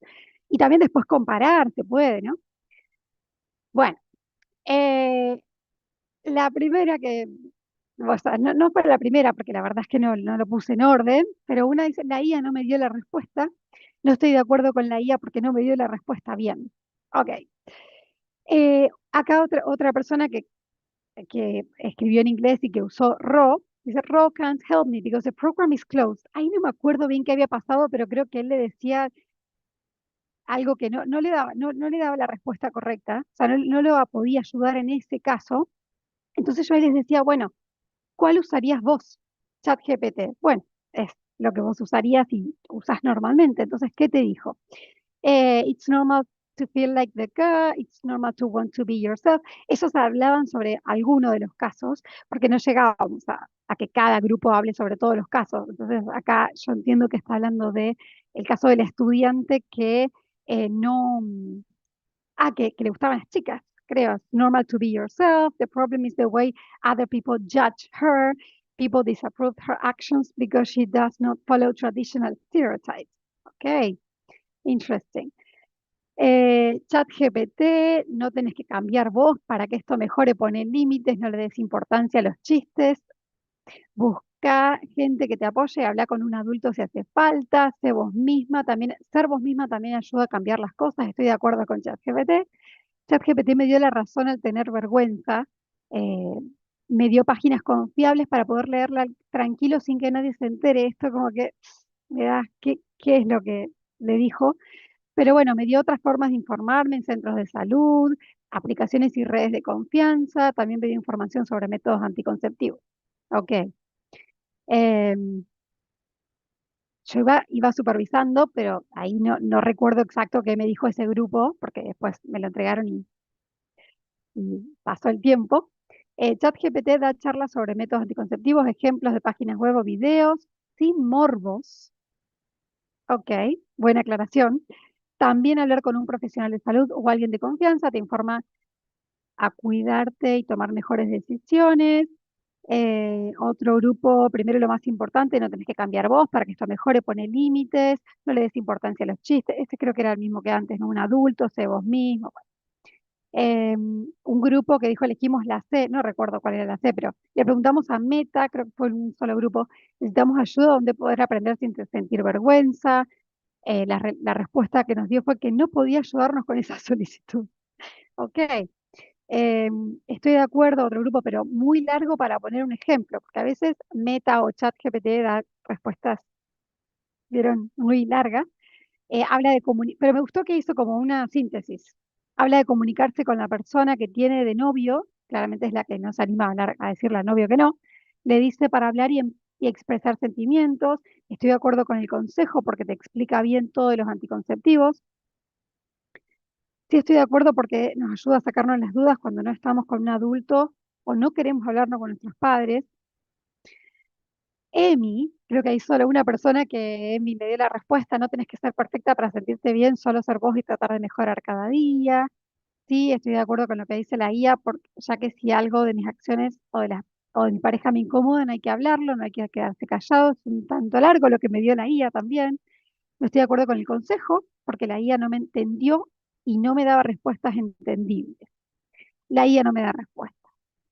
Y por último, bueno, esto así, consejo, no debería sentirse así, ser único y especial no es para nada una inseguridad, eso lo vamos a hacer vos mismo, le diría que no se compare con la gente de afuera, ella es hermosa y única. O sea, me gustaron los comentarios de que le dirían, porque esto también se podría pensar como comentarle en una red social, le diría que es hermosa, que es única, que es inigualable, bueno.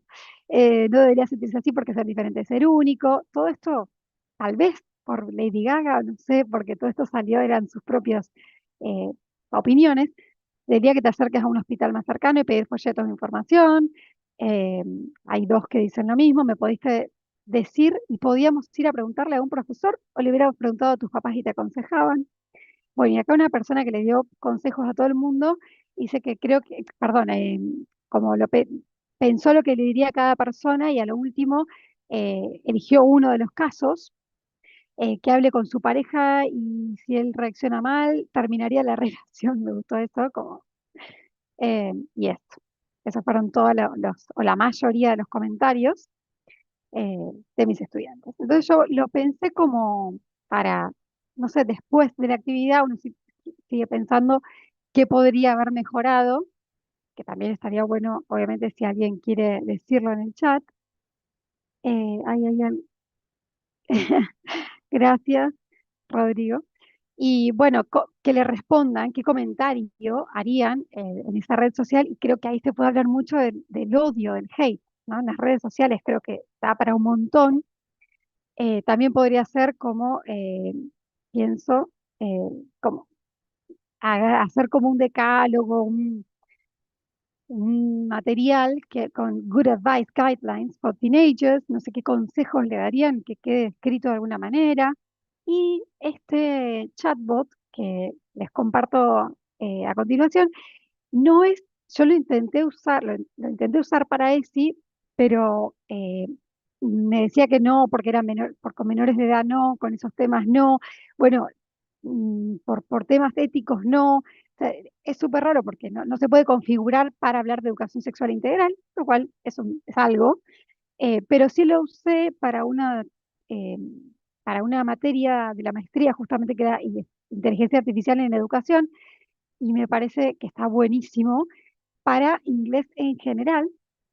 Es un chatbot que está súper, o sea, se puede darle el prompt, la instrucción, ¿no? Todo, se le puede crear un nombre, una imagen, es gratuito y pueden ingresar hasta 50 personas por día, se pueden generar sesiones y lo interesante es que cada sesión queda grabada. O sea, no tienen que registrarse las personas que entran, solo poner un nombre, como en el caso de Ro y de Emi, lo mismo, o sea, no entran y les dice que es anónimo, creo que les pregunta la edad por una cuestión de, bueno, adaptarse a ese público, pero no tienen que registrarse, no tienen que loguearse, no tienen que pagar, y bueno, es confidencial y anónimo, y Mizu lo mismo, no tienen que registrarse, sí poner un nombre, el que quieran, o un sobrenombre, pero la sesión queda grabada, entonces como teacher puede entrar y ver qué habló ese estudiante con la inteligencia artificial,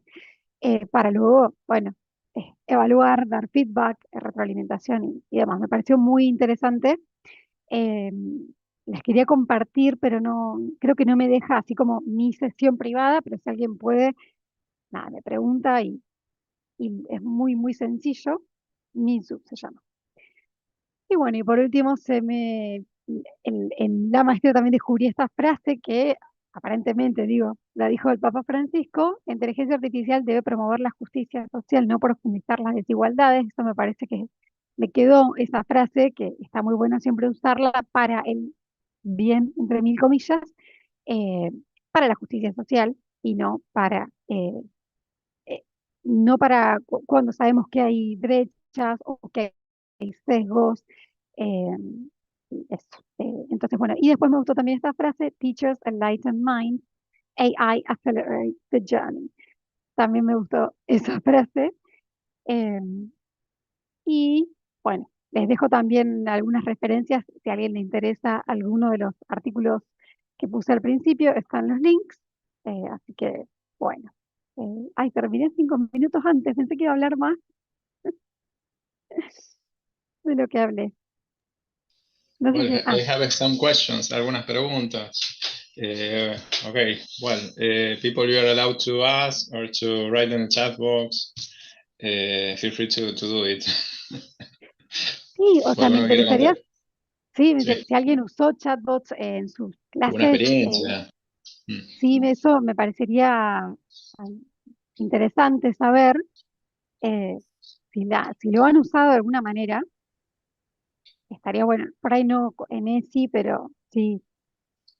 O sea, yo creo que todo se le puede dar una vuelta de rosca, digamos, a una vuelta de, bueno, eso, ¿cómo lo relacionás con, o eso que te dijo esa inteligencia artificial eh, ¿estás de acuerdo? ¿No? ¿Por qué? ¿Tiene algún sesgo? Creo que eso es lo más interesante, más allá, o sea, la ESI es transversal. Entonces, creo que hay muchísimo para,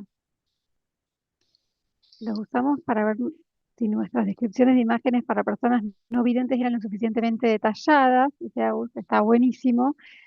Sí, yo también lo usé para hacer que los estudiantes mis estudiantes hagan canciones, eh, está, está buenísimo, o sea, obviamente no es lo mismo que se nota que es guía, pero o también para que queden imágenes, y después analizar por qué si vos le pusiste una persona te hizo un varón o una persona blanca, o con ojos claros, o eh, qué, por qué arbitrariamente decidió que la persona iba a ser de ese color de piel o con ese pelo, o con ese género. Eso también es interesante. eh, Hay muchísimo al respecto. Bueno, a ver si ¿Te puedo hacer puedo. una pregunta yo? Sí, obvio. ¿Cómo estás, Nadia? Sí, muy Hola, lindo todo lo que bien. contaste. Me quedé pensando en los prepúberes. Digo, ¿es posible llevar esta experiencia a los más pequeños? ¿Y se te ocurre cómo a partir de ese trabajo que están pensando ustedes de investigación? Qué interesante. Si a alguien se le ocurre, me encantaría. Yo no enseño infancias, entonces no sé cómo lo llevaría adelante. No sé si lo usan también en sus vidas. O sea, depende de cuánta, bueno, 10 años, 11 años. Yo creo que TikTok ya usan, ¿no? Redes sociales ya usan, aunque sabemos que en realidad no deberían. Entonces, ay, no ¿Sabes qué no me, pensaba? Digo, sí, es tan fuerte y tan se impone el uso de mm, algunas de estas aplicaciones y probablemente o por hermanos o no sé, por los TikTok quizás les han sugerido usarlos para preguntar o para eso. Quizás no tanto en la experiencia escolar se me ocurre, pero mm, quizás en las experiencias más cotidianas, probablemente que están en quinto, sexto, decía vos, sexto, séptimo, y o primer año, probablemente sí. Si están en el secundario es muy probable en los primeros años que quizás alguna pregunta haya. Y que lo usan, ¿viste? Lo usan para hacer sus trabajos, sabemos, por eso también hay otro mundo ahí, el tema de la evaluación. eh, Bueno, yo pienso que tenemos que pensar nuestras prácticas, no tenerle miedo. Creo que la inteligencia artificial tampoco nos reemplaza, eh, simplemente es una herramienta más, que está muy bueno, y que sí, creo que estoy de acuerdo que de chiquitos tienen que saber lo que es, porque en sus casas probablemente mencionen ChatGPT o hagan una imagen, como que la mayoría generamos imágenes con ChatGPT, entonces tal vez que conozcan, no sé, tal vez con canciones, pienso, con algo más, no sé, porque bueno, si abrís ChatGPT para una infancia es como un mundo, pero bueno, estos chatbots que compartí son como de fundaciones serias y que piensan en las infancias y en la adolescencia, entonces se podría usar algo así que es un poco más, entre mil comillas, controlado, porque van cliqueando las respuestas y siempre les va dando información y haciendo preguntas como para, eh, como con teniendo en cuenta la edad que tienen y el acceso a a la información, digamos, la que necesitan, y no más. Eh, Eso creo que está muy bueno. No sé exactamente cómo lo llevaría adelante en una clase primaria, por ejemplo, ¿viste? No No, yo sé. estaba pensando, ¿sabes qué pensaba? Viste que justamente hay como una metamorfosis en el cuerpo, entonces es el pasaje de la infancia a la pubertad, entonces probablemente las cuestiones vinculadas a lo corporal o al cuerpo o a sus transformaciones, quizás son o algunas preguntas que pueden llegar a tener. Pero sí, bueno, tal vez se me ocurre que podrías usarlo vos como para que vos les hagas preguntas que los estudiantes te hagan y ver qué te responde a vos, no sé, algo así, como, o también, pero que vos lo manejes, pienso, ¿no?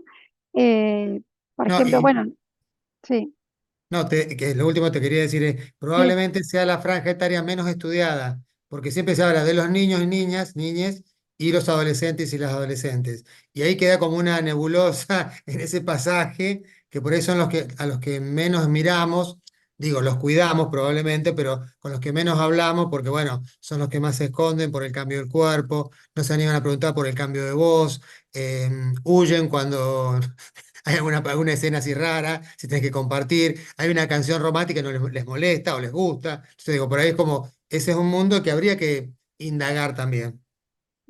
me encanta lo que decís porque eso es lo que hablamos siempre, bueno, hablamos con las docentes y tal vez las mismas docentes no saben definir como qué es la pubertad y es el traspaso entre la infancia y la adolescencia. Bueno, y que, claro, y acá es donde aparecen muchas veces con estos cambios del cuerpo, de que no saber quién soy, bueno, muchas veces hay bullying, hay como distintas problemáticas. Por ejemplo, empiezan los grupos de WhatsApp y Claro. se agreden los grupos de WhatsApp. Hay mucha tela para cortar, diría, y la verdad es que sí, estoy de acuerdo con lo que decís, que tal vez no, hasta da miedo para mucha gente meterse con ese grupo etario que no sabes bien, que ni ellos mismos saben bien, porque yo lo que, por ahí no es exactamente, bueno, sí, tercero es muy cerquita ahí de la pubertad, eh, y, y está ahí como entrando en la adolescencia, podríamos decir, y yo cuando hacemos a veces, muchas veces, poemas tiene que decir, ah, ya, ¿quién sos? ¿Quién sos? ¿Qué te gusta? ¿Qué querés? No sé, no lo sé. Y les cuesta definirse, les cuesta eh, retratarse, como decía antes Silvana, estaba muy de acuerdo con lo que decía, que les pedís que hagan cosas que tengan que ver con ellos mismos, o ellas mismas, o ellas mismas, y no quieren, no, porque no saben cómo hacerlo tal vez, o, bueno, están en mucho cambio, eh, cambios que se ven y se sienten, ¿no? Entonces es muy interesante y es una etapa en la que necesitan mucha información y cuidado y acompañamiento, más tal vez que otras. Sí, estoy muy de acuerdo. Gracias. Bueno, Bueno, ¿alguno más quiere hacer algún aporte, alguna pregunta, alguna reflexión? A ver si puedo mostrarles, yo porque ya que tengo unos minutillos. Bueno, si pongo screen y ahí comparto toda mi pantalla, yo calculo que ahí ven. Esta es la sesión en Mizu, que no sé si alguien la conoce. Yo, tal vez todo el mundo la conoce. Yo cuando la descubrí para mí es espectacular, porque acá se puede entrar a la sesión, que creo que había que decirles que, bueno, se puede ver, y yo puedo ver lo que dijo cada persona. Bueno, acá, por ejemplo, yo intenté hablar con Bruce, eh, y bueno, y acá, no sé, te hace como preguntas, como tipo preguntas de comprehension. Por ejemplo, hablamos de comprehension skills. Entonces me iba haciendo preguntas de Quick Brown Fox jumps over the lazy dog. What's your answer? Y yo le ponía como si fuese una persona de Fox. Correct. Bueno, y yo le decía, ¿podés hablar en español? Claro, puedo. Te puedo analizar, te puedo ayudar, pero me parece muy, muy interesante y dentro de todo una herramienta gratuita, que bueno, hoy en día no hay muchas herramientas gratuitas en available. Sí, así que nada, esto. Bueno, gracias. Well, well, many congrats. Well, we are going to go to the break. Prepare mate, go to the toilet, flush the toilet, or do everything you want to. And well, at 3 o'clock we have our next talk, so we will be waiting for you. Well, I'm going to mute.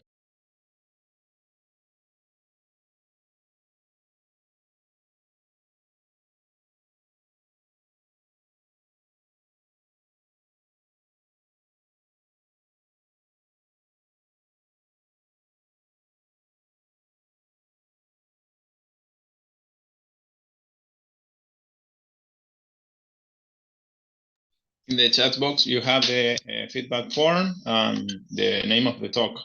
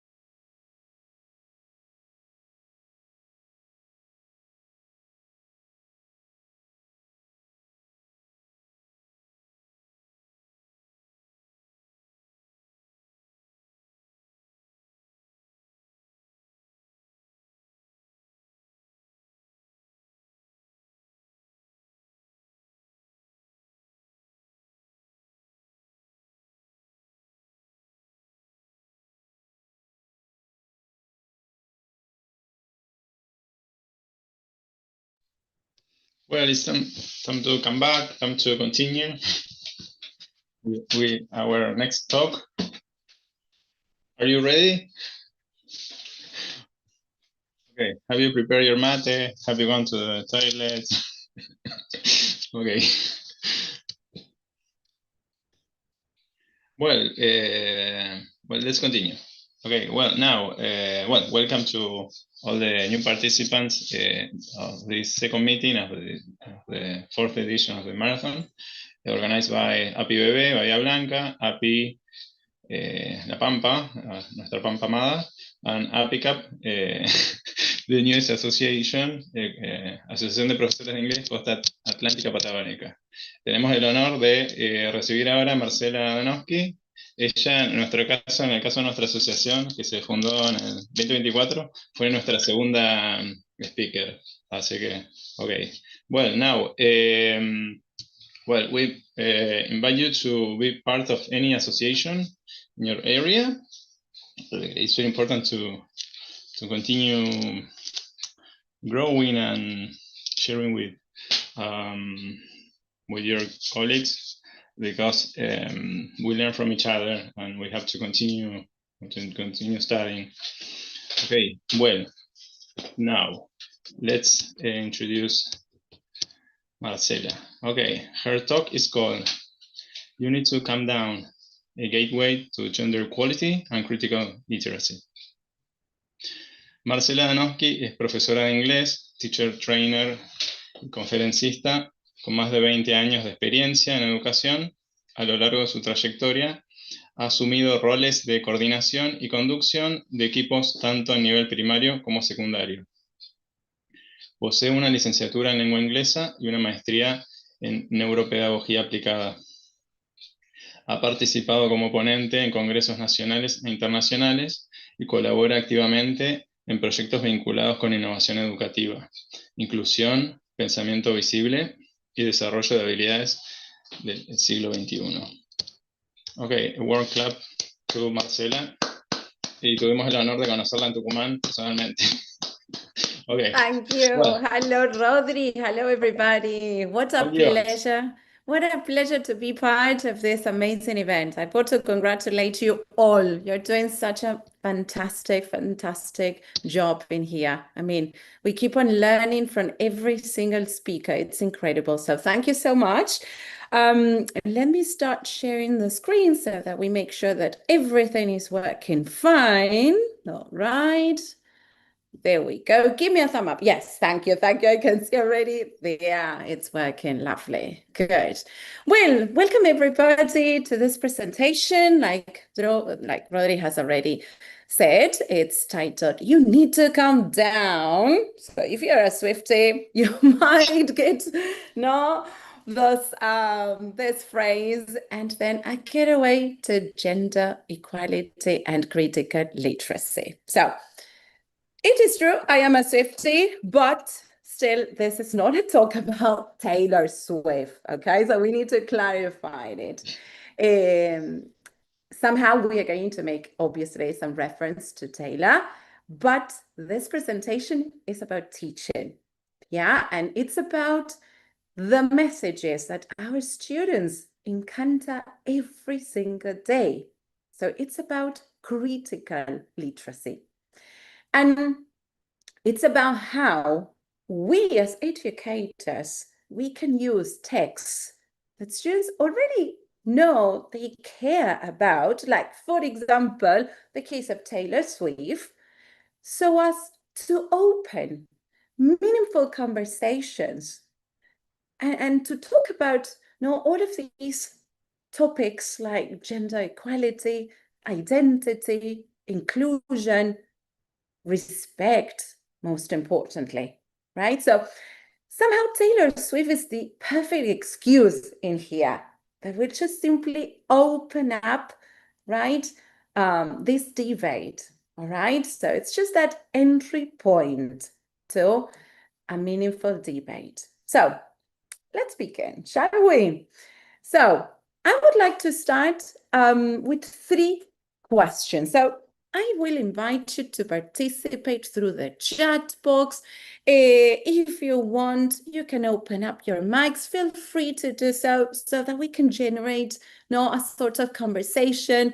But it's going to be thinking time so as to begin, right? And I wonder, what type of messages about, for example, gender, do our students, do young people receive every day?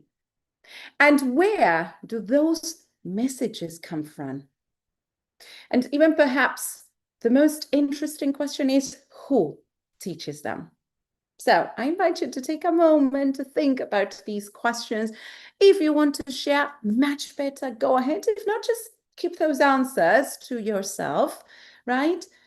But as teachers, we often believe that, well, schools are the main sources of that learning, but the truth is that young students learn from many, many places, right? So let me see, I'm gonna check in the chat box if there is any answer. If not, remember, you can keep them to yourselves. Do you think beautiful and young if you're a girl? Thank you, Nadia. Right. Any other thought, idea, something that you would like to share from role models? Interesting.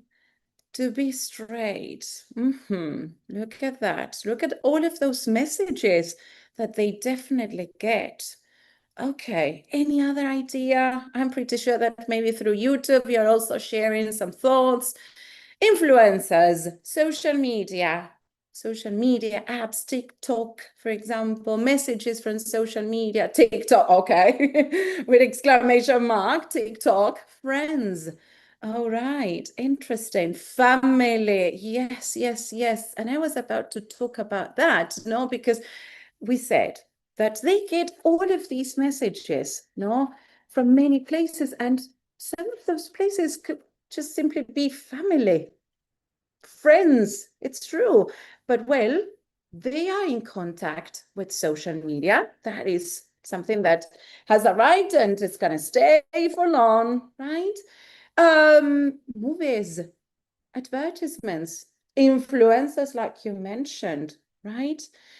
But of course that they can also get some messages through music. So that is why this presentation will aim at that idea of what type of message we can transmit through songs, through music, and in my case, through Taylor Swift, right?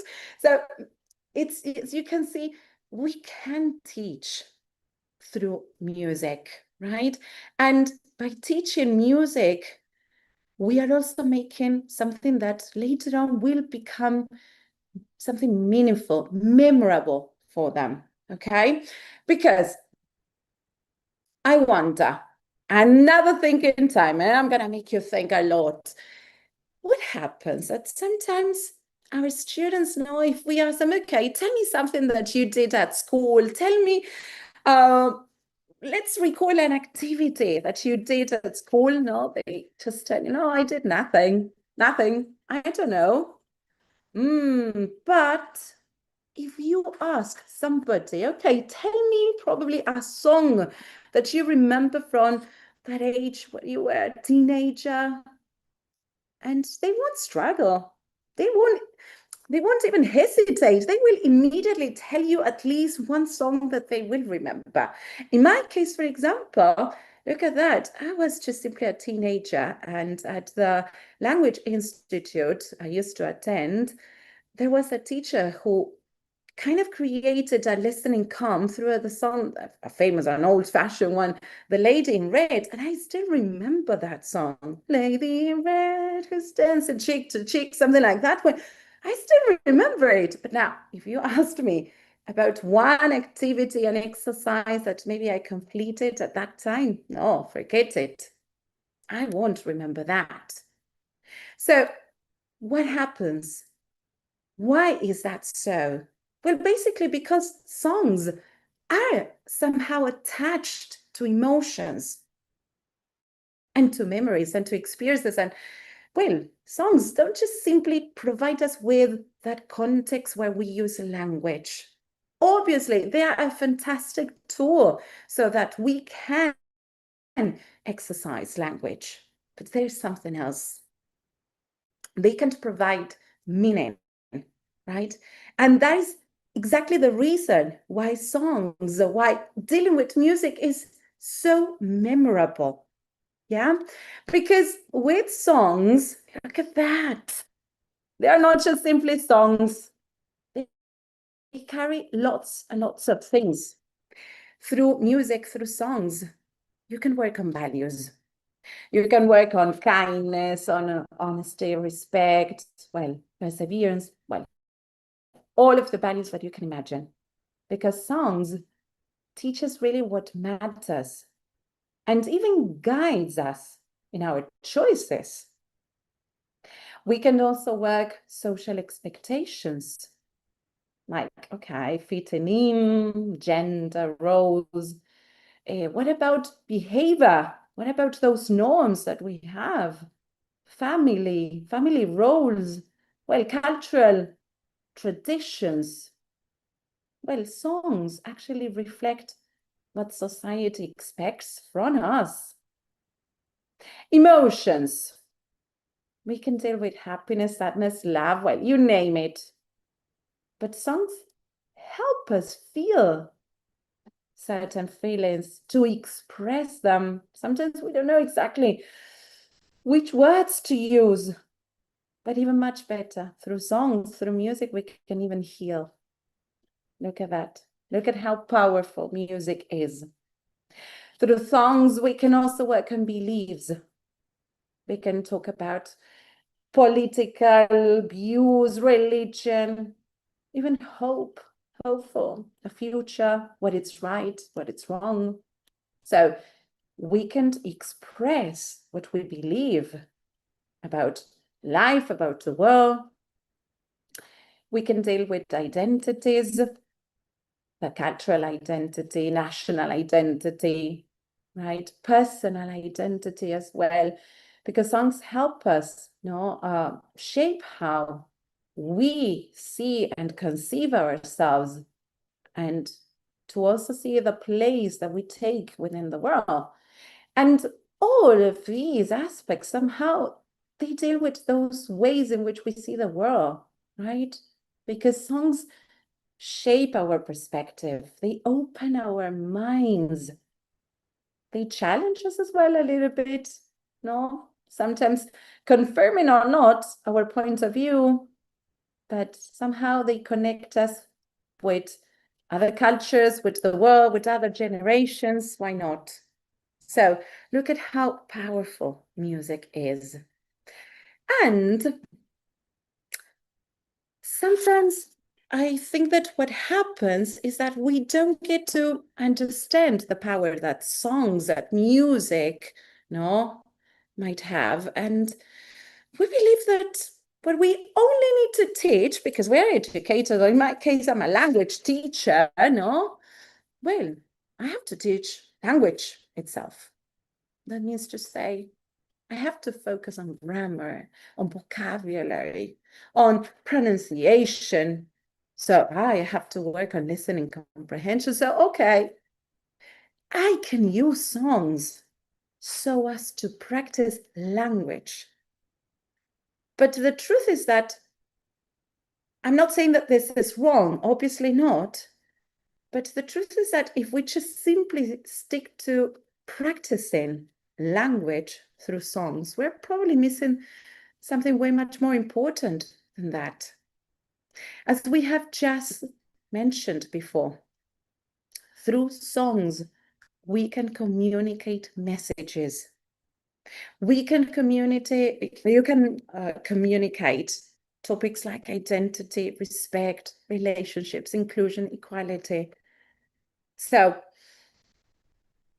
it's then your decision whether you want to address them or not. But the truth is that all of these messages are already there, already present. Because don't tell me that they don't listen to music. So they are already exposed to those messages. So the question in here is whether you want to benefit from all of that and make good use, no, so as to address all of these topics in your classroom.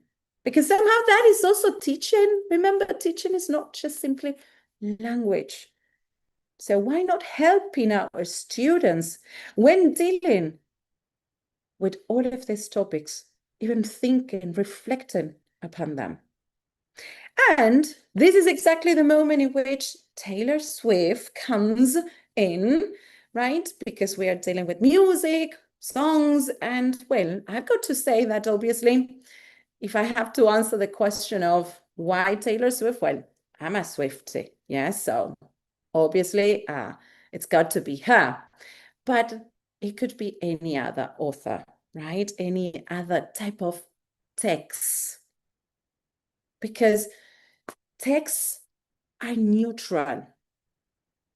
We can use songs, we can use films, advertisements, textbooks, social media, anything that you can think of, so as to address these type of powerful messages that are a must. We can no longer do without them. We need to get them inside our classrooms. Because every text has something to communicate. And every text as well help us to position our students in a particular way. They all communicate values, perspectives, social norms, ways of seeing the world.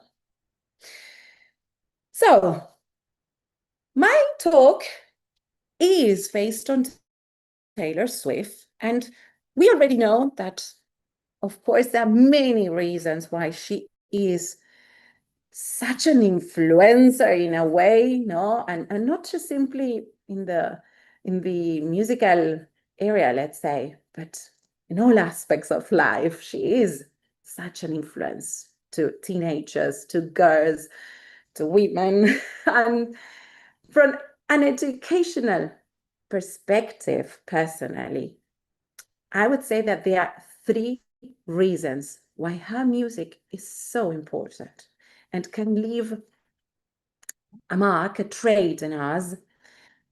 And first of all, it's because she tells stories.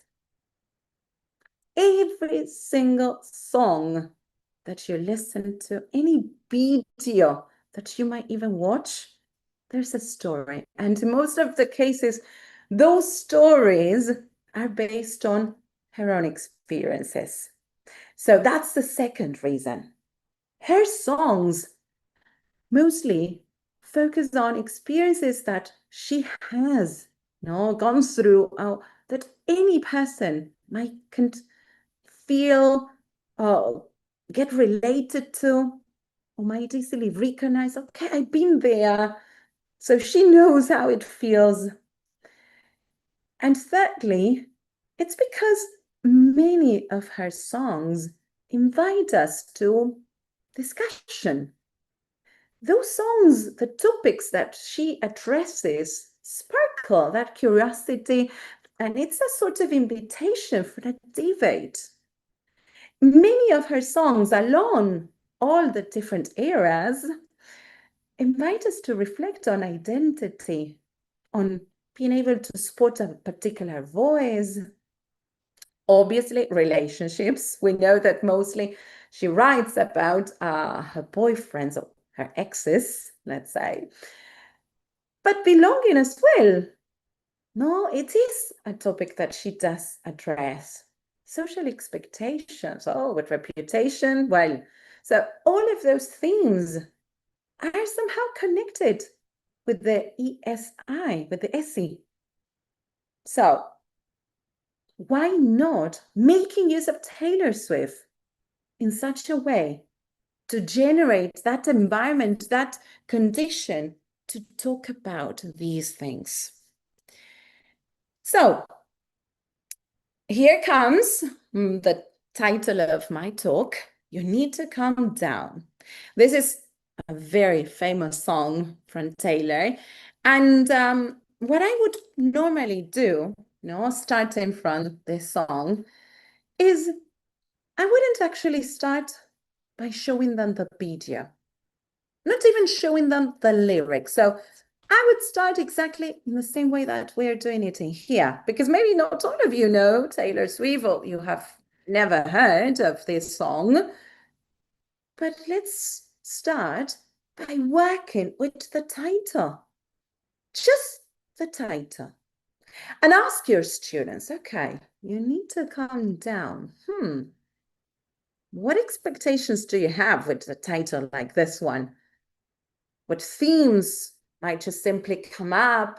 And of course, students will start making predictions. Some of them might already know what it is about. And then you start watching part of the video. And when you finish, you might ask them, okay, why? Why this song? And not because the song itself is going to give us an answer. That is also something important that we need to clarify. We're not looking for that perfect answer. It's not that Taylor Swift is in here to give us the perfect answer that students need to learn to memorize. No, no, no. It's because through the song, the video, the lyrics, you can generate even more questions, and questions that will lead to even more inclusion, to respect, to diversity, to social attitudes. And all of those questions will be, and also address digital citizenship. You see that from this song, it can derive to a variety of topics, of things that you can address. Empathy. So what we want to transmit when working with the song is that words matter, no? And the way in which we communicate may also have consequences. So we better do it wisely, respectfully. So this is exactly the type of conversations that with ESI, no, we need to encourage to have. Why escaping? At some point, we have to address these topics, no? We need them to start wondering. We need them to realize, okay?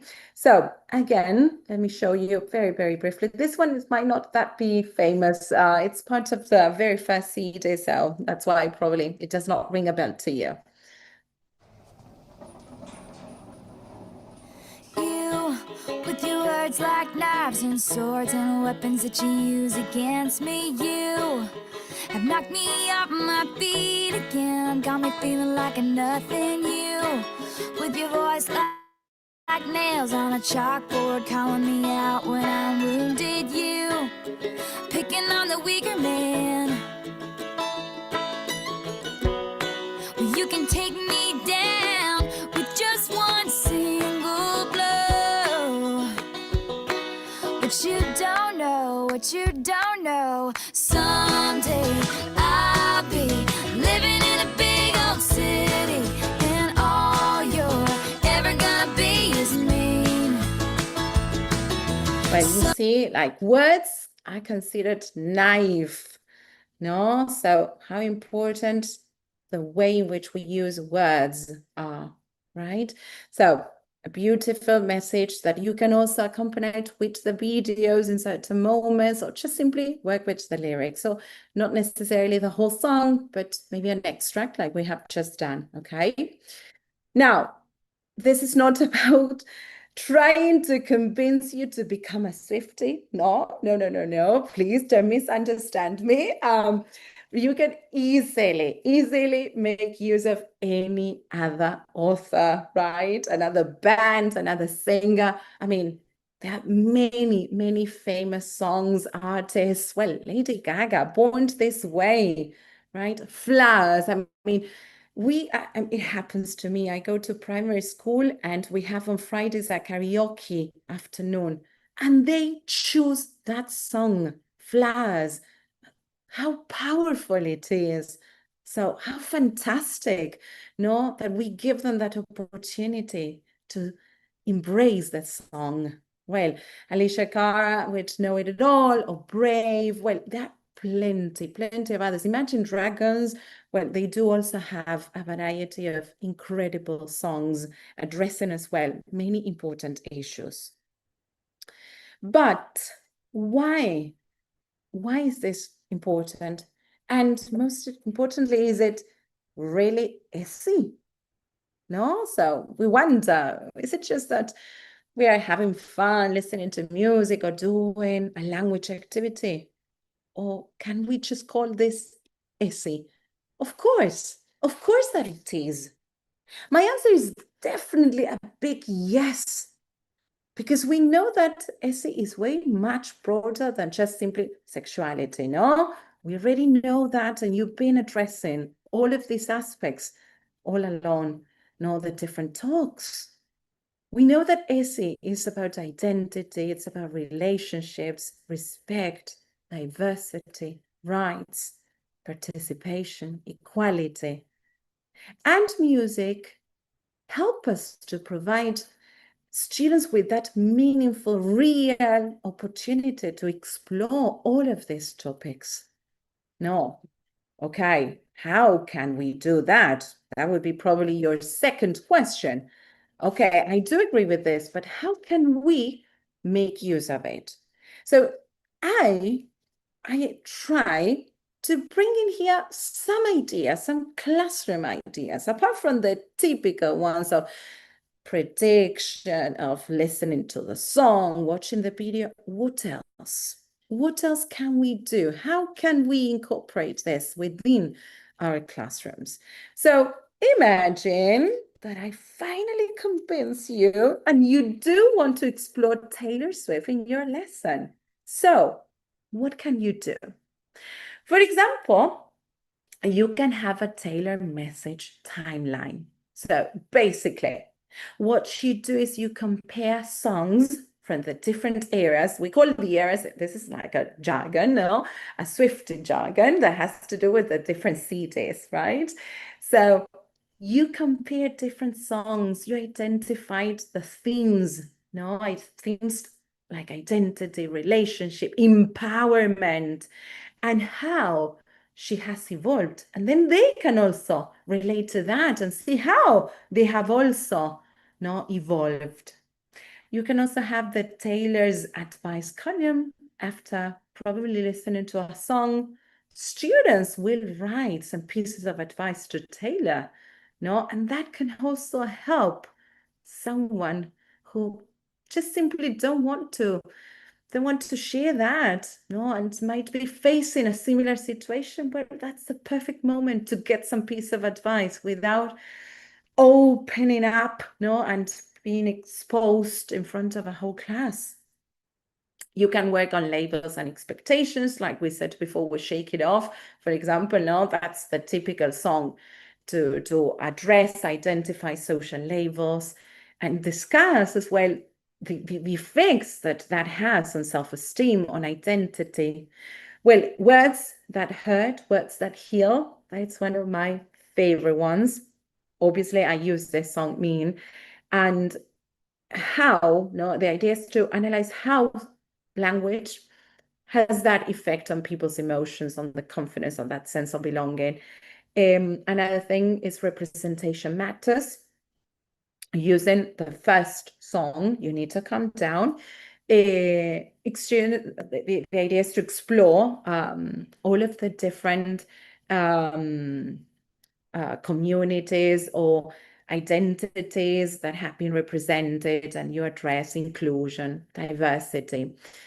You can also have Taylor through different lenses. This one is, for example, what happens if I am a teenager, or what if I'm a teacher, a parent, a journalist? How is it that we can interpret that song differently? And I would also use for this one, for example, I think in routine, the circle of perspectives. So give it a try as well. It's beautiful. It's also opening their minds. We need them to be exposed to different perspectives, to get into different lenses. The other one, whose story is being told, basically they listen to the song, they work on identifying the voices that are present and their perspectives that might be also absent. The social media reaction, they create comments no, so as to support or maybe challenge or even questions that are connected to the message of that song, and obviously analyzing the discourse. Taylor's values gallery walk. Well, again, working with different songs, videos that promote obviously a variety of different values. Well, you create a sort of gallery through the corridor or inside the classroom. And the idea is that they have to create that gallery and they have to account for the choice of those images of those songs. Okay, they can use QR codes, they can use maybe just simply the transcription, the lyric, or an image taken from the video. Okay, and then from song to conversation, well, this is the most basic thing. Okay, let's generate questions. Let's start with questions and then generate an essential question. Work with identifying questions that are relevant, questions that might not have an answer, those who might have an answer. Okay, let's try to share different perspectives. So how important it is to work with questions, right? Essential questions. Now, you don't necessarily need to create a Taylor Swift project. Yeah, so remember, you can use music like the perfect excuse to talk, address these issues. So you can start small. You can just listen to a song and work on an exit ticket. Or ask them to keep a journal, a notebook where they write down their reflections instead of just asking them to share openly, which is something that I wouldn't suggest because you're exposing them too much. At least give them the possibility of peer share. Well, ask them to keep a journal or make use of Padlet. That's beautiful because they leave their comments, no? And sometimes there's no need for them to write their names. They can create posters with any app like Canva, for example. You can give them quotes or just wait for them at the beginning of the day with a prompt, with a quote, a striking fact. So that can generate a discussion. But the goal, again, is not to turn every single song that you use in your class into an ESI lesson. No, no, no. It's just to be aware that you can address all of these aspects through music, through, for example, songs, right? The goal here is to help students become sort of readers of culture, okay? Critical thinkers, because there is a message hidden. They constantly receive information and they got to have those necessary skills to be attentive as to read what message wants to be transmitted. So, as I was telling you before, the goal in here is not to become a Swiftie, not to get obsessed with the use of songs, okay? It's not to celebrate a particular celebrity, but it's to help our students become critical thinkers, to recognize bias, to respect diversity, to be able to participate in a respectful conversation, respecting different perspectives, to become actually active citizens, no? So it's like we don't longer need to teach content, but skills, no? We need to give them resources to be able to confront the real world somehow, no? And I keep on going on this, no? I need to go back to why we need to address these. Why is it that it matters? Maybe in a language class. Why? Because students encounter themselves with thousands of messages every single day, and those messages somehow are shaping their beliefs, their attitudes. Then we complain, about our students' behavior.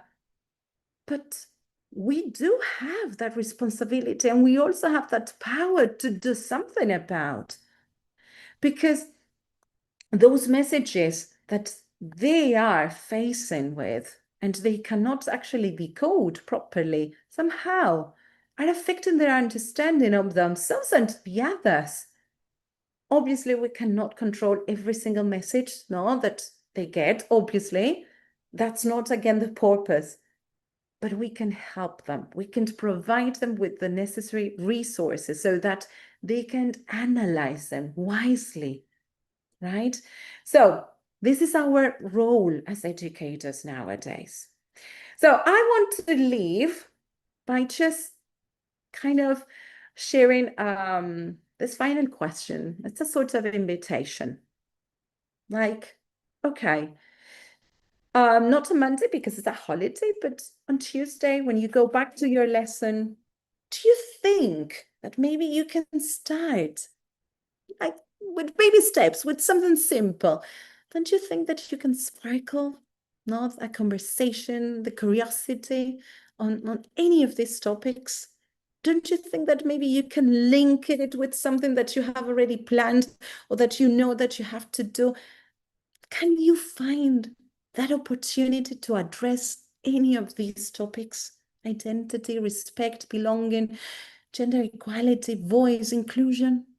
Start small. Don't pretend to go from one day to the other, no, and to change your whole planning. Okay, from now on, it's all about thinking routines. From now on, it's all about having an ESI debate. No, obviously, no. It's about choosing wisely what topics your students need. It's about reading, understanding the context, understanding their needs, so that you can know exactly how to address all of this, right? Properly, with routines, progressively, not in a rush, because you won't get the most successful results, let me tell you. So this conversation should keep on going, no? So that's why I invite you to keep in touch. Remember, it's not about Taylor Swift. It wasn't about Taylor Swift. Taylor was the perfect excuse in my case as a Swiftie, no, but think about what you can do inside your classroom. Take a moment, and next time, maybe that you do have a song prepared, well, think about how you can use it, and not necessarily a Taylor Swift song, okay? Because every song tells a story. So critically, we need to be able to help them to detect the hidden message. Critical literacy helps the students to detect that story that's being told somehow in that song, in that lyric, and to give some space as well to those voices that are not being heard. And we can definitely learn from both, from those voices that are constantly present, and as well as from those who are not that much present in music. So thank you so much once again for your time, for this kind of invitation. Maybe it was a little bit different, this presentation, but I think that somehow, there are many questions, thoughts that we can just simply sparkle from here, so that later on, when you go to your own classroom with your own students and your context and your real situation, well, you can be flexible and adapt this into your own classroom and your students. So once again, thank you so much for creating this environment in which we can generate this type of conversations and to keep on learning from one another, basically, because it's all about that, It's about creating a community of educators who want to make a difference in our students. It's all about that. So thank you, like Taylor Swift, like we do like this. Thank you so much. My pleasure. Are there any questions, any comments for this amazing presentation by Marcela, as usual? Would you like to share your experiences working with songs?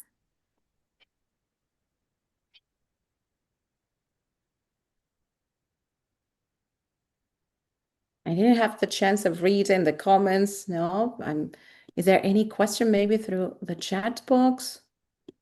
Not questions, No, but yeah. comments. This giving ideas and loving to use music and include Oh. music in classes. Very nice thoughts. Any Oh, other thank you. artist? Nice. It's nice to read Sebastian's message that you are saying goodbye and he's saying, any other artist? Oh my gosh, we could just be here the whole day listening to music, relaxing and thinking, reflecting. No, how amazing it is, the power of art that may have that impact now in our students. I want to say that last year, a group of students told me about the song Kendrick Lamar, a rapper from US, I think, made about sang about Drake, another rapper. It was like Yeah, at the Super Bowl. at the Super Yes, yes. Bowl. And well, interesting, Mhm. topic Yeah, to of talk about. course, Yeah. of course.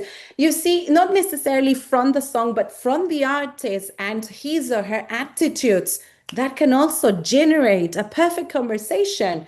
No, how is it possible? Do you think that it's right or wrong? The way, no, he is making reference to another person. Well, what do we know? Can you stand, no, a position towards these two artists? It's quite interesting, of course. So music, literacy, no, it's about identifying the message in all types of texts and contexts and situations. So definitely, yeah. I find it Where's the fascinating that love? people are linking AI and art and all the things we've been talking about, thinking routines. So it's like you've all been very paying lots of And attention. And look at that. We already have a list of songs. Selena Gomez, who says, beautiful. Yeah, from my old times. Christina Aguilera. Where's the love? Black Eyed Peas. Yes. Messi with Lola Young. Yes. We can also generate exactly. Well, it's not my cup of tea, but it is true that with AI, you can ask them to be the ones creating songs. And there is also an app that I cannot recall the name, no, but you can even generate like the whole music. So it's fantastic. I mean, the things that you can do, this is just the getaway for many, many things that you can generate with them. And I'm sure that they will surprise you because that's the most interesting thing of all. It's like you let them think of and they will amaze you with different activities and ideas. So it's incredible. Yes, you've got to give them voice and choice as well.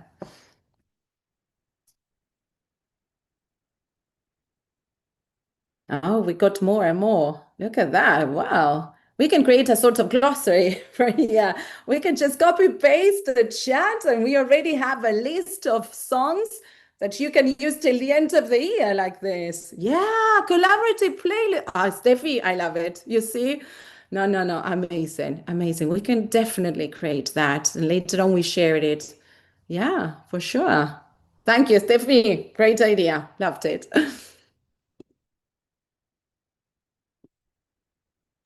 Okay, so during the break, I'm going to create this playlist so that we can all add songs with comments. And in the meantime, let's take a mini break. And I take advantage to thank you again, Marcela, for your wonderful presentation. Be back in 5 with Estefania Ferrero. Please don't miss it. Go get your mate, have a break, take some water, and see you in a while. Thank you, everybody. And don't miss, please, Steffi's presentation, that she's amazing. Bye-bye, everybody.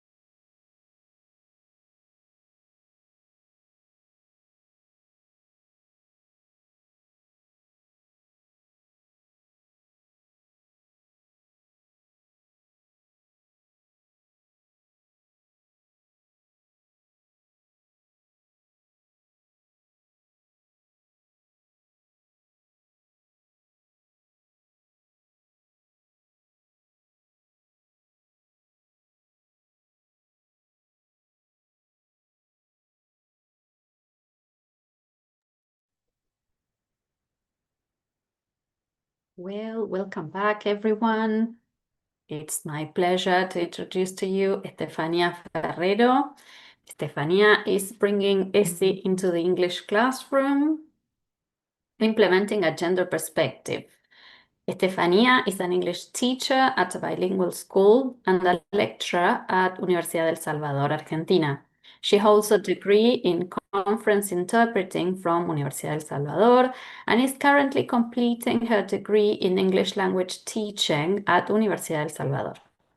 She has a diploma in comprehensive sexuality education and a specialization in child molestation, grooming, sexual in virtual contexts, disabilities, trans childhoods and adolescences, and masculinities from Universidad Nacional de San Martín.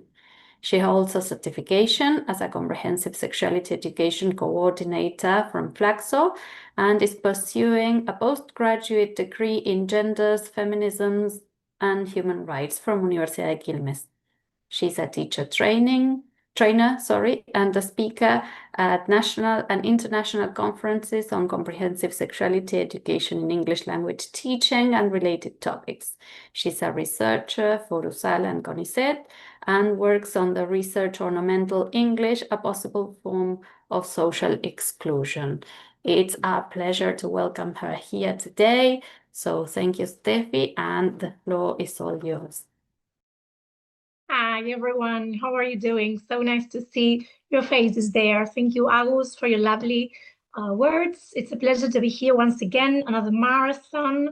Thank you very much for having me and for, as Martha said, organizing such important places and events like this. And thank you, right? We are here. We've made it to the very last presentation before the closure. So thank you very much. We know it's a Saturday and we are all teachers and we're tired, but here we are sharing, learning, and building ESI right together. So thank you very much for being here. And this is bringing ESI into the English classroom, implementing a gender perspective.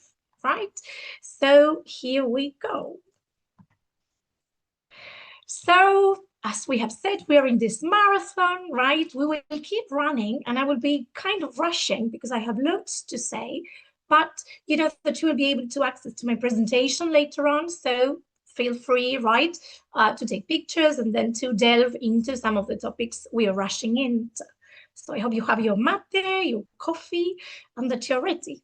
Feel free to write in the comments as well and let me know. You can just open your mic and add interesting stuff. So here we go. A little bit of the race route we will be following in this marathon. First of all, a little bit of the pedagogical framework. Then why, right? Why gender equity? Why a gender perspective in ELT? Then the how, right? Not only the theory, but we will see concrete and practical tools and strategies so that you can take school and you can apply next Monday, if you wish, right?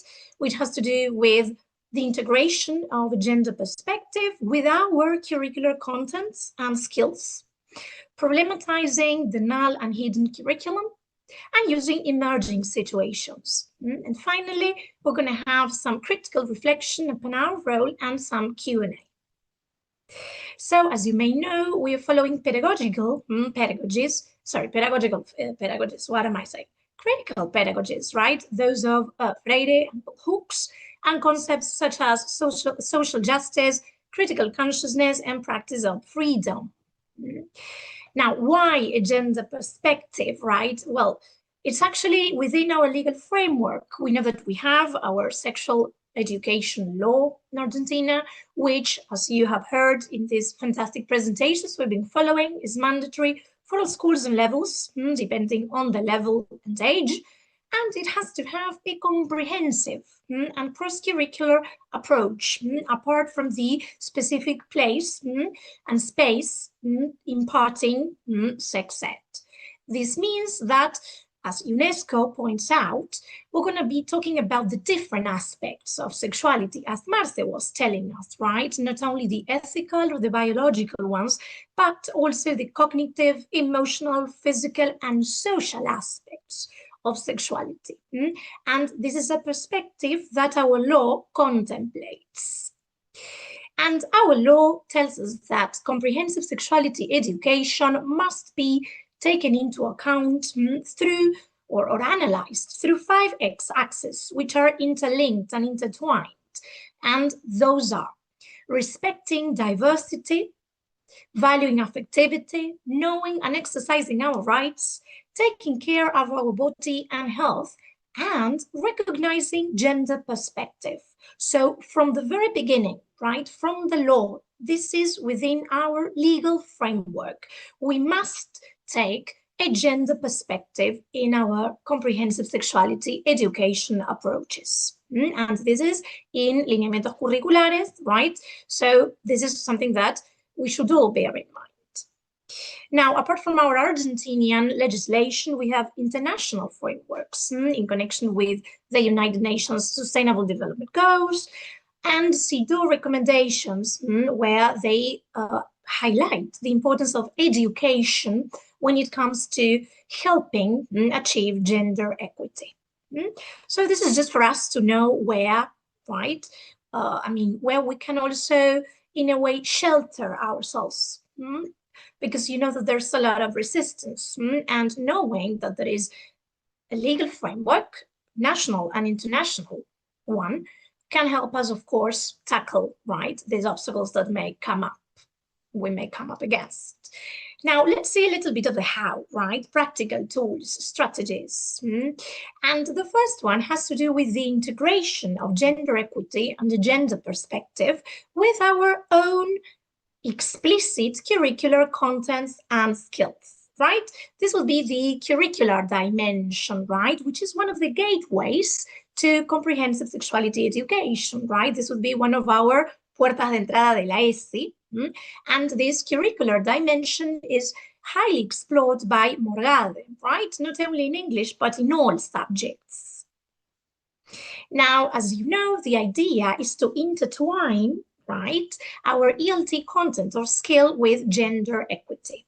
That is to say, we're not going to be adding, right, skills or contents apart from the ones that we have to teach, but we're going to teach them together simultaneously, right? We're going to see how whatever I have to teach in a way connects to ESI. In this particular case, gender equity, and of course, in connection with the other axes. So here comes an example for high school, right? And we're going to see how we may use talking about past actions as a gateway to introduce at the same time gender equity. As you can see, we're not going to be departing from what we need to teach. We're going to be doing it together, right? So a very fun and easy way to do it is to bring women who have made history, right? It could be in science, but we could also ask AI, right, to come up with different women in different areas. This text has been made by AI, and remember that we can also adapt it. We can ask AI to create it for a C1 level, for a B2 level, and so on and so forth. In this case, we are practicing reading comprehension, but this could have been a fill in the gaps with past forms, right? It could have been speaking, right? The sky's the limit. Now, it is important to create debate, but also to recover some comprehensive sexuality education contents, right? So to raise awareness that women were not expected to study at the time, right? To think about, okay, what was the societal expectations, right? Also to intersect it with other categories. What about, for example, what would have happened if she had been poor, right? Because, okay, she was a woman, but at the same time, she was from a middle-high class. What about if she had had a disability, or if she hadn't had white skin, right? We can do this with plenty of characters.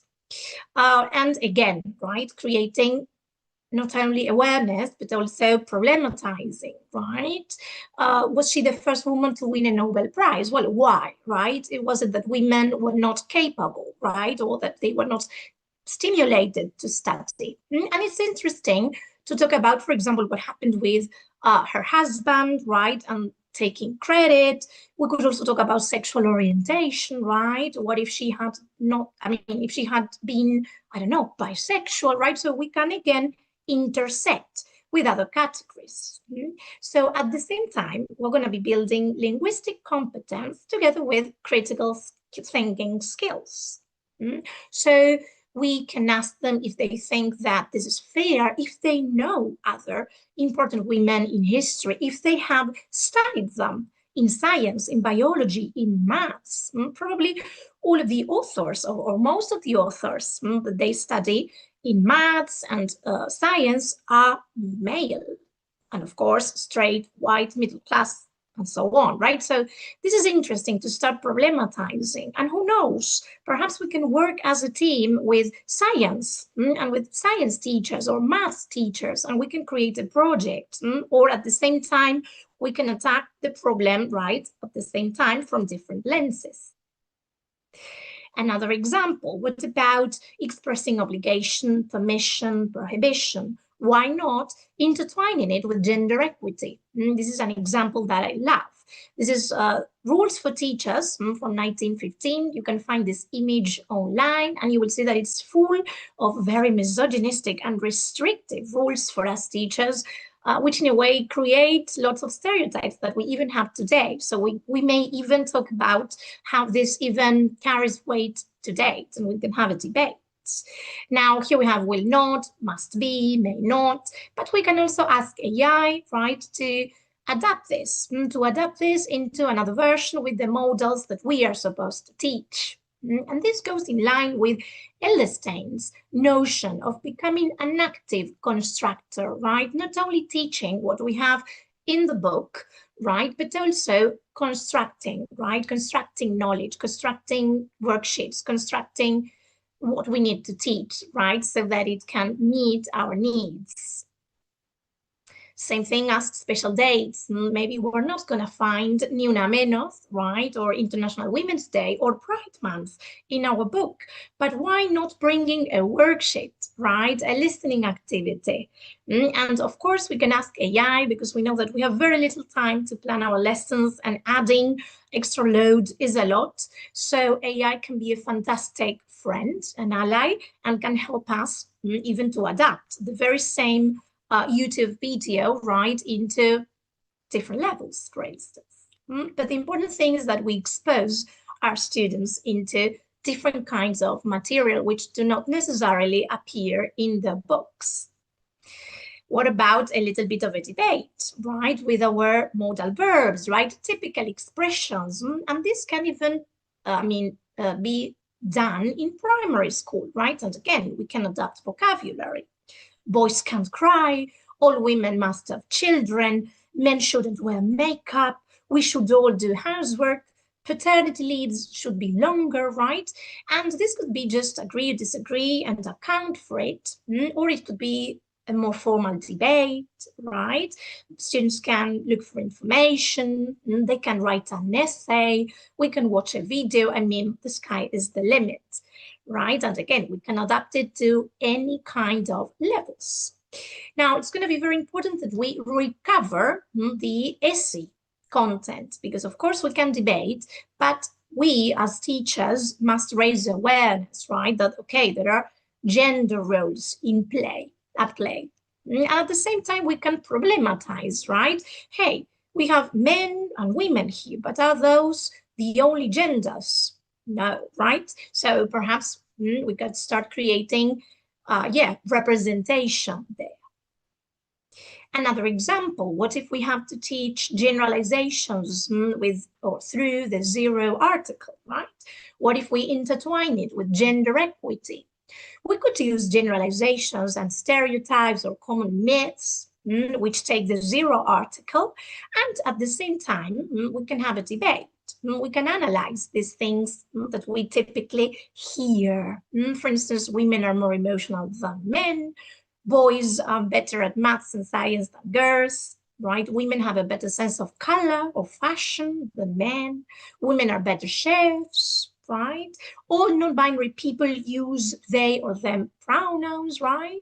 So the important thing here, right, is, okay, to allow debate and to foster conversation, and of course, always in a respectful manner, but at the same time, to problematize and to recover the comprehensive sex ed content, right, to help students understand that these are not natural, right, traits that genders have, but on the other hand, these are things that have been and are constructed and built in different social and cultural moments or epochs or places, right? So the idea is to help them understand that even though these may come as natural, right, or part of the essence of genders, they are in fact social-cultural, right?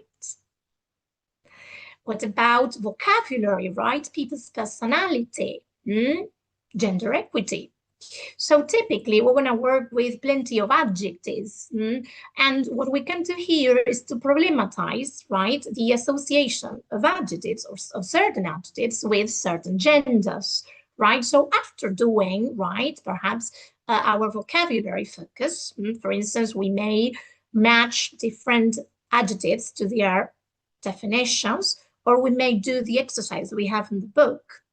I mean, we don't even need to create a worksheet, right? Questions can be brought by the teacher orally, right? So after that, we can problematize, right? We can ask them, okay, which of these words are typically associated with men, right? Which ones with women, right? And at the same time, right, highlighting that some people are not either men or women, right? There are other genders, non-binary, trans, and so on and so forth, right?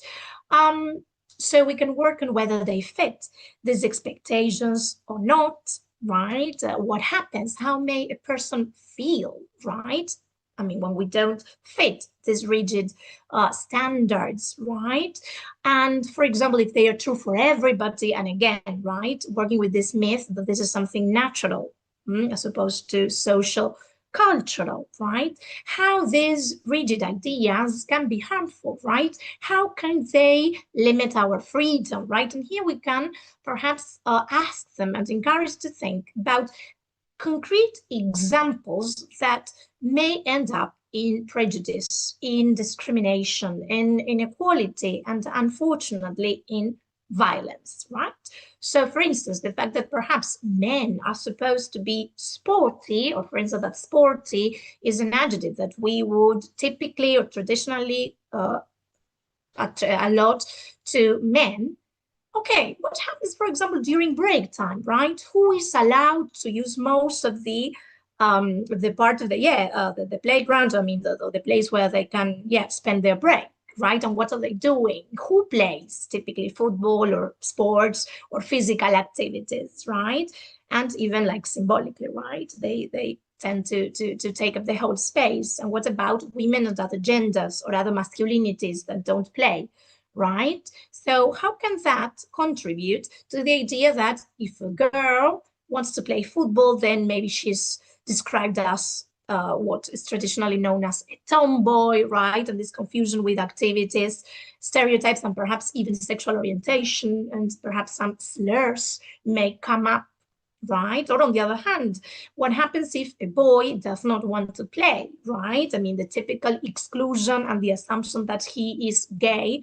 And what would the problem be, right, if he was gay? But we know that there is homophobia, which is associated with traditional and hegemonic masculinities, right? So this can show us, right, a very concrete example of discrimination and inequality, right? And how can this be perhaps seen from a more, from a bigger perspective, right? What happens, right, outside school? What are some situations that take place that have to do with other cases of violence? For instance, the fact that women are supposed to be more loving than men, so they are more caring, so they are supposed to take care of children. Well, this translates into paternity leaves being shorter for men, and this affects us all, right? All genders. So here we can see how prejudice and stereotypes, which derive from social cultural patterns and ideas, translate into cases of inequality, discrimination, and violence. So the idea is to help unmask these seemingly innocent or harmless ideas and to show students and to help them reflect upon how this has concrete implications and how this tends to lead to violence, gender-based violence. Right? So this can all come out of a very simple vocabulary box, right? But here is when we as teachers position ourselves, right? And try to see the ESI behind, right, my content. That is one tip we can use, right? We can center or we can put our topic or our skill the center, and we can say, okay, which comprehensive sex ed content or skill does this hide? Right? And perhaps we cannot find it that easily, but we may even problematize what happens in the classroom, because what happens if it is only men, right, who are able to talk, who are the ones who monopolize, right, the dialogue of the conversation, and women feel they can't talk or they are interrupted? Well, that's a fantastic opportunity to intervene, right, and to also use it as a learning experience. But I'm sort of spoiling everything because that comes a little bit later. And that has to do perhaps with the null and hidden curricula. But it is a good way for us to start thinking with our ESI classes, as I like to call them. Of course, everything can lead to debate. Debate is a very noble activity for us to carry out, right? And in the face of so much backlash, it is fundamental that we also address the collateral damage, still damage, that is done or that men have to endure, and to build different kinds of values together with men, to build different kinds of masculinities, right? So it's interesting that we problematize it from masculinities viewpoints as well, right? Highlighting always that men and boys are not the enemy, right? We need them, right? We are all part, or we should all be part of the same team, right? And this system also oppresses them, of course, in a different proportion, but they're still affected. And it's interesting that they also see how they have privileges that also come at a cost, right? So we can work with mental health. As we know, suicide rates are higher in men than women, right? And there has been some research connecting these to the fact that from a social cultural viewpoint, men and boys are not expected to ask for help, to cry, to express vulnerability or emotions other than rage, right? So this can help us break, right, these chains that enslave, well, I don't like that word, that trap, right, men and young boys. And of course, also working with non-hegemonic masculinities, right, feminized identities, right, and different identities. Here it says diversities, but we are all diverse. So perhaps we can think of dissidents. No, identidades disidentes, perhaps it's better. So as I was telling you, right, fostering these conversations on masculinities. This is a theory from Connell, right? And again, highlighting that this is something cultural, not natural, right?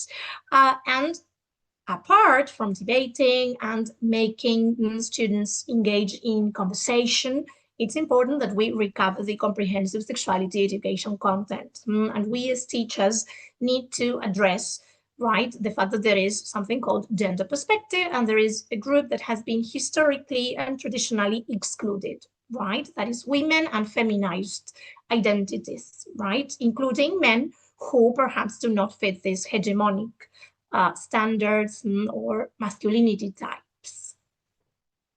Now, hypothetical situations, conditionals, right, which we English teachers love. What about teaching them together with gender equity? Again, integrating our content or our skill. So here we can work with healthy relationships. This has been done at B2 level, but again, this can be adapted, right? We can start by a little bit of speaking, right? Healthy relationships versus unhealthy ones. And we can start showing them different scenarios, right? Which show signs of unhealthy behavior. So students have to work and decide why they are not healthy.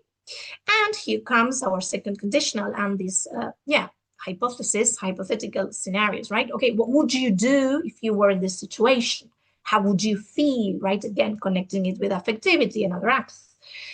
Would you ask for help, right? So it's interesting for them to use our second conditional in a meaningful, right, context. These scenarios have been created by AI. So again, let's trust AI a little bit, because then we will have to mediate critically. But let's ask it for help, right? So that we can focus on, okay, working with ESI, right? So, for example, typical cases that we're seeing so much, we're seeing so many cases of gender-based violence in the youth, right? So, for instance, your partner won't let you go out with your friends, right? Isolation. Your partner constantly checks your phone or your social media, right? Your partner does not let you go out wearing a short skirt, right? Your partner is constantly rude to you and makes you feel worthless. So we can work on these different scenarios. It's very important that we don't make it personal. So I would say that even assigning names would be even better. You know, that narratives work very well, and they can help students, right, in a way disconnect, right? And they may even open up more, and they may be more willing and more receptive, right, to engage, because that way they can distance themselves. So even creating a character, I don't know, Luke does not let, I don't know, Lisa do blah, blah, blah, right? I'm having a look at the chat. Okay, thank you, Nadia, for your comments. I think that, yeah, scenarios are fantastic, because it's like it's a hypothesis, right? You are imagining. So, you know, it's like, you know, in literature, right? It's not you, but perhaps it's a character, right? So it's interesting. And I feel that definitely many genuine and emotional things may come up. So thank you. So some food for thought afterwards, right? It is fundamental that afterwards, after my conditional, or during, of course, right? But this is fundamental. There needs to be the recovery of the comprehensive sexuality education content, right? And here, I mean, this is not for debate, because, I mean, this is just like, I don't know, when we teach that, I don't know, 2 + 2 = 4. I mean, this is from social science, right? And this is a content from ESI, right? So why is possessiveness and extreme jealousy unhealthy, right? Here's the question, right? Are there any forms of violence in the scenarios, right? Perhaps it can be misleading. Perhaps it would be even more interesting to say directly which kinds of violence are hidden in those scenarios, not to give the option to say like, no, that's not violence, or to minimize it, right? So that's interesting as well. And it's nice, well, not nice, well, it may be interesting to highlight that violence is not only physical violence, right? We have many, many types, right? Verbal violence, psychological violence, sexual violence, economic violence, and so many others. Because typically, the one that tends to be the one that is easy to spot, or the one that perhaps there's not much of a debate, is the physical one, which is, of course, unacceptable as well. But we need to start unmasking different kinds of violence that perhaps are more difficult to detect to the naked eye, and to start building skills so the students know that they are not acceptable and that they are forms of violence themselves. And they work in a very perverse way, in a spiral way, and they are the basis for other forms of gender-based violence, right? So it's important for students to start gaining, right, this knowledge, this skill, right? Why could it be difficult to realize that we are in one, right? What would you do if? So as you see, we are not departing from talking about our second conditional, right? And at the same time, we need to say that, okay, there is a group that has been historically, culturally, and traditionally more vulnerable, right? And this is in the context of boy, girl, or man, woman relationship in a heterosexual environment. However, of course, violence can occur across all types of configurations and types of couples or interactions, but we need to understand that these is actually placed within a bigger system of oppression, right? So as there is inequality, right, in the big picture, that is also replicated, right, in heterosexual interactions, right? And how this has to do at the same time with prejudice, with myths, and with damaging notions and stereotypes about women and men, right? The way men are supposed to treat women as objects, as a piece of meat, as property, right? The fact that men have to be violent, right? So again, we should, do our best to show students that there are many social cultural things that lay, below, right, what we see afterwards, right? How do people feel in an unhealthy relationship versus in an unhealthy one, right? What could you do, right? How could you ask for help? What's the difference between the private and the public, right? When does something that is supposedly private, and not my commas, sorry, my inverted commas, and when it becomes something that is public, because of course there is violence and the vulneration of a right. What happens if I know that my friend is going through something like this? I'm highlighting the role of adults, the mental. And I cannot highlight this enough. We must say, and we must emphasize that coercive forms of manifesting affection, or what seems affection, are not love but violence. Remember, this is not affection, this is not love, this is a form of violence, and it is wrong. Right? So this is something that we need to work with students from an early age. And now comes our second gateway, right? Our second puerta de entrada para la ESI. That has to do with the problematization of material and practices, which in a way we've been sort of spoiling, right? We have been working with our explicit curriculum, and now comes the time to work with the null and hidden ones, right? Because as you know, our books, our materials, our practices, believe it or not, are excluding, are silencing, and they are stereotyping, right, certain groups, and they operate through seemingly neutral materials and practices. As we know, education is political, as Freire said, and nothing we do is anything but political. There's nothing neutral, right? So here comes our role as teachers, right? For example, when it comes to textbooks or worksheets or the exercise online that we are doing, right? But especially the book, which symbolically speaking has tremendous impact, because not only is it a key mechanism of socialization and a vehicle for technical knowledge, but it's also a generator of values, norms, and ideas. So again, the focus on the socio-cultural aspect of it, right? Values, norms, ideas, and these do not escape gender inequality, right? So we need to ask ourselves and to ask students, right? Because I think that here the question is key. Which realities are shown, right? Which ones are hidden or invisibilized? Which ones are shown, okay, but with stereotypes? Same things that happen sometimes with TV series and so on. So perhaps we have a terrible book. That's okay, we can use it to our favor, let's say. The thing is that we need to problematize it, right, through critical lens, right? So we may have pictures, we may have examples, we may have units, we may have texts that are horrible, and you may look at them and say, oh my God, but perhaps your school or it does not let you depart from it. Okay, so that's all right. Here comes your value as a teacher. Just throwing what question can be enough, right? To, in a way, build the students and in a way help them develop critical skills, right? So why are there women doing this? Does this happen at home? Is this a coincidence? What happens with blah, right? So a question, right?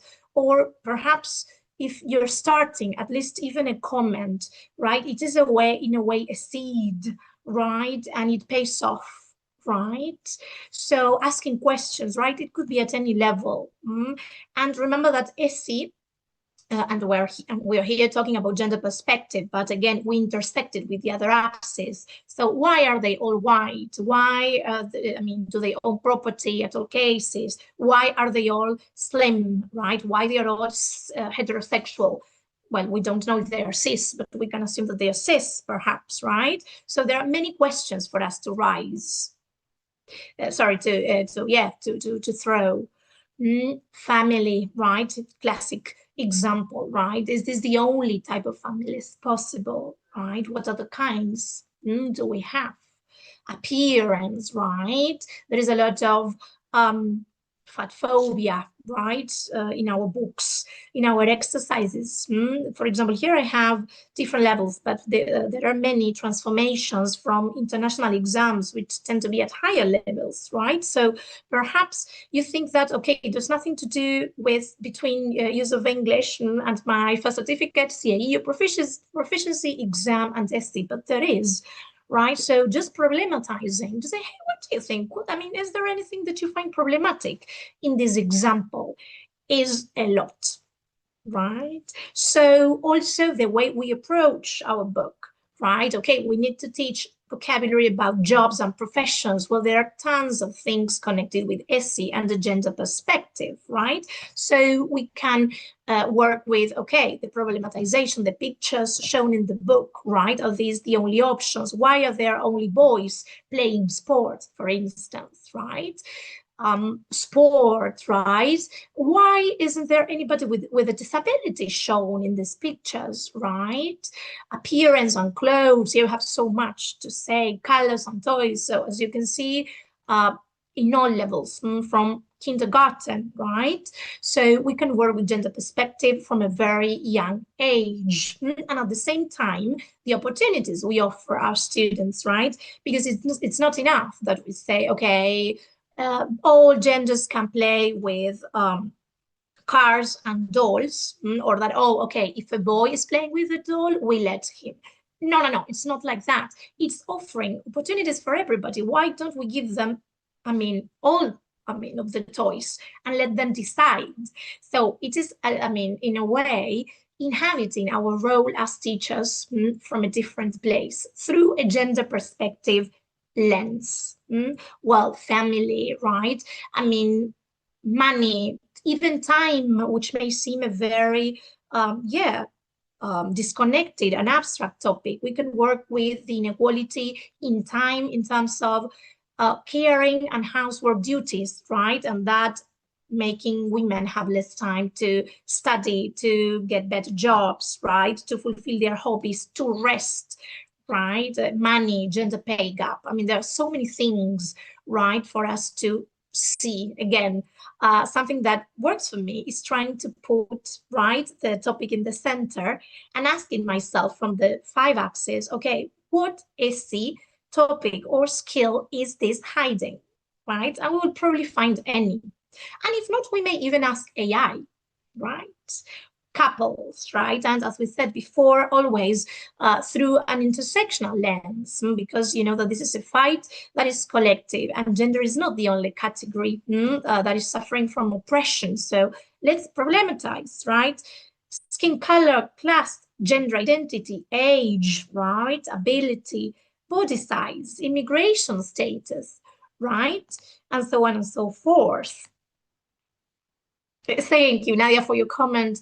I definitely agree, right? Because at the same time, we are tackling, right, with many, many categories, right? And we are seeing how oppressions build up and they create single experiences of oppression with even more oppression. So the fact that we teachers highlight this and put this into the table can be a very, very fruitful, right, foundation for students, right, and for everything that they will encounter afterwards, right? So remember, it's not the book, but the teacher, right? Maybe your book is horrible and you totally hate it.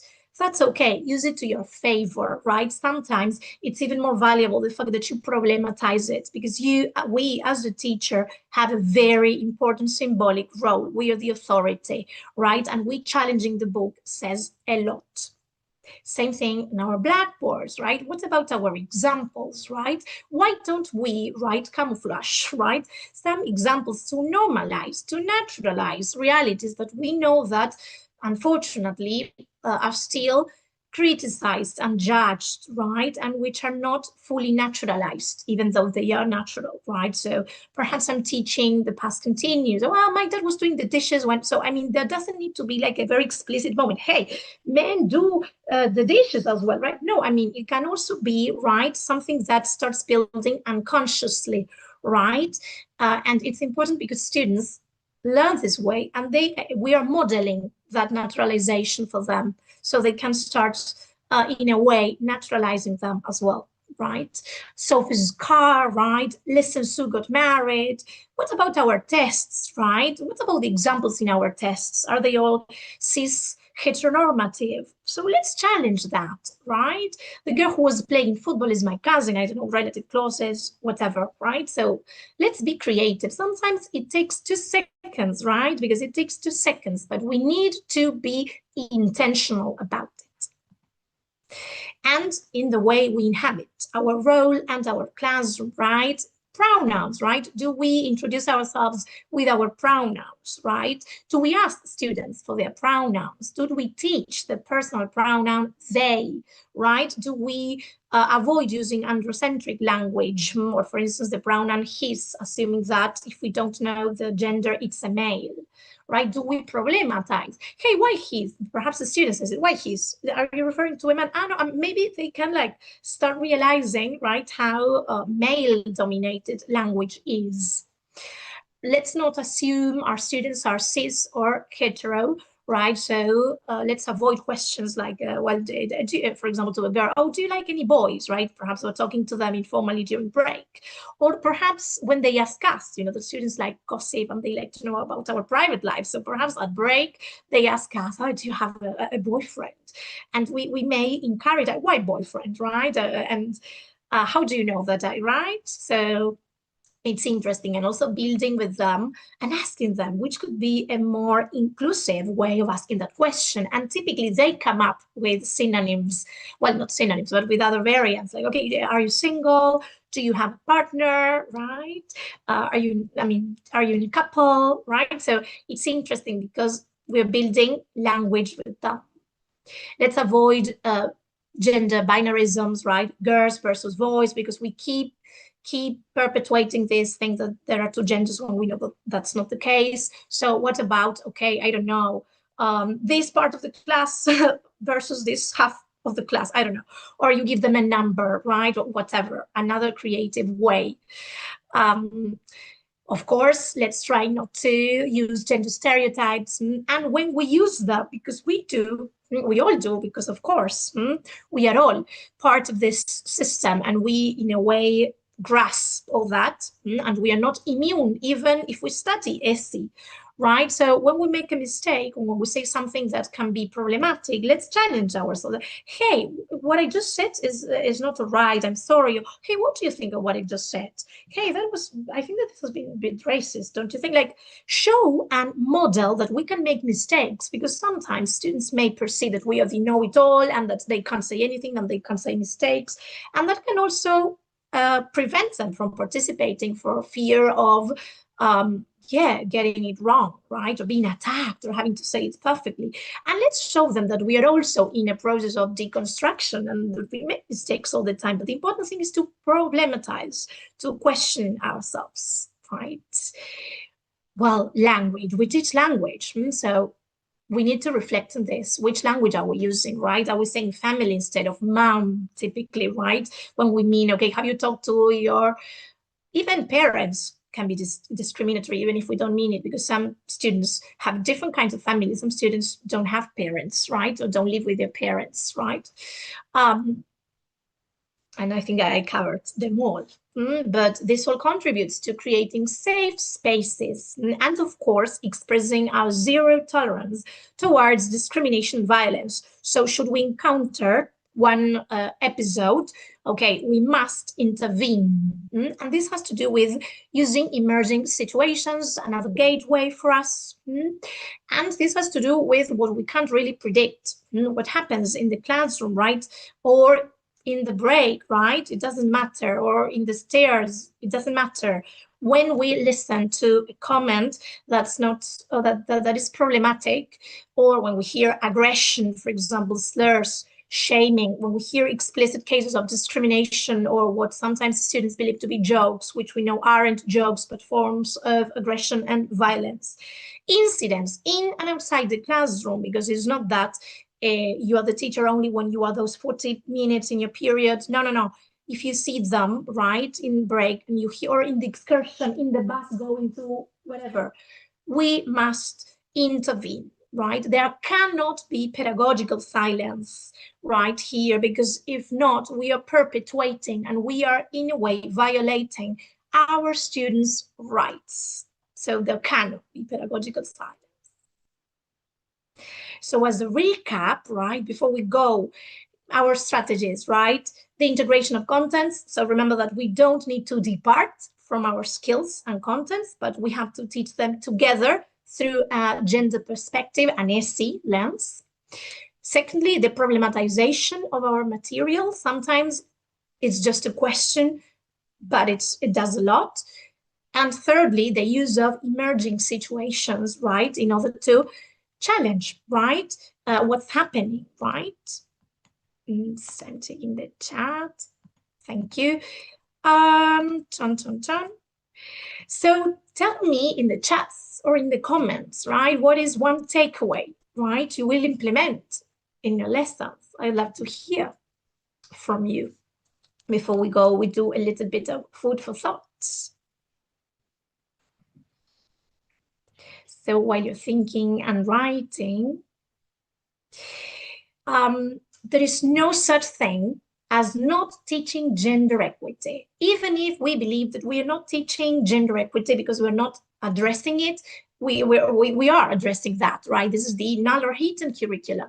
Not teaching also educates. It sends a message, right? That this is not something to be taught about, this is a taboo, or this is simply the way it is. Remember that if we are not doing something to change it, then we are in the side of, of the oppressor, right? So we are showing that gender inequality is okay, right? And that there's nothing wrong with that, right?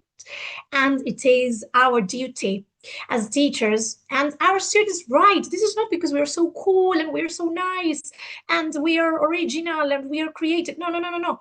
Or we are noble. No, this is their right. We are just guaranteeing their rights. Remember that this is in the law, right? And we, as the school and the adults in the school, are the ones that guarantee that the right to comprehensive sexuality education, taking into account the gender perspective lens, is part of the law. Otherwise, we are failing them. Remember that students are change agents towards a more inclusive, fair, free, and equitable world, right? And as you all know, we are teaching language, right? But what are we doing with that language, right? Is it just a simple past? Is it just a passive voice? Or are we really helping our students to see that language communicates something and that what we say matters, and the way we say it creates meaning and situations, that it's not the same naming something that not naming it, that we can use our language to defend our ideas and to stand up for those whose voices are not heard and to ask for help if a right is being violated, right? So let's think about the role of us as language teachers, right? So let's make ELT a site of critical reflection and transformation rather than mere language training. And as Freda said, education doesn't change the world, education changes people, and people change the world. And as we all know, this is a very important month for us where we commemorate very sad events, and in the face of new events that keep taking place, and more violence and more cases of gender-based violence and more cruelty and attacks and mockery. We are all here today, and we are all educating ourselves and building ESI, so that is hopeful. So in the face of new attacks and in the face of frustration because we may feel that our efforts are not working, well, let's resist. Let's resist and let's fight for our sisters out there for our students, right? For everybody who does not have a voice. Let's keep fighting. Let's fight for our freedoms. And let's keep believing that education can and is making a difference. And as Margaret Atwood says in The Handmaid's Tale, I'm not going to pronounce this because this is in Latin, but the English translation is, don't let the bastards grind you down. So I gift this quote to you because it has helped me in times where, you know, it gets the best out of you. So I hope that we can all keep it with us and we can all keep educating ourselves and others and keep making a difference. So thank you very much. And it's a very emotional moment for me to see you all here and to keep thinking that ESI is the way. So thank you very much. Here are the references. I think we have some minutes for Q&A and we've made it to the finish. So thank you. Thank you for being here. Thank you very much, Steffi. I don't know if anyone would like to share any ideas, any experiences. Everyone is thanking in the chat. Hey, hello. I want to say that I agree with you. Ni una menos. That's it. Thank you. Thank you, Nadia. Yes, it's quite emotional, right? Thank you very much. And the fact that we all have each other and that we are all here is a lot, right? Vivas nos queremos and know that we are many. And as my friend Aus and colleague, teacher says, somos muchas y hacemos ruido. So let's keep doing that, right? Thank you for your kind comments. Thank you for seeing in the chat. The jokes that are not jokes, definitely. Ask questions, definitely. And they may even be more receptive than just from a moralizing, that's wrong, right? Like, hey, why would you say that? Hey, why? I mean, what would the problem be if he was gay? I don't know, right? Like, perhaps they think about it, and they just realize how nonsense what they're saying is.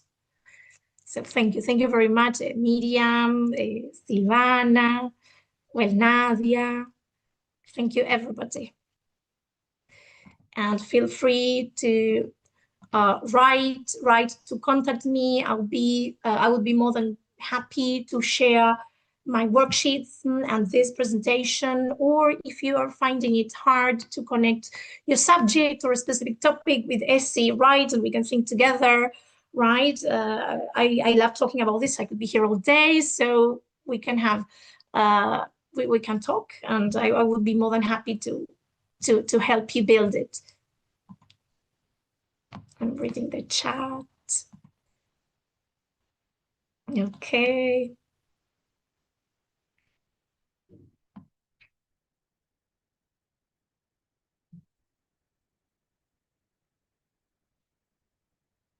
All right, so I would like to finish perhaps with this slide. So feel free to write something that you take away.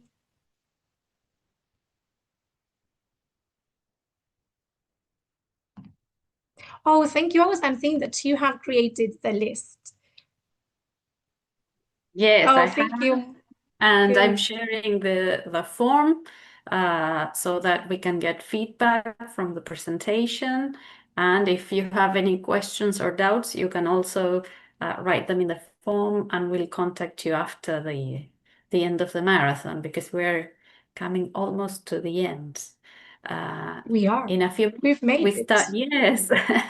In a few minutes, we have a little break, and then we'll get the last presentation by Juan Franco.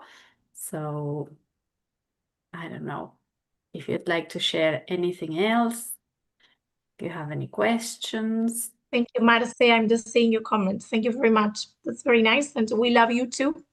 Your presentation was fantastic as well. Okay, so I thank you all, especially Tefi, for this wonderful presentation, and we can meet again in 5 minutes. All right. Thank you, and So thank you, Apib, right? Aus, Kari, and the whole team for making events like this possible and for having us, right? Thank you very much appreciated. Thank you. Thanks. Okay, let's take a break and meet again in 5 minutes. Thank you. Bye-bye.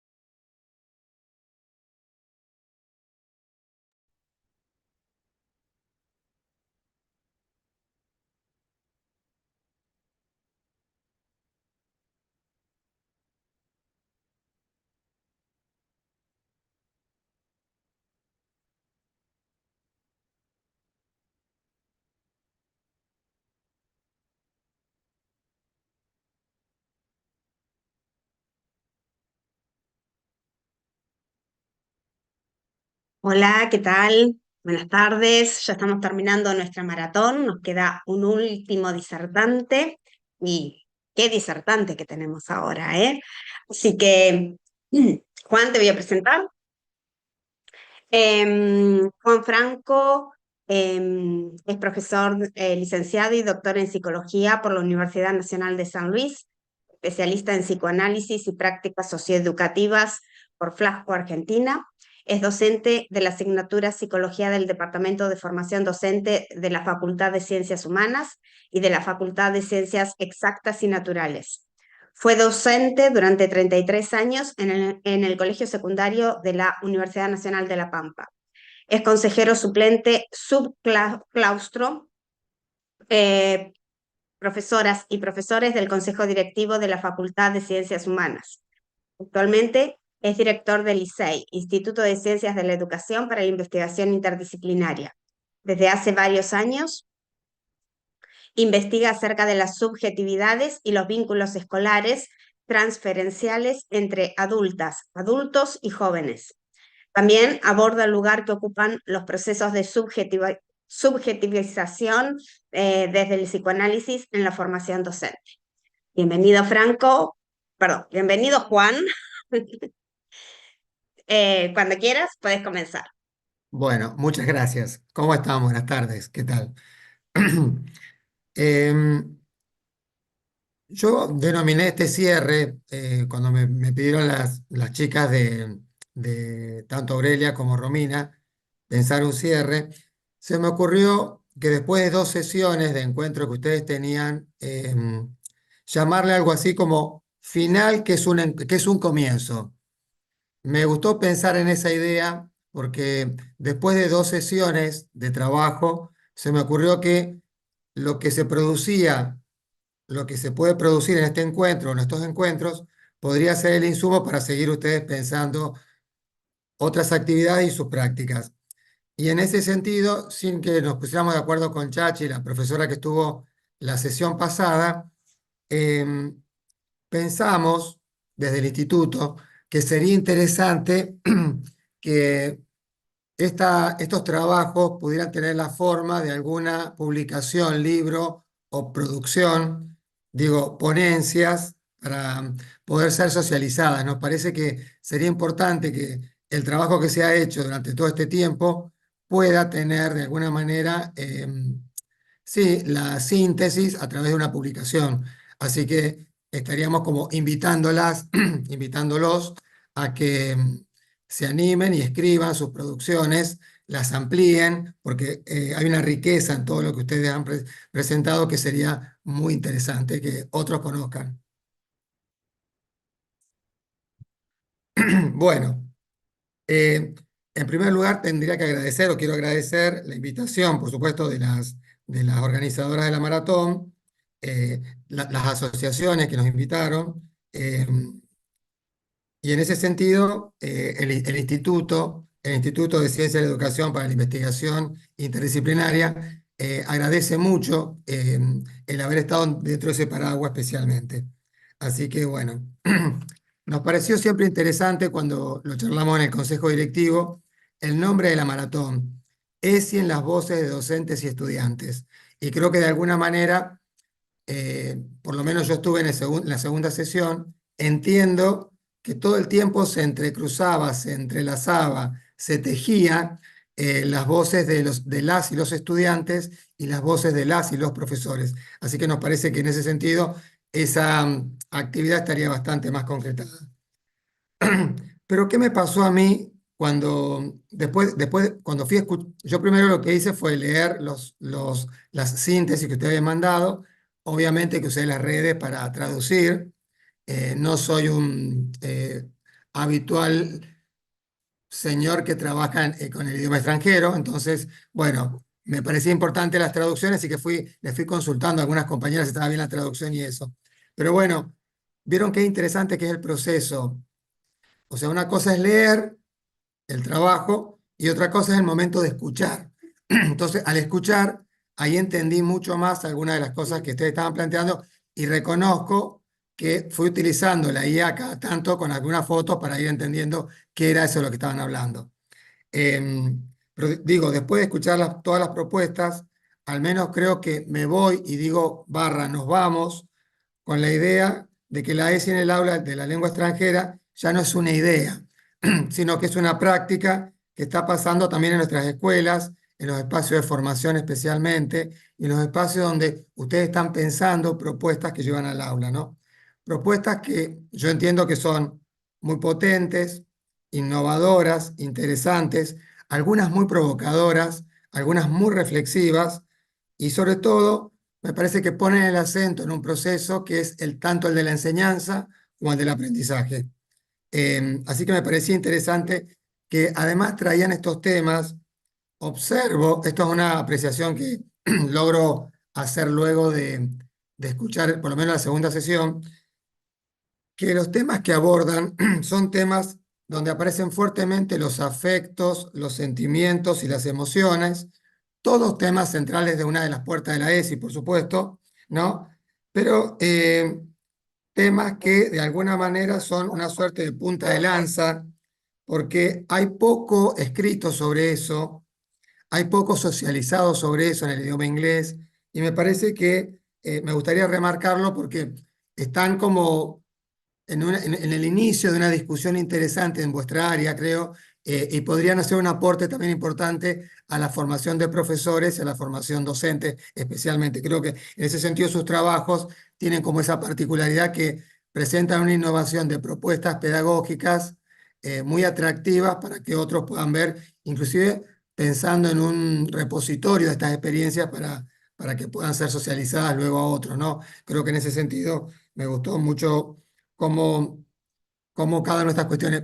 También quería aclarar una cuestión que me parece que es importante. Cuando yo hablo de afectos, emociones y pasiones, no hablo desde el punto de vista romántico, lo pienso desde el punto de vista de las emociones y sobre todo los matices que ustedes le fueron planteando. Porque digo, hablan de ciberacoso, hablan de ciberbullying, hablan de las canciones de amor. Entonces, me parece que hay como una melange bonita, una mezcla interesante que permite que de alguna manera se pueda pensar la ESI, la intervención de la ESI con las y los estudiantes, pero repensando también estas emociones que se planteaban.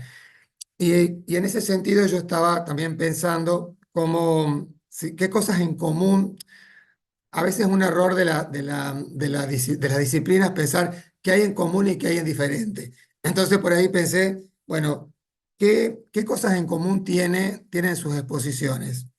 Encontré que, bueno, obviamente el uso del inglés como herramienta para hablar de temas que importan, por supuesto, más allá del nivel o del tema, entiendo que la excusa de la ESI permite trabajar un vocabulario, la gramática, habilidades comunicativas, pero también valores, el respeto, la equidad, el cuidado, el pensamiento crítico.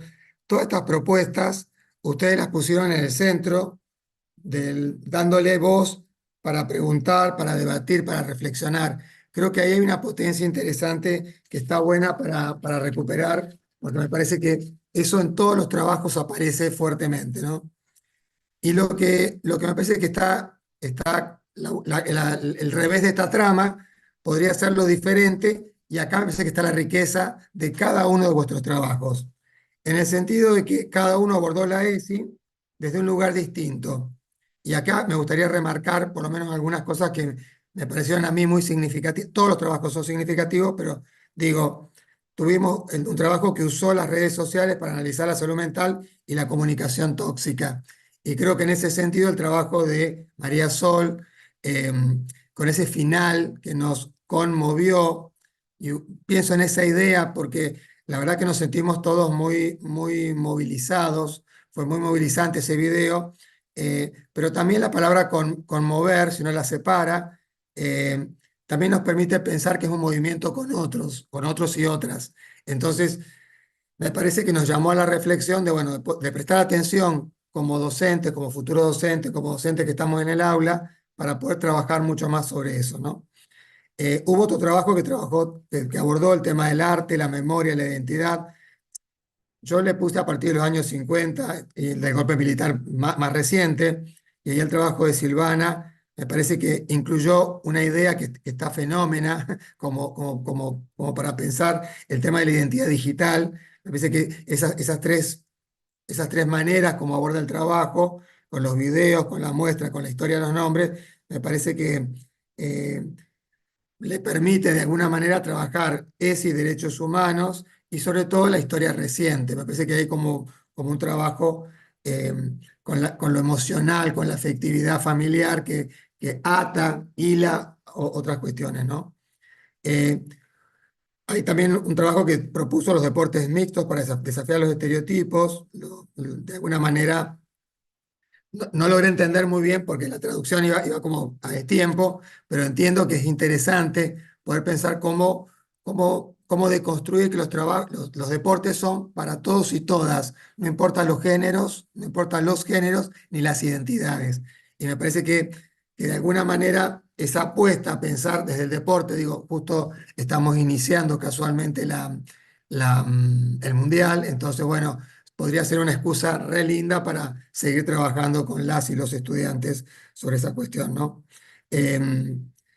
Ahí Erika presentó la idea de esta pedagogía transformadora, cómo expresar reflexiones y el valor de las emociones, ¿no? Valorar las emociones y los sentimientos, creo que decía así de esa manera, o sea, cómo educar en valores. Propuesta que parece simple, pero que de alguna manera implica todo un trabajo de revisión también de nuestra propia posición como docentes respecto de qué valores elegimos para poder mostrar o presentarle a los estudiantes. Me gustaba mucho esa idea, no dar una charla de ESI, sino pensar la ESI. Me ayudó mucho a entender cómo nuestra posición como docentes, como profesores y profesoras que tenemos una posición política con respecto a cómo enseñar y qué educar, bueno, ahí estaríamos como poniendo, marcando, haciendo, no sé, marcando una huella en cómo pensamos nosotros desde el lugar de adultos la ESI, ¿no? Me gustó mucho esa propuesta porque me parece que nos ubica, nos pone en el lugar de docentes transformadores, si quieren que usamos la idea más de Freire, ¿no? Exactamente. También hubo un trabajo que experimentó la rutina, bueno, el vocabulario. eh, Me gustó mucho el trabajo de Nadia sobre cómo experimentar con los chatbots para que los estudiantes pregunten a partir de ciertas intervenciones que se hacen, ¿no? Bueno, yo creo que ya hice el comentario, pero lo retomo. Decía que la pubertad es la etapa menos mirada. Estudiada probablemente sí, pero desde el punto de vista educativo, menos mirada. Y me parece que también porque es una etapa donde los estudiantes más jóvenes se ocultan, se tapan, y quizás ese trabajo que vos hiciste con las redes, de trasladar a partir de esa canción, de la canción de Lady Gaga, que me parece que está fantástica, cómo ayudarlos a que se empoderen con el habla. Algo que casualmente, vieron que en la infancia los niños hablan y discuten. En la adolescencia se repliegan, pero en la pubertad es donde más les cuesta expresarse. Y creo que un poco el desafío que vos planteabas era casualmente eso, bueno, cómo ayudarlos a que digan, a que se expresen, a que dibujen, a que le pongan palabras a su pensamiento. Bueno, esa es una tarea que es una tarea titánica, calculo, para todos los docentes, porque siempre es difícil pedirles que hablen. Eh, bueno, los otros trabajos, me parece que está bueno también pensar cómo las canciones de Taylor Swift ayudan a entender mejor, porque me parece que mientras yo la escuchaba y trataba de entender lo que estaba diciendo, recordaba cómo Madonna, ya en los 80, abre las cuestiones de género, cómo en los 90 hay otras cantantes, y cómo en el 2010 en adelante esta cantante que ella elige, que es Taylor Swift, que de alguna manera mundializa formas, permite trabajar el género, los géneros, y sobre todo me parece que este lugar de la mujer, las mujeres o el género mujer en todo caso, dando la voz a otros géneros para que se puedan expresar mejor. Y creo que las canciones tienen de alguna manera esa particularidad, que creo que es lo que ella presentaba de alguna manera, ¿no?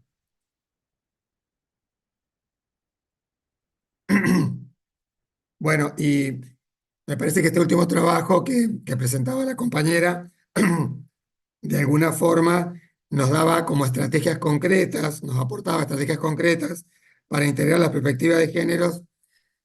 Yo no sé si entendí bien si es sin sobrecargarnos de más trabajo, sino pensando en el trabajo especialmente. Espero haberlo entendido bien, si no, bueno, cualquier cosa me corregirá o me dirá ella que no entendí nada de lo que estaba diciendo. Eh, ¿Qué siento que nos llevamos? Eh, el hallazgo que creo que yo encontraría de todas estas jornadas es que no hay una sola forma de hacer ESI. Creo que en todo caso podríamos decir, si quieren replantearlo, no hay una sola forma de hacer ESI en el idioma extranjero, en lenguas extranjeras, en inglés. O sea que hay tantas formas como docentes creativos, y creo que la maratón es un buen ejemplo. O sea, acá hay una presentación de muchas propuestas muy creativas y muy ingeniosas de cómo llevar los temas, la enseñanza de un tema con la excusa de la ESI. Y creo que de alguna forma lo que pone en evidencia es que estos docentes, ustedes, manejan un oficio que los desafía siempre a pensar con otros y otras. Lo digo también porque todas estas formas que presentaron son para mí válidas, son formas de ayudar, de transformar, y se usan, me imagino, para pensar, para expresarse, para construir vínculos más humanos, solidarios, empáticos, más justos, inclusive, porque hay un autor que a mí me gusta mucho, que me dice que los humanos, las personas somos seres emocionales. Eh, y me parece que acá circuló mucho de lo emocional, muchas emociones entre ustedes, muchas emociones, bueno, entre nosotros, y sobre todo en esta sesión creo que hubo mucho afecto, mucho cuidado y mucho amor, eh, mucha amorosidad, para decirlo en términos de las teorías, si ustedes quieren.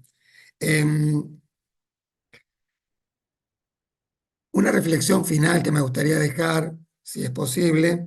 eh, después de haber pensado todo lo que ha pasado, pensaba en esto. No necesitábamos tener todas las respuestas a las cosas que enfrentamos. Necesitamos crear un espacio para que nuestros estudiantes puedan preguntar, puedan equivocarse, puedan aprender. Y el aula de inglés es un lugar perfecto para eso, porque aprender otro idioma también es aprender a nombrar el mundo de otra manera.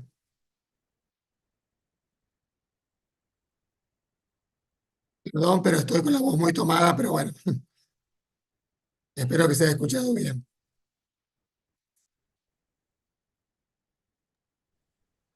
Bueno, muchísimas gracias, Juan. Hermosas tus palabras. Realmente entendiste todo. Quédate tranquilo. Cuando hiciste la pregunta sobre si habías entendido, respondió Estefanía que exactamente.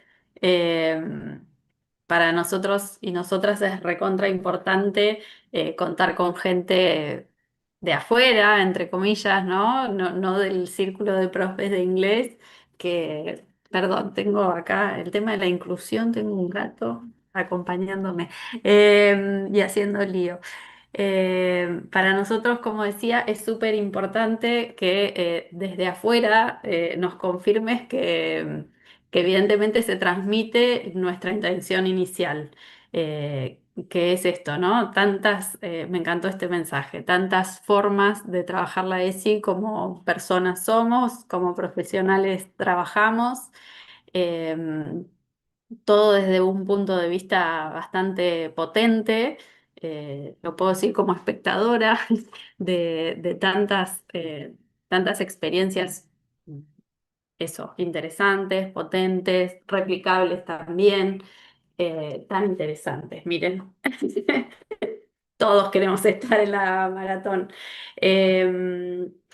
En tus palabras resuena mucho también lo que dijo Chachi en la presentación anterior.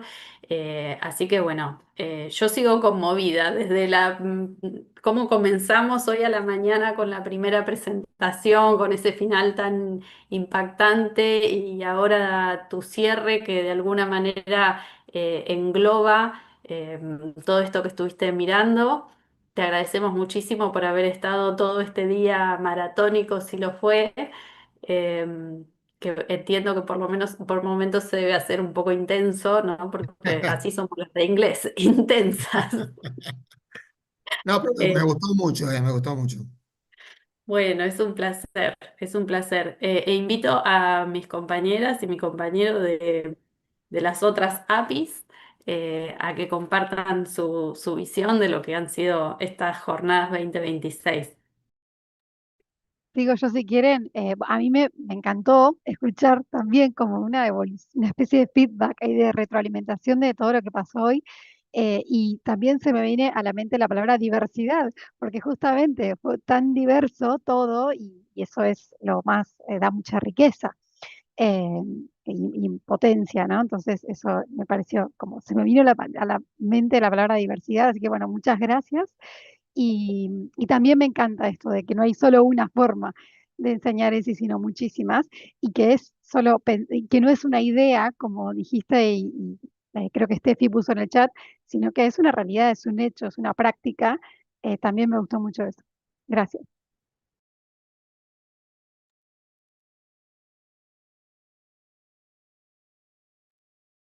Bueno, yo no tengo gato, pero tengo tos, así que puede ser que sea interrumpido también el asunto.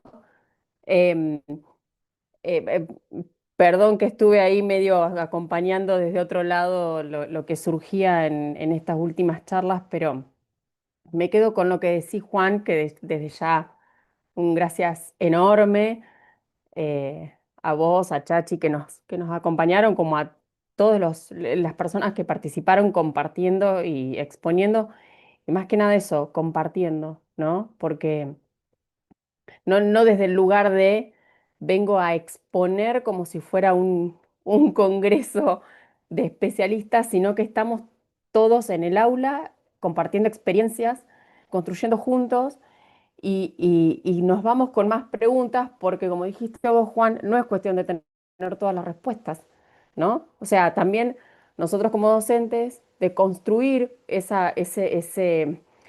perfil docente de quien tiene todas las respuestas al momento de que surgen las preguntas para poder, al revés, acompañar la pregunta en ver cómo abordamos cada una, ¿no? Acompañar las preguntas, las dudas que surjan, dar lugar también a la pregunta, para que nosotros nos hagamos preguntas y para que nuestros estudiantes se puedan hacer preguntas y que sientan la confianza de plantearlas, ¿no? De que sientan que la clase de inglés, como cualquiera de los otros espacios en las distintas propuestas que han compartido a lo largo de estas dos jornadas, sean espacios en donde ellos pueden plantear preguntas, ¿no? Que no sea el espacio de educación sexual integral, sino en cualquier espacio, ¿no? Donde surja la pregunta, que sientan esto, la seguridad de que pueden formularla, de que pueden plantearla y de que van a tener del otro lado a alguien que los pueda acompañar en, por lo menos, intentar buscar la respuesta juntos o construirla, si fuera el caso.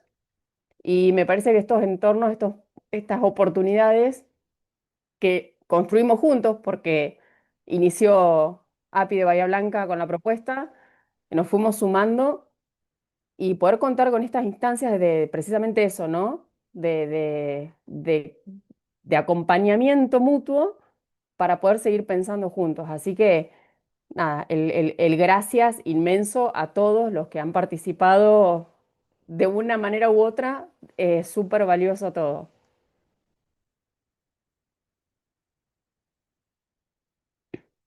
Y desde ya nuestros compañeros de APICAP que debutaron este año con la maratón, que han sido compañeros de lujo porque también se siguen sumando y se sigue sumando gente. Vamos, no sé, vamos a llegar a ser una FAPI paralela en cualquier momento con todas las asociaciones acá.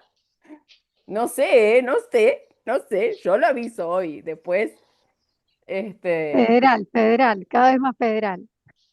ojalá, ojalá. Sí, y Mira Agustina, cuando deliraban ustedes con Cari. hermoso.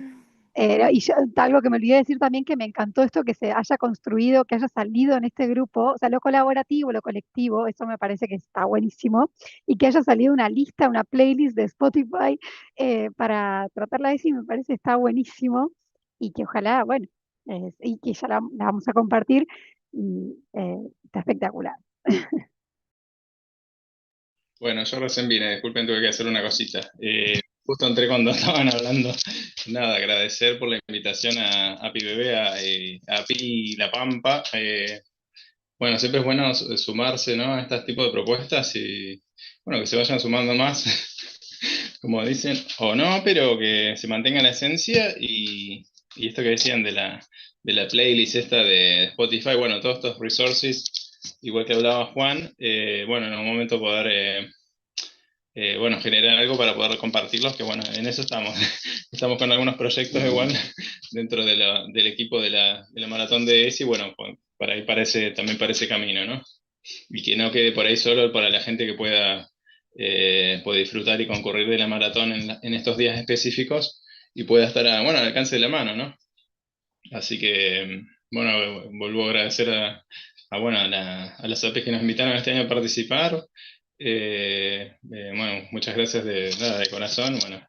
Y a nuestra piquense, que es la speaker, bueno, que también es parte del equipo de trabajo este año, bueno, también yo, ¿no? Que Nadia, igual que, bueno, que siempre está brillando, ¿no?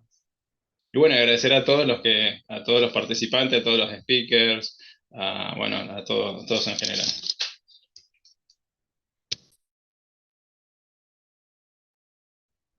Bueno, me sumo al agradecimiento, entendiendo que estamos en un contexto bastante desfavorable para quienes tratamos de remar y de seguir haciendo aportes a la ESI.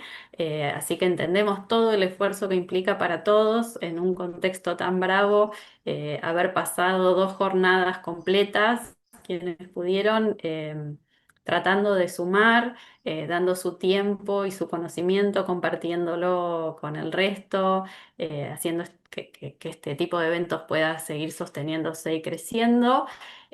Agradecemos infinito al ISEI y a Red Pam también, perdón, no me venía el nombre, a Red Pam por las certificaciones, gracias al trabajo de Romina, bueno, que ha permitido que se consiga este reconocimiento.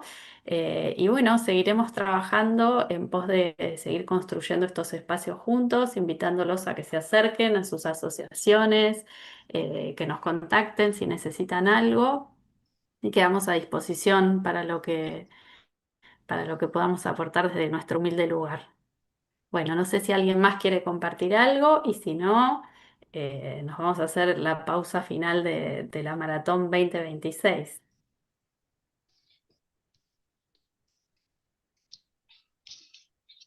Bueno, muchísimas gracias a todos y aprovecho este momento para cerrar, para volverle a agradecer a Juan por este cierre magistral que hizo, este resumen tan importante. Y nos encontramos en 2027, en la próxima maratón. Resérvense mayo, junio para ver qué nos espera el año que viene. Muchas gracias a todos y a todas. Nos volvemos a encontrar pronto. Gracias, gente. Gracias por estar ahí. Nos vemos. Un cariño grande, gracias. Besos a todos. Gracias.